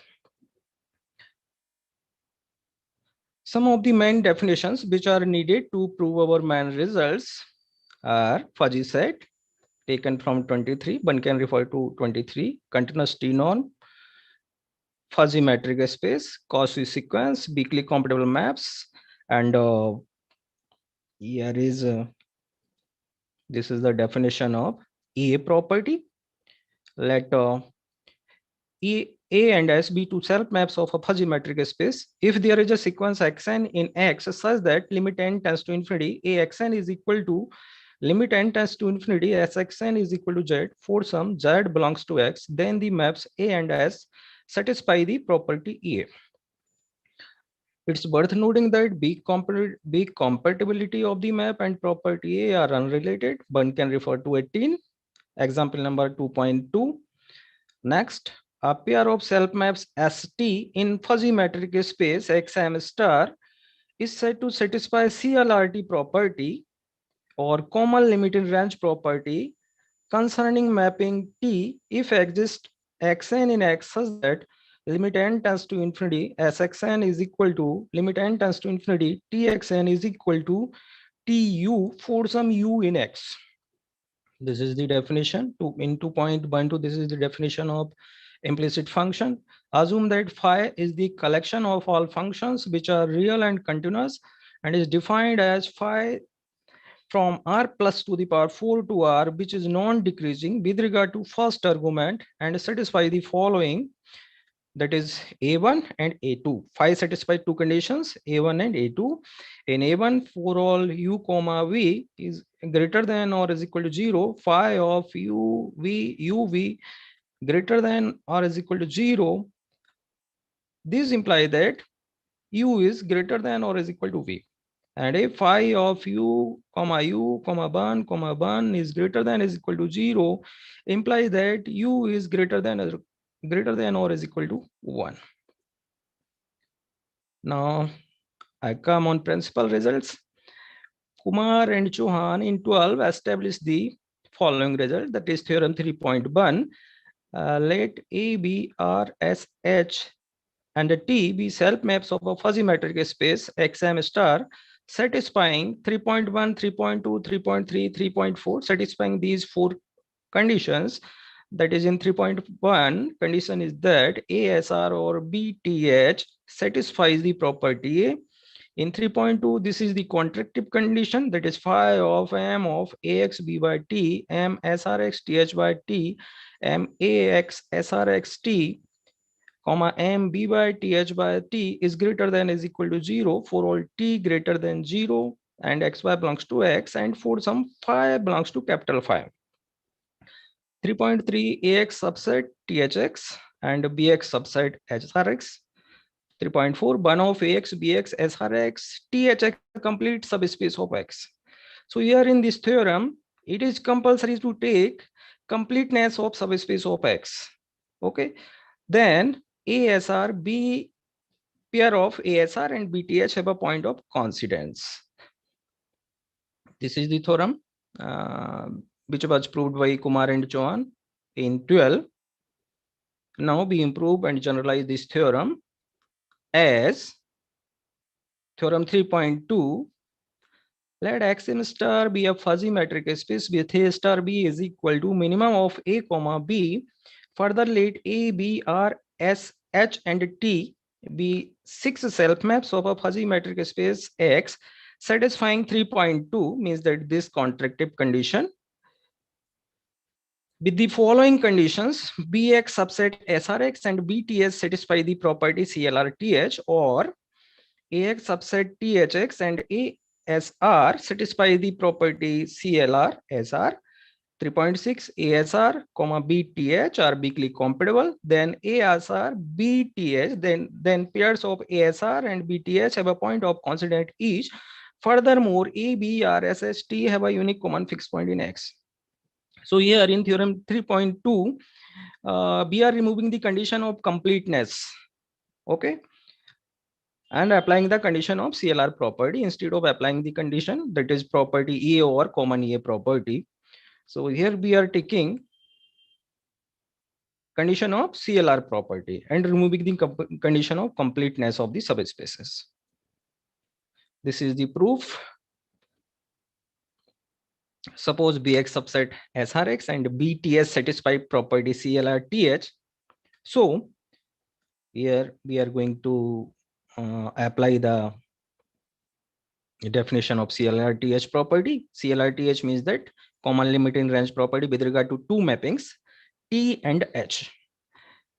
Satisfy property CLRTH. So there exists Xn in X such that Bxn tends to THX, THXn tends to THX for some X belongs to X as n tends to infinity. Since Bx subset is Bx is subset of SRX, so there exists by n in X such that Bxn is equal to SR by n. Hence, as here we have got Bxn is equal to SR by n, and here we got Bxn tends to THX. So Bxn will tends to SR by n, okay, or SR by n tends to THX as n tends to infinity. Now we show that A by n tends to THX as n tends to infinity by putting x is equal to by n and y is equal to xn in 3.2. We have, so here we are taking help of this contractive condition, that is this is 3.2. In this contractive condition 3.2, we are taking x is equal to xn and y is equal to by n. Look at here. Sorry, we are taking x is equal to by n and y is equal to xn in 3.2. Then we have, on putting x is equal to by n, y is equal to xn in 3.2, we have this condition: for all x, y belongs to x and for some phi belongs to phi. After solving and using the concept of A2, that is second property of implicit function, we get m of A by n THX, t is equal to 1. It means limit n tends to infinity, A by n is equal to THX, or z is equal to THX, z is equal to THX. Okay. Next, subsequently we have Bxn, THXn, SR by n and A by n converges to z. Next, we want to show that Bxn, THXn, SR by n and A by n converges to z. Now we shall show that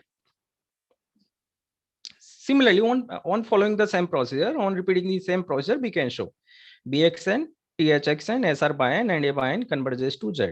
Now we shall show that Bx is equal to z is equal to limit n tends to infinity, A by n. So again, we will take help of contractive condition 3.2. Now we are taking x is equal to y and y is equal to x in 3.2.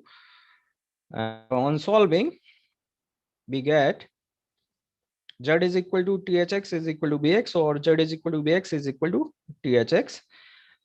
Since the pair BTH is weakly compatible, so BZ is equal to THZ. This is the equation number first. We show that the pair BTH has a point of constants, means Z. Also, since Bx subset Rx, SRX, so there exists some y in X such that Bx is equal to SRY is equal to Z. We next show that SRY is equal to AY is equal to Z. So for showing This again we will use of 3.2. Now here we take y is equal to x and x is equal to y. In 3.2 we have equation number second. This indicates that the pair ASR has a point of coincidence. Next we claim that AZ is equal to BZ. Taking x is equal to z and y is equal to z in contractive condition 3.2, we have AZ is equal to BZ. Equation number third. Therefore, by first, second, and third, we get this is third, this is second, and this is first. On merging first, second, and third, we got this equation. AZ is equal to BZ is equal to THZ is equal to SRZ is equal to Z. Equation number fourth. Now we show that Z is a fixed point of A, S, and R. On putting x is equal to RZ and y is equal to Z. In 3.2, we have Z is equal to Z is equal to Z is equal to RZ. Equation number 5. Again, on putting x is equal to Z, y is equal to HZ in 3.2, and then solving, we get HZ is equal to Z.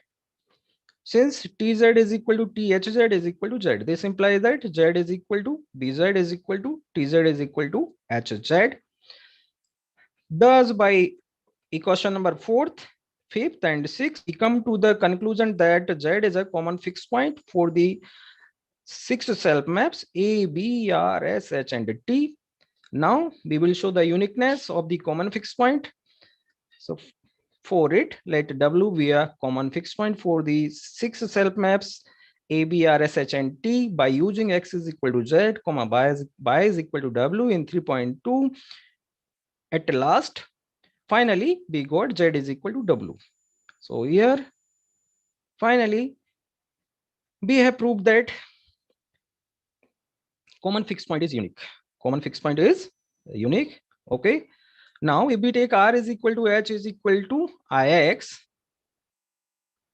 in the theorem 3.2, if we take R is equal to H is equal to Ix, that is identity map on X in theorem 3.2, then we get corollary 3.2 as let A, B, ST be self maps on FM space satisfying 3.21 Bx subset Sx and Bt satisfy the property CLRT or AX subset TX and AX satisfies the property CLRS.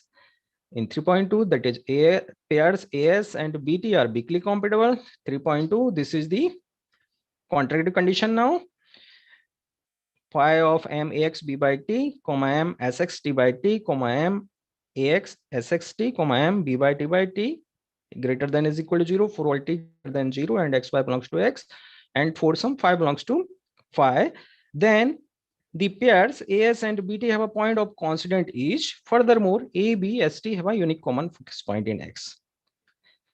Proof this corollary's proof is, we are going to skip the proof of this corollary as because proof is same SMS to the theorem 3.2. So it is omitted. Now, if we put A is equal to B and S is equal to T, or if we take A is equal to B and S is equal to T in above corollary 3.2, then we get the following result, that is corollary 3.3.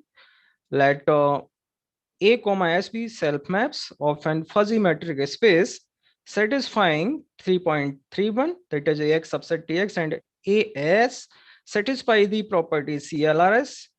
3.32, AS is weakly compatible. 3.33, this is the contractive condition now, that is phi of AM AX A by T, comma M SX X by T, comma M AX SX T, comma M A by S by T is greater than is equal to 0 for all T greater than 0 and XY belongs to X and for some phi belongs to capital Phi. Then the pair AS has a constant point. Moreover, AS have a unique common fixed point. Next, this is the example. This is the example which is given in support of our theorem 3.2. Okay, let XM star be a fuzzy metric space with X is equal to close interval 0, 1. T norm star be defined as star B is equal to minimum AB for all AB in close interval 0, 1 and capital M be fuzzy set on X square. This is defined as Mx by T is equal to exponential function of mod of X minus y upon T to the power whole inverse. For all xy in x and t greater than 0, let phi be an implicit function is defined as r plus 2 the power 4 to the power r plus 2 the power 4 to r be defined as in example 2.13, and define the mappings a, b, r, s, h, and t h from x to x by mapping a, b, r, s, h, t from x to x by ax is equal to x by 27, bx is equal to x by 9, sx is equal to x over 3, rx is equal to x, and hx is equal to x over 3, tx is equal to 3x over 2 respectively. So if we define these mappings, h ax is equal to x by 27, bx is equal to x by 9, sx is equal to x by 3, rx is equal to x, hx is equal to x by 3, tx is equal to 3x by 2, then the all conditions of theorem 3.2 will be satisfied. So this is an example in support of theorem 3.2. Next, here is the conclusion. The property A is discovered to by range containment without requiring continuity, as well as reducing the map's commutativity condition to commutativity at their points of coincidence. In addition, the property A enables the whole space completeness requirements to be replaced with a more natural range space completeness condition. As a result of integrating the concept of property A, Kumar and Chauhan improved many of the results in 12. As an improvement of our result, we proved our main result, that is theorem 3.2, by using the notion of CLR property with regard to maps TH and SR. In this property, the condition of closeness of range subspace is not required. As a result, in this paper, we proved theorem 3.2 and obtained the same result without assuming the completeness of any X subspaces, and by relaxing many of the conditions in theorem 3.1 in 12. Theorem 3.1 was proven as a fixed point theorem under stronger contractive conditions, where in this we have under weaker 3.4. These are the references that we have taken to complete this study. Okay, thank you. Thank you very much. Thank you, organizers, for giving me a chance to present my paper here on this platform. Thank you so much for that presentation. Everyone, any questions or feedback? Going once, going twice. All right, let's welcome back Renuka Jakar to present the paper College-Going Females' Perceptions Toward Polycystic Ovarian Syndrome. Renuka? Yes, ma'am. Go ahead and share your screen, please.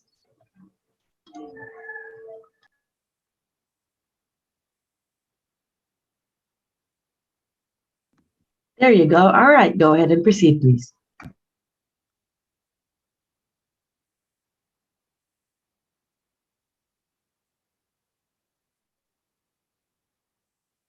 I want to thank to give me this opportunity to present my research on this platform, and for your patience. Perhaps most luckiest and happiest moment in a couple's life is having a baby. But this moment doesn't embrace each and every married couple. I have seen females crying when they are not able to conceive even after 3 to 4 years of marriage, or when they have recent miscarriage. The cost of diagnosis and treatment of infertility is sometimes an unexpected economic burden for the family. I'm Renuka Jakar, presenting on a survey titled College-Going Females' Perceptions Towards Polycystic Ovarian Syndrome. My guide is Alina Devanji Sen, who is co-author along with Dr. Rohit Dutt. I'm doing my PhD in physiotherapy from GD Goenka University in Gurgaon, India. I have 3 years of working experience as an executive physiotherapist in Artemis Hospital, Gurgaon, after completing my master's in physiotherapy in OBS and Gynae. Polycystic ovarian syndrome is the most common endocrine condition in females of reproductive age, that is, from 18 years to 45 years of age, and it is the second most common cause of infertility in females. Its prevalence is 15 to 20% of the women worldwide and 10% of the women in India. Its classical features are there appears polycystic ovaries on ultrasound imaging, that is, there are few fluid-filled pouches in the ovaries of a female. Females develop irregular menstrual cycles and there is abnormal increase in male sex hormones in a female body. Here are some of the signs and symptoms of polycystic ovarian syndrome. A female's self-perception changes when she develops unwanted male-like hairs on her body, on upper lip, chin, cheeks, chest, abdomen, legs, and arms. There is dissatisfaction towards her obese body, especially when there is a lot of fat on abdomen and thighs. Loss of weight in these women is also difficult, even after doing exercises and dieting. Acne problems, loss of hairs, thinning of hairs are some other problems faced by these females. Many females are always uncertain to plan their holidays and weekends just because their menses occur unexpectedly. Absent menses, irregular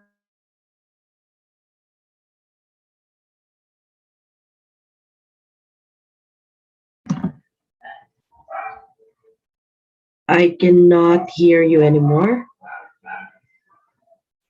life, personal There. relationships, family, social life, her career, and financially. All the spheres of a female's life get affected. Treatment and diagnosis of the disease needs time and money to be Ano ba spent. kananta? Pero kwarta mo dyan. Females Tirara. fatigue very early as compared to Yan kara. healthy. Hindi man takan kang ano. Pag mga drinks. Yes. These females fatigue very early as compared to the females, healthy females of their same age group. So their work efficiency also reduces. Objectives of the survey were to assess level of awareness in college-going females about PCOS and to assess extent of knowledge about PCOS. Need of the research. What is the need of the research? While there is advancement in modern science and technology for disease diagnosis and treatment, we can never ignore the importance of health education and awareness.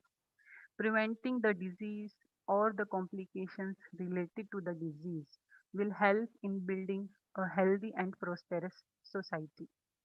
So, once if we know about the awareness level of the disease in college age young females, we can recommend new policies in health education, which will further help in early diagnosis of the disease, treatment of the disease for all its components at the same time.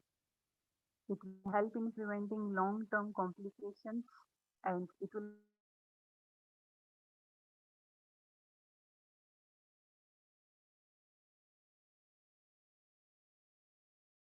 from three college going from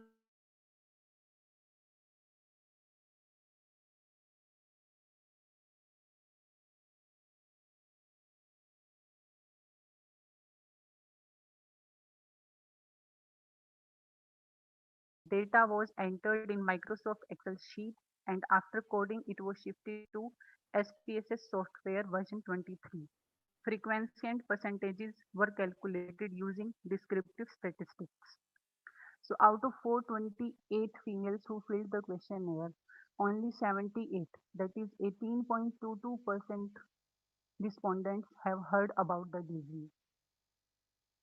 Signs and symptoms of PCOS. Most commonly known signs and symptoms of PCOS were facial acne and irregular or absent menses, which was known by 10% of the females, followed by weight gain by 9.8% of the females, followed by pelvic pain, anxiety, and stress. Least commonly known this sorry, least commonly known signs and symptoms were out of control eating, abortion,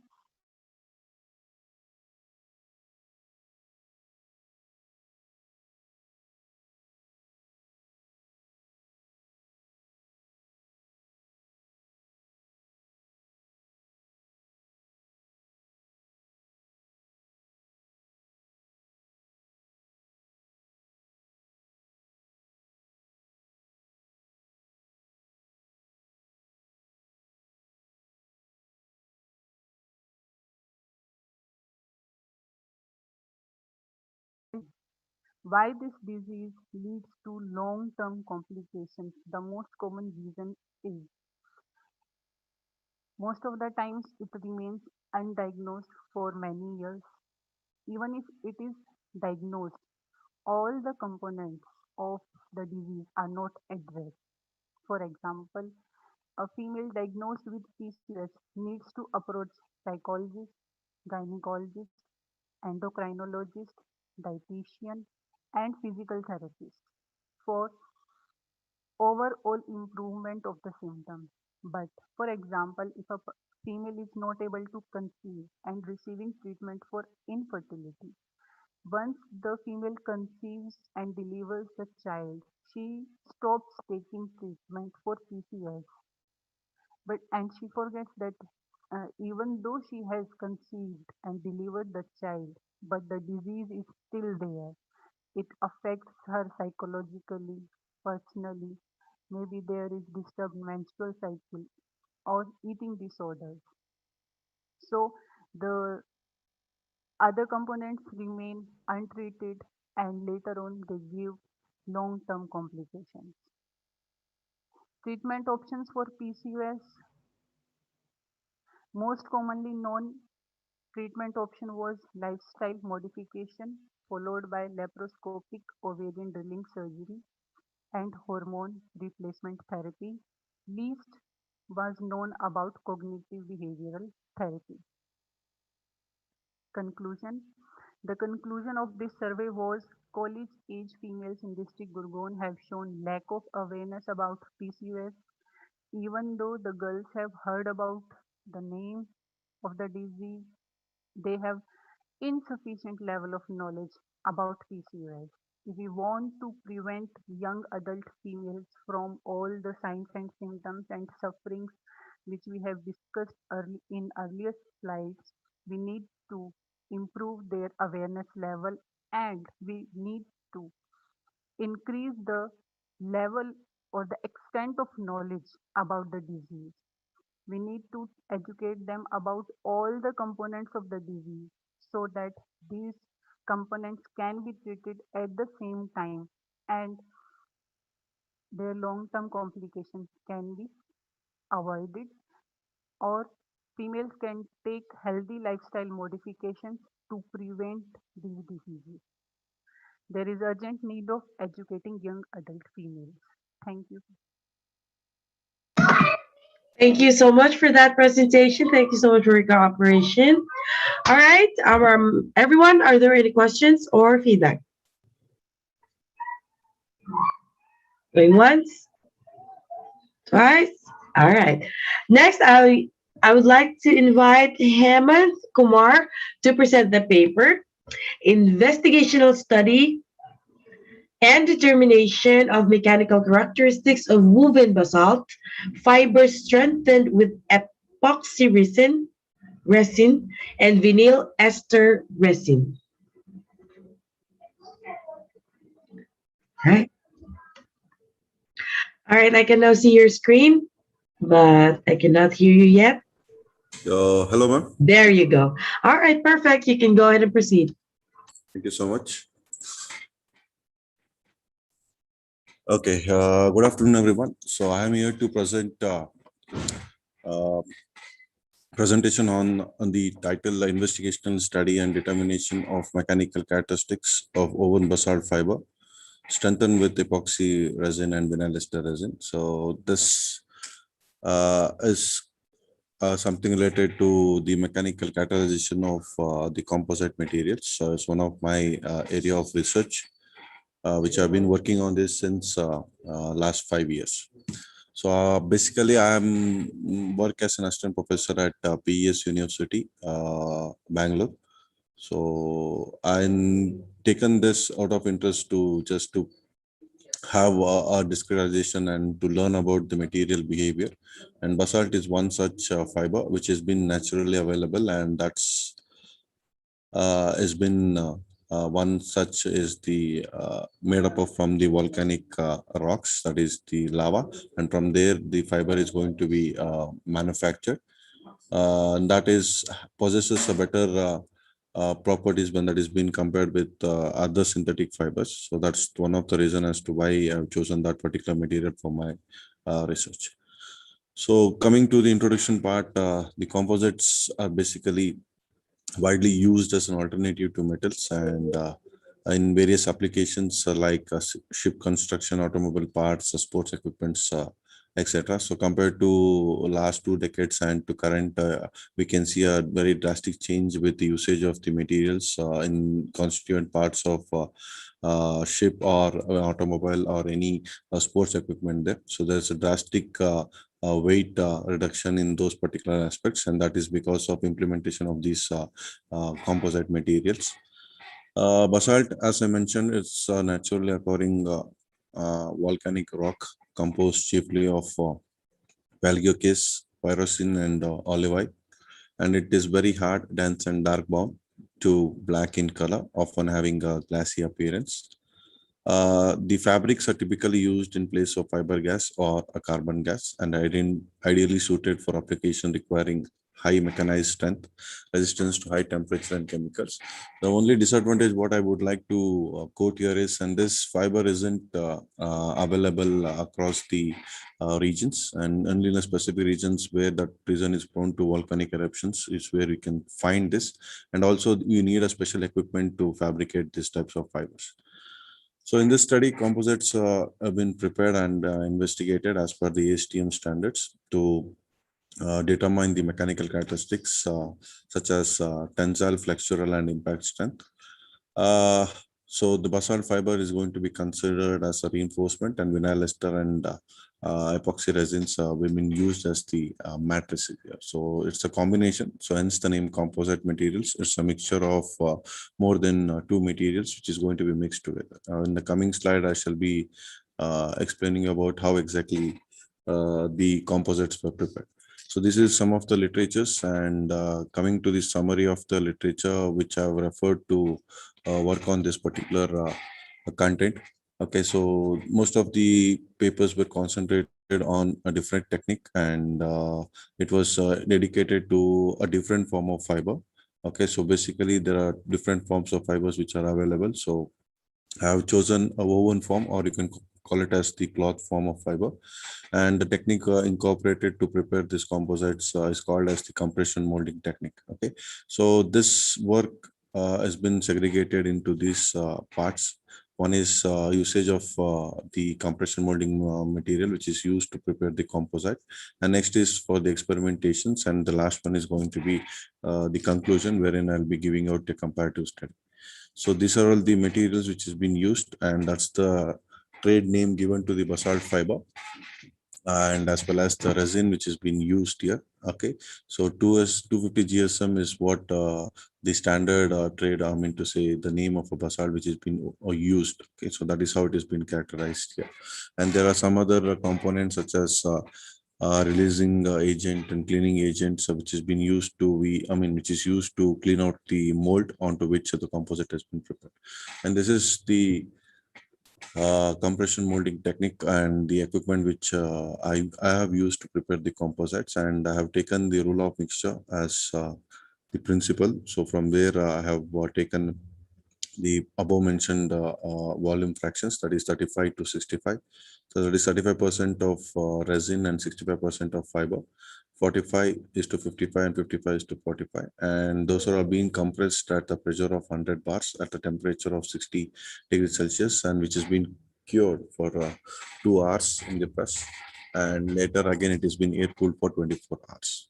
Okay, so this is the initial preparation. So the first slide, it shows the oven basalt form, and that has been placed onto the mold, and later the resin has been mixed. Okay, so because we need to follow certain prescribed standard of measurements, and from there it is going to be taken, and again it is going to be set onto the dice, onto the mold. Okay, so then the upper jaw and lower jaw is going to be, I mean to say, it is going to be placed on the lower jaw. Upper jaw is going to be through which the pressure is going to be acting, and here it is indicating about the pressure controller, or the controller part, so which will be able to maintain. And lastly, we will obtain the composite plate, and this plate is going to be obtained and as per the standards which has been mentioned here. Okay, so that's is going to be applied, and from there the specimen is going to be cut as shown in this particular images below. So mechanical test, as I mentioned, so 3 different tests has been conducted. The first test is the tensile, and that has been performed on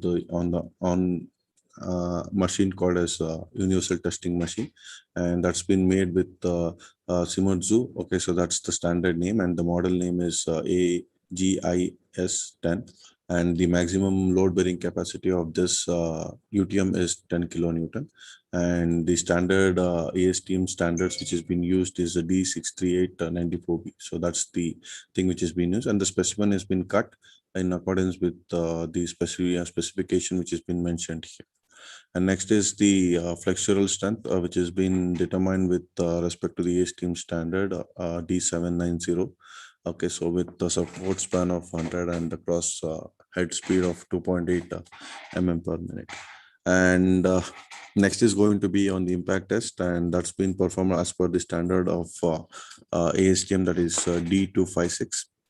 Through which the impact is going to be made. And the first image is for the flexural, second shows about the tensile, and the last one, okay, starting from left hand side, is going to be with respect to the impact. So this is the equipment which has been used to test the specimens, which I just now mentioned. Okay, so the first image is the universal testing machine, and the second image shows the arrangement made for the tensile testing, and the third is the 3-point bending of the flexural, and the fourth is going to be on the impact. So coming to the discussions, it has been noted, okay, as per the test results, the fiber which was fabricated using epoxy resin gave a better results than when it has been compared with the composites prepared out of vinyl ester.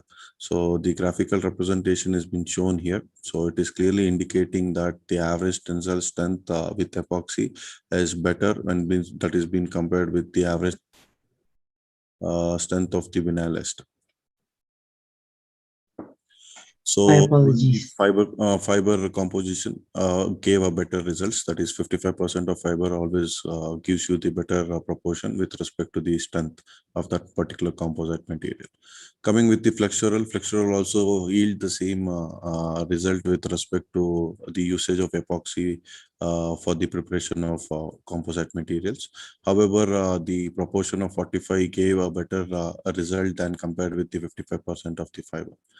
Similarly, coming with impact, the fiber proportion of 55 as well as usage of epoxy yield the best results, and that is been shown in this particular graph here. So fabrication of basalt fiber, okay, was carried out. So that is using the compression molding technique. So the increase of fiber volume improved the mechanical properties. As I mentioned earlier, 55% of fiber has yield me a better results. So the tensile strength of composite increases with the fiber content. The flexural strength also increased with the increase of the fiber content, as with the impact strength also. The flexural behavior was better with respect to 45:55 ratio. which can be attributed to better interfacial addition or for the lesser fiber fraction than for the best fiber fraction. In addition, as opposed to chemical composition of vinyl ester, the use of epoxy resulted in stronger mechanical properties. These are some of the references which I've used, and thank you very much. Thank you so much for that presentation. Everyone, any questions or feedback? Going once? Twice? All right. I invite Joanna de Guzman Quinto to present the paper Embedding Game-Based Learning Approach to Strengthen Students' Achievement in Geometry.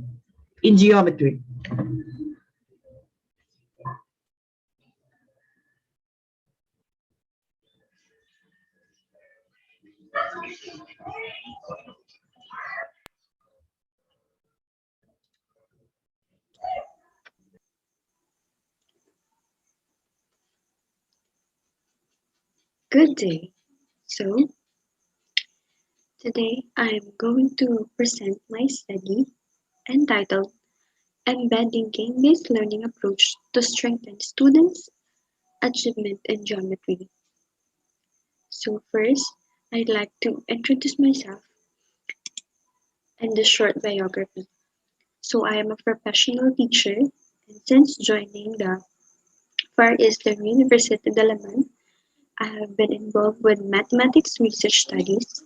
I hold a bachelor's degree in secondary education major in mathematics and a master's degree in mathematics education. And I'm currently taking Doctor of Philosophy and Science Education major also in mathematics. So I hunt several steps. So my study aimed to explore the influence of GBL to learning achievement in geometry. So a quasi-experimental non-equivalent control group design was adapted in a 2-week learning activity. The participants included 685 junior high school students from selected private schools in Metro Manila. Each class was grouped into 2. One was assigned to be the control group and the other was to be the experimental group. So, the experimental group learned with the game-based learning approach, while the control group learned with the traditional teaching approach. So, geometry knowledge tests and a survey on learning attitudes were used to obtain the data. ANOVA was conducted to determine the game-based learning approach influence on students' learning achievement towards attitudes and geometry. So results revealed that the experimental learning achievement in geometry was significantly better than that of the control group. So in terms of the respondents' learning attitude, similar results were obtained. Furthermore, most of the students revealed a quite positive attitudes toward using GBL and geometry. And an in-depth analysis also showed no significant difference between genders in terms of learning achievements in geometry and learning attitudes. So this study showed that using game-based learning approach can enhance learning achievements and attitudes. Hence, this study's application lies in the fact that it is alleged to capture a more holistic view and game-based learning approach. So, what is game-based learning? So, the incorporation of games or gaming mechanics into educational experience is a promising instructional method for advancing students in different academic domains. So, using digital games for educational purposes, either directly or indirectly, could become a growing educational initiative in the 21st century. So cognitive theory is one of the theory that was recognized relevant to the GBL. So this theory emphasizes that learners should master basic skills to acquire higher level abilities further while learning new things. So it also highlights that learning processes are progressive. Moreover, games that are adapted need to stimulate students' learning motivation, and make learning more fun. So the research objectives are given as follows. So first, what is the influence of GBL on the students' concept of GBL on students' learning attitudes toward geometry? And third, what is the influence of GBL on the GBL approach for learning geometry? Group use a game-based approach in their enrichment activities, while the control group was taught using textbook-based. So the participants included 685 junior high school students from selected private schools in Metro Manila, Philippines. So the procedure of this study followed this figure. So first, the experimental and the control group took a pre-test. Both took a lecture. Group used a book-based enrichment or the traditional teaching method. And after taking enrichment, they both took at the end of the experiment, they both took post-tests using geometry knowledge tests also. So for the instrument of this study, the instrument used in this study were the geometry knowledge tests developed by Ubus and ID in 2018. The test consisted of 50 items, each of which is awarded 1 point if the students give the correct answer. Next is to measure the students' learning attitudes toward mathematics. The questionnaire developed by Wong et al. 2012 was developed and modified. It consists of 24 items on a 5-point Likert scale. So at the end of this presentation, I include the reliability and validity of the instrument used in this study. So for the data analysis, ANCOVA was used to determine the influence of GBL on students' learning achievements in geometry and also the interaction effect of game-based approach on students' learning attitudes towards geometry. So ANCOVA was applied to further compare the geometry knowledge and attitudes toward learning mathematics between genders, and mean and standard deviation was used to describe the students' feedback regarding the game-based learning approach for learning geometry. So let's go to the results. So as you can see, we have a table here. It shows that table 1 shows the descriptive data and ANCOVA for the results of geometry knowledge post-test. So the influence of the pre-test scores on the geometry knowledge test was excluded, and the learning achievements between two groups were significantly different. Next is for the learning attitudes. As shown in the table 2, learning attitudes between two groups were not significantly different. So the ratings of the experimental group were higher than that of the control group, but there was no significant difference between the two. For the attitudes and learning achievement between genders, it was found that there is no significant difference between genders in terms of the two aspects, implying that the game-based learning approach is helpful to both genders in improving their learning achievements and learning attitudes. So, for the conclusion of this study, so the experimental results revealed that computer game-based learning or game-based learning approach can improve the learning achievements and learning attitudes of students and learning attitudes. So this finding is quite different from those of some previous studies that reported the difference between genders and some in using some computers and networks. So for the appendix of this study, I included the reliability of the geometry knowledge test, the instrument used in this study. So that ends my presentation. Thank you for listening. Thank you so much for that presentation.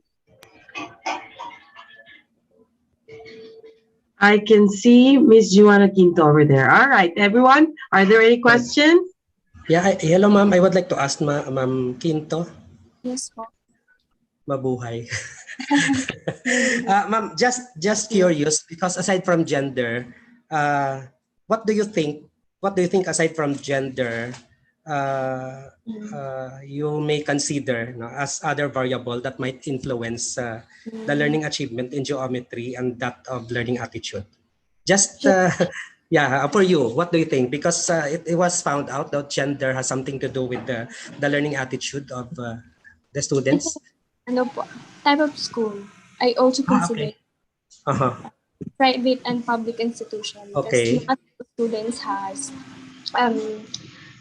the access to internet or they not all has the capability to buy gadgets. Okay. Since So, I'm considering a digital game-based learning. Okay, thank you very much. Thank you po. Thank you. All right, are there any other questions? Going once? Twice? All right. Again, Ms. Quinto, thank you so much for that presentation.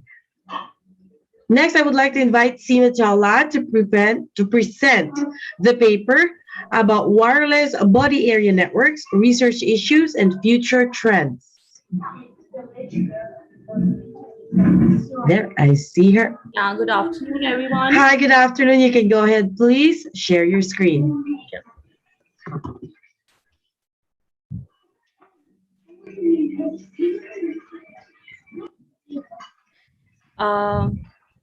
Yes, I can see it now. Go ahead and proceed, please.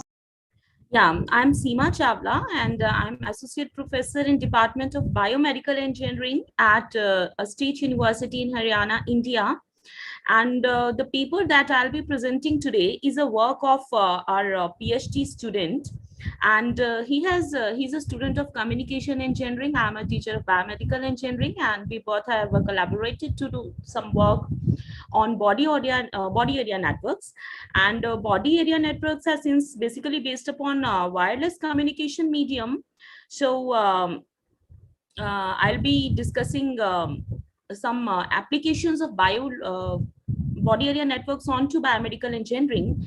And this is just a preliminary work that we have started to implement bands in healthcare. And as a part of that, the presentation consists of the objective, and the objective is to study, basically it's a study paper, and about somewhat of introduction about the work, existing system, proposed system, 3D architecture, and so on. Before taking most of the time onto this, I'm coming directly to the presentation. Wireless body area network is a RF-based wireless networking technology, and it's an integration of intelligent miniaturized low power sensor nodes, and basically classified into two types of bands: wireless bands, wearable W bands, and implantable W bands. And the purpose is to continuously monitor the health conditions of let me share that this way. The purpose is to monitor the health condition of patient. So the work basically consists of using some sensors. The sensors are certainly some very delicate and sensitive sensors, and we'll be using these sensors at various parts of the body. And we'll be using this for different types of medical conditions, which may include prevention and early risk detection, and also the sharing the information with care seekers and physicians, and providing mobility and flexibility to patients, and auto medication, alarming the person who wears it. These all are the purpose or the motivation behind taking up the work or using W bands in healthcare monitoring. So auto medication is one very important task that will be trying to test in our PhD, in the PhD work of the student. Just before that, all the communication protocols, all the wireless communication protocols, they are monitored by IEEE standards 802.1.6, and the standard says that a communication standard is optimized for low power devices because we are working on sensors which will be used on human body. Certainly the sensors which would be the receiving nodes from the patient's end, those would be low power devices, and those would be basically battery operated low power devices. And those sensor nodes will be using on patient's body for their operation on, in, or around the human body. So we'll be following this IEEE standard of using any sort of protocol for wireless communication. And we'll be presenting our next study on the protocols in later seminars or conferences. So IEEE standard is basically serves to a variety of applications, including medical, consumer electronics, or personal entertainment. Our work is basically related to medical field. Now, this is an example of the existing system. Holter monitors we have been using over decades now. We have been using such, you can see in the figure, this is an example of Holter monitor. We have been using this over decades. But this has been found that the monitors are inefficient or not very user-friendly because there are a lot of wires around the patients which are to be used. And the shelf life of, the life of the monitor or the device as it is very less. The battery backup is another issue. And the proposed system, that is using wireless body area networks for healthcare monitoring. The proposed system is expected to be easily accessible. It will save a lot of time, and the idea is that it will work on closed loop biofeedback system. We have been using biofeedback system again from some years, over some 2-3 decades. So it's a closed loop biofeedback system, and in high sugar level, a device triggers an insulin pump to inject a dose of insulin. For example, in case of artificial pancreas, this is just for example sake. And also it would reduce hospital stays, the duration would be reduced, and it would better help manage the illness better and managing the wellness better by focusing on prevention and early detection. So the communication or the wireless communication in W bands is divided into intra-body communication and extra-body communication. Intra-body communication consists of sensing all the body activities using different types of sensors. The next slide, I'll be showing you where we can place the different types of sensors. So that is the intra-body communication from body to the sensor or the receiving node. Now this receiving nodes works as the transmitting node, and it transmits the information that it gets from the body to further networks, and that network is extra body communication, as can be seen in the diagram. So you have different types of sensors which are placed on a person, and this is another patient which has different types of sensors placed on his body, and all the information through the internet is traveled or transmitted onto different medical servers. There you have a set of receiving nodes, and there is a communication channel in between the two set of nodes. Of course, when we talk about two communicating nodes, one is the transmitting node. As you can see here in this network, the nodes on the patient, those are the transmitting nodes, and those at the medical server end, those are the receiving nodes, and there is a communication, wireless communication channel between the two. Of course, we take care of, we'll have to take care of many things, because selecting a particular communication protocol is one thing that we have to work on.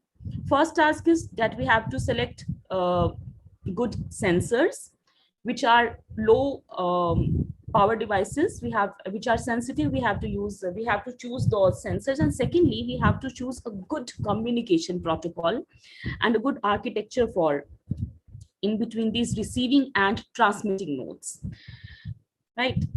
And as you can see in the diagram, there are different sites, for example, where we can use sensors. We can use EEG electrodes, we can use cochlear implants, we can use motion sensors, which are mechanical sensors.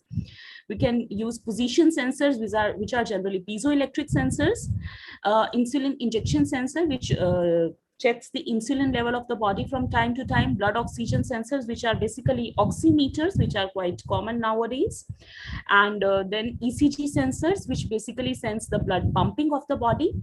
Then you have glucose sensors, lactic acid sensors, artificial knee, and all those things. So basically, all these sensors, position sensors, motion sensors, piezoelectric sensors, pressure sensors, will be using different combination of sensors for different types of monitoring of the body parameters. And this is, so the architecture will basically consist of what I have said now. It will be basically consisting of an intelligent sensor at the body, and the sensor at the node, which is at the body of the patient. It will be capable of sensing, sampling, processing, as well as communicating or transmitting. For example, ECG sensor for monitoring heart activity, for example, electromyography sensor for monitoring muscle activity, for example, blood pressure sensors, and so on. So after this sensing, again, the same architecture or communication, three-tier architecture or communication is explained here. The first tier consists of a wireless body area network around the patient itself, which consists of the patient and the sensors. Then tier 2 consists of transmitting the patient information to the internet network, and tier 3 consists of using the information that is sent onto the internet protocol onto the medical server or to the healthcare providers. So the basic architecture of wireless body area networks in healthcare monitoring, that would be consisting of this three-tier architecture. And this we have discussed. And the main task is to interface this body area network sensor nodes through Zigbee or Bluetooth. That part is beyond the domain of this particular paper, though we have started working on this also. And it is connected with the medical server through medical telephone networks or LAN networks or WAN networks. We'll be using LAN network for testing purposes, and certainly if we proceed further towards in later stages, we'll be working on WAN also. And the functions will basically consist of sensor node registering and numbering, managing and sensing data, sending the data. And the functions include authenticating the users. Yes, authenticity and reliability is one thing which is very, very important in case of wireless communication. When we are talking about receiving and transmission between two nodes, one at the patient end, then the internet communication channel, and then at the medical server end, yes, obviously the data should not get leaked. So authentication here, and authentication involves another thing also, that is a proper matching between the two set of nodes at the receiving and the transmitting end, so that there is no loss of data, and there is no loss of power consumption or energy consumption also during the transmission through the channel. There may be traffic load because we'll be using many sensors simultaneously, so there should not be any sort of traffic load in the communication channel. And to save the patient data onto medical reports, to analyze the data, and we'll be using all such sort of things to eventually reach this type of a working system where we will have motion sensors, actuators, etc., SpO2 level measuring like oximeters, ECG measuring electrodes, temperature measuring electrodes, which are basically thermistors, and from the personal servers, that is patient end, to the medical server through the communication channel. And let's hope and we'll be able to practically implement this by the end of the thesis work. And this is our proposed idea. And some of the references are there.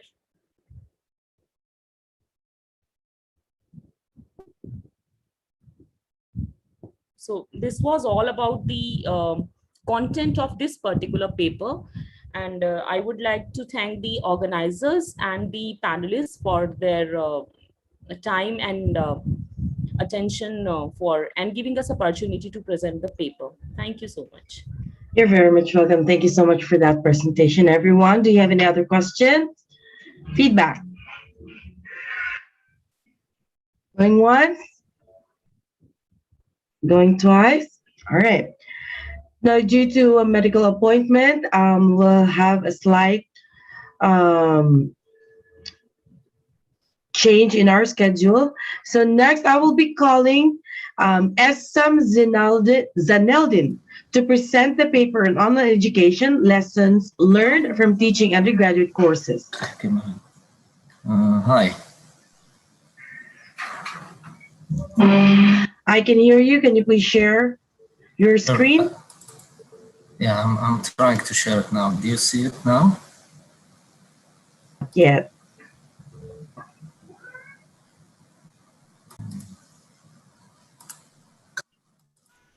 Do you see the screen now? It's coming up. Yes, I can see it now. Please proceed. Okay, good afternoon, everyone. The time now here is 12:30. We have a 4-hour difference. And I'm going to talk about online education lessons learned from teaching undergraduate courses at the United Arab Emirates University. This is actually a joint research between me, myself, and my colleague, Suzanne Kabbani. My name is, I don't know if you can see the presentation mode.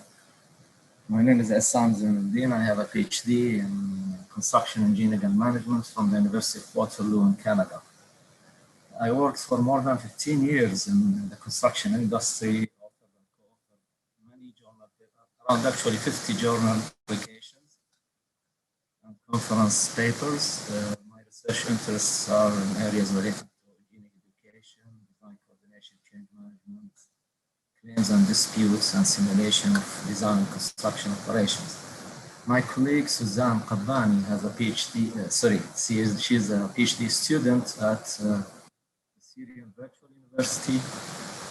She's a public accountant working with the UTC International for accounting and auditing and tax services. She earned her master's degree from Aleppo University in 2019 and her bachelor's degree from the Syrian Virtual University in 2014. She has actually more than 14 years of professional work experience in areas related to accounting and auditing. And she authored 2 journal papers, and she has many conference publications. So in general, actually, at the United Arab Emirates University, as you all know, due to the COVID-19 pandemic, we were all imposed to use online teaching. And despite the digital communication advances, the traditional teaching has transformed to be online. However, we still have problems related to learning ability and performance, students' performance, how to measure students' performance with online teaching.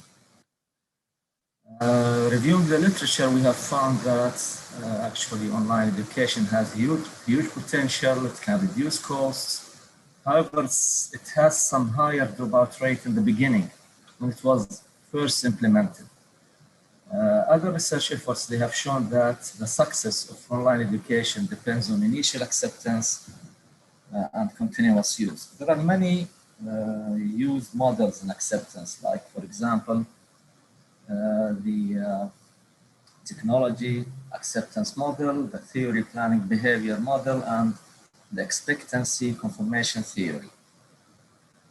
Other research efforts, they have shown that they have investigated the feasibility, effectiveness, and viability of using e-learning and for undergraduate education and online education.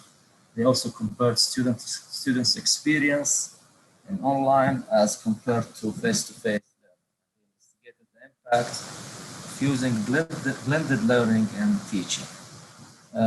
Also, other efforts, they have shown many benefits of online education, such as, for example, allowing access to learning material at any time, at any place, and as many times as the students want.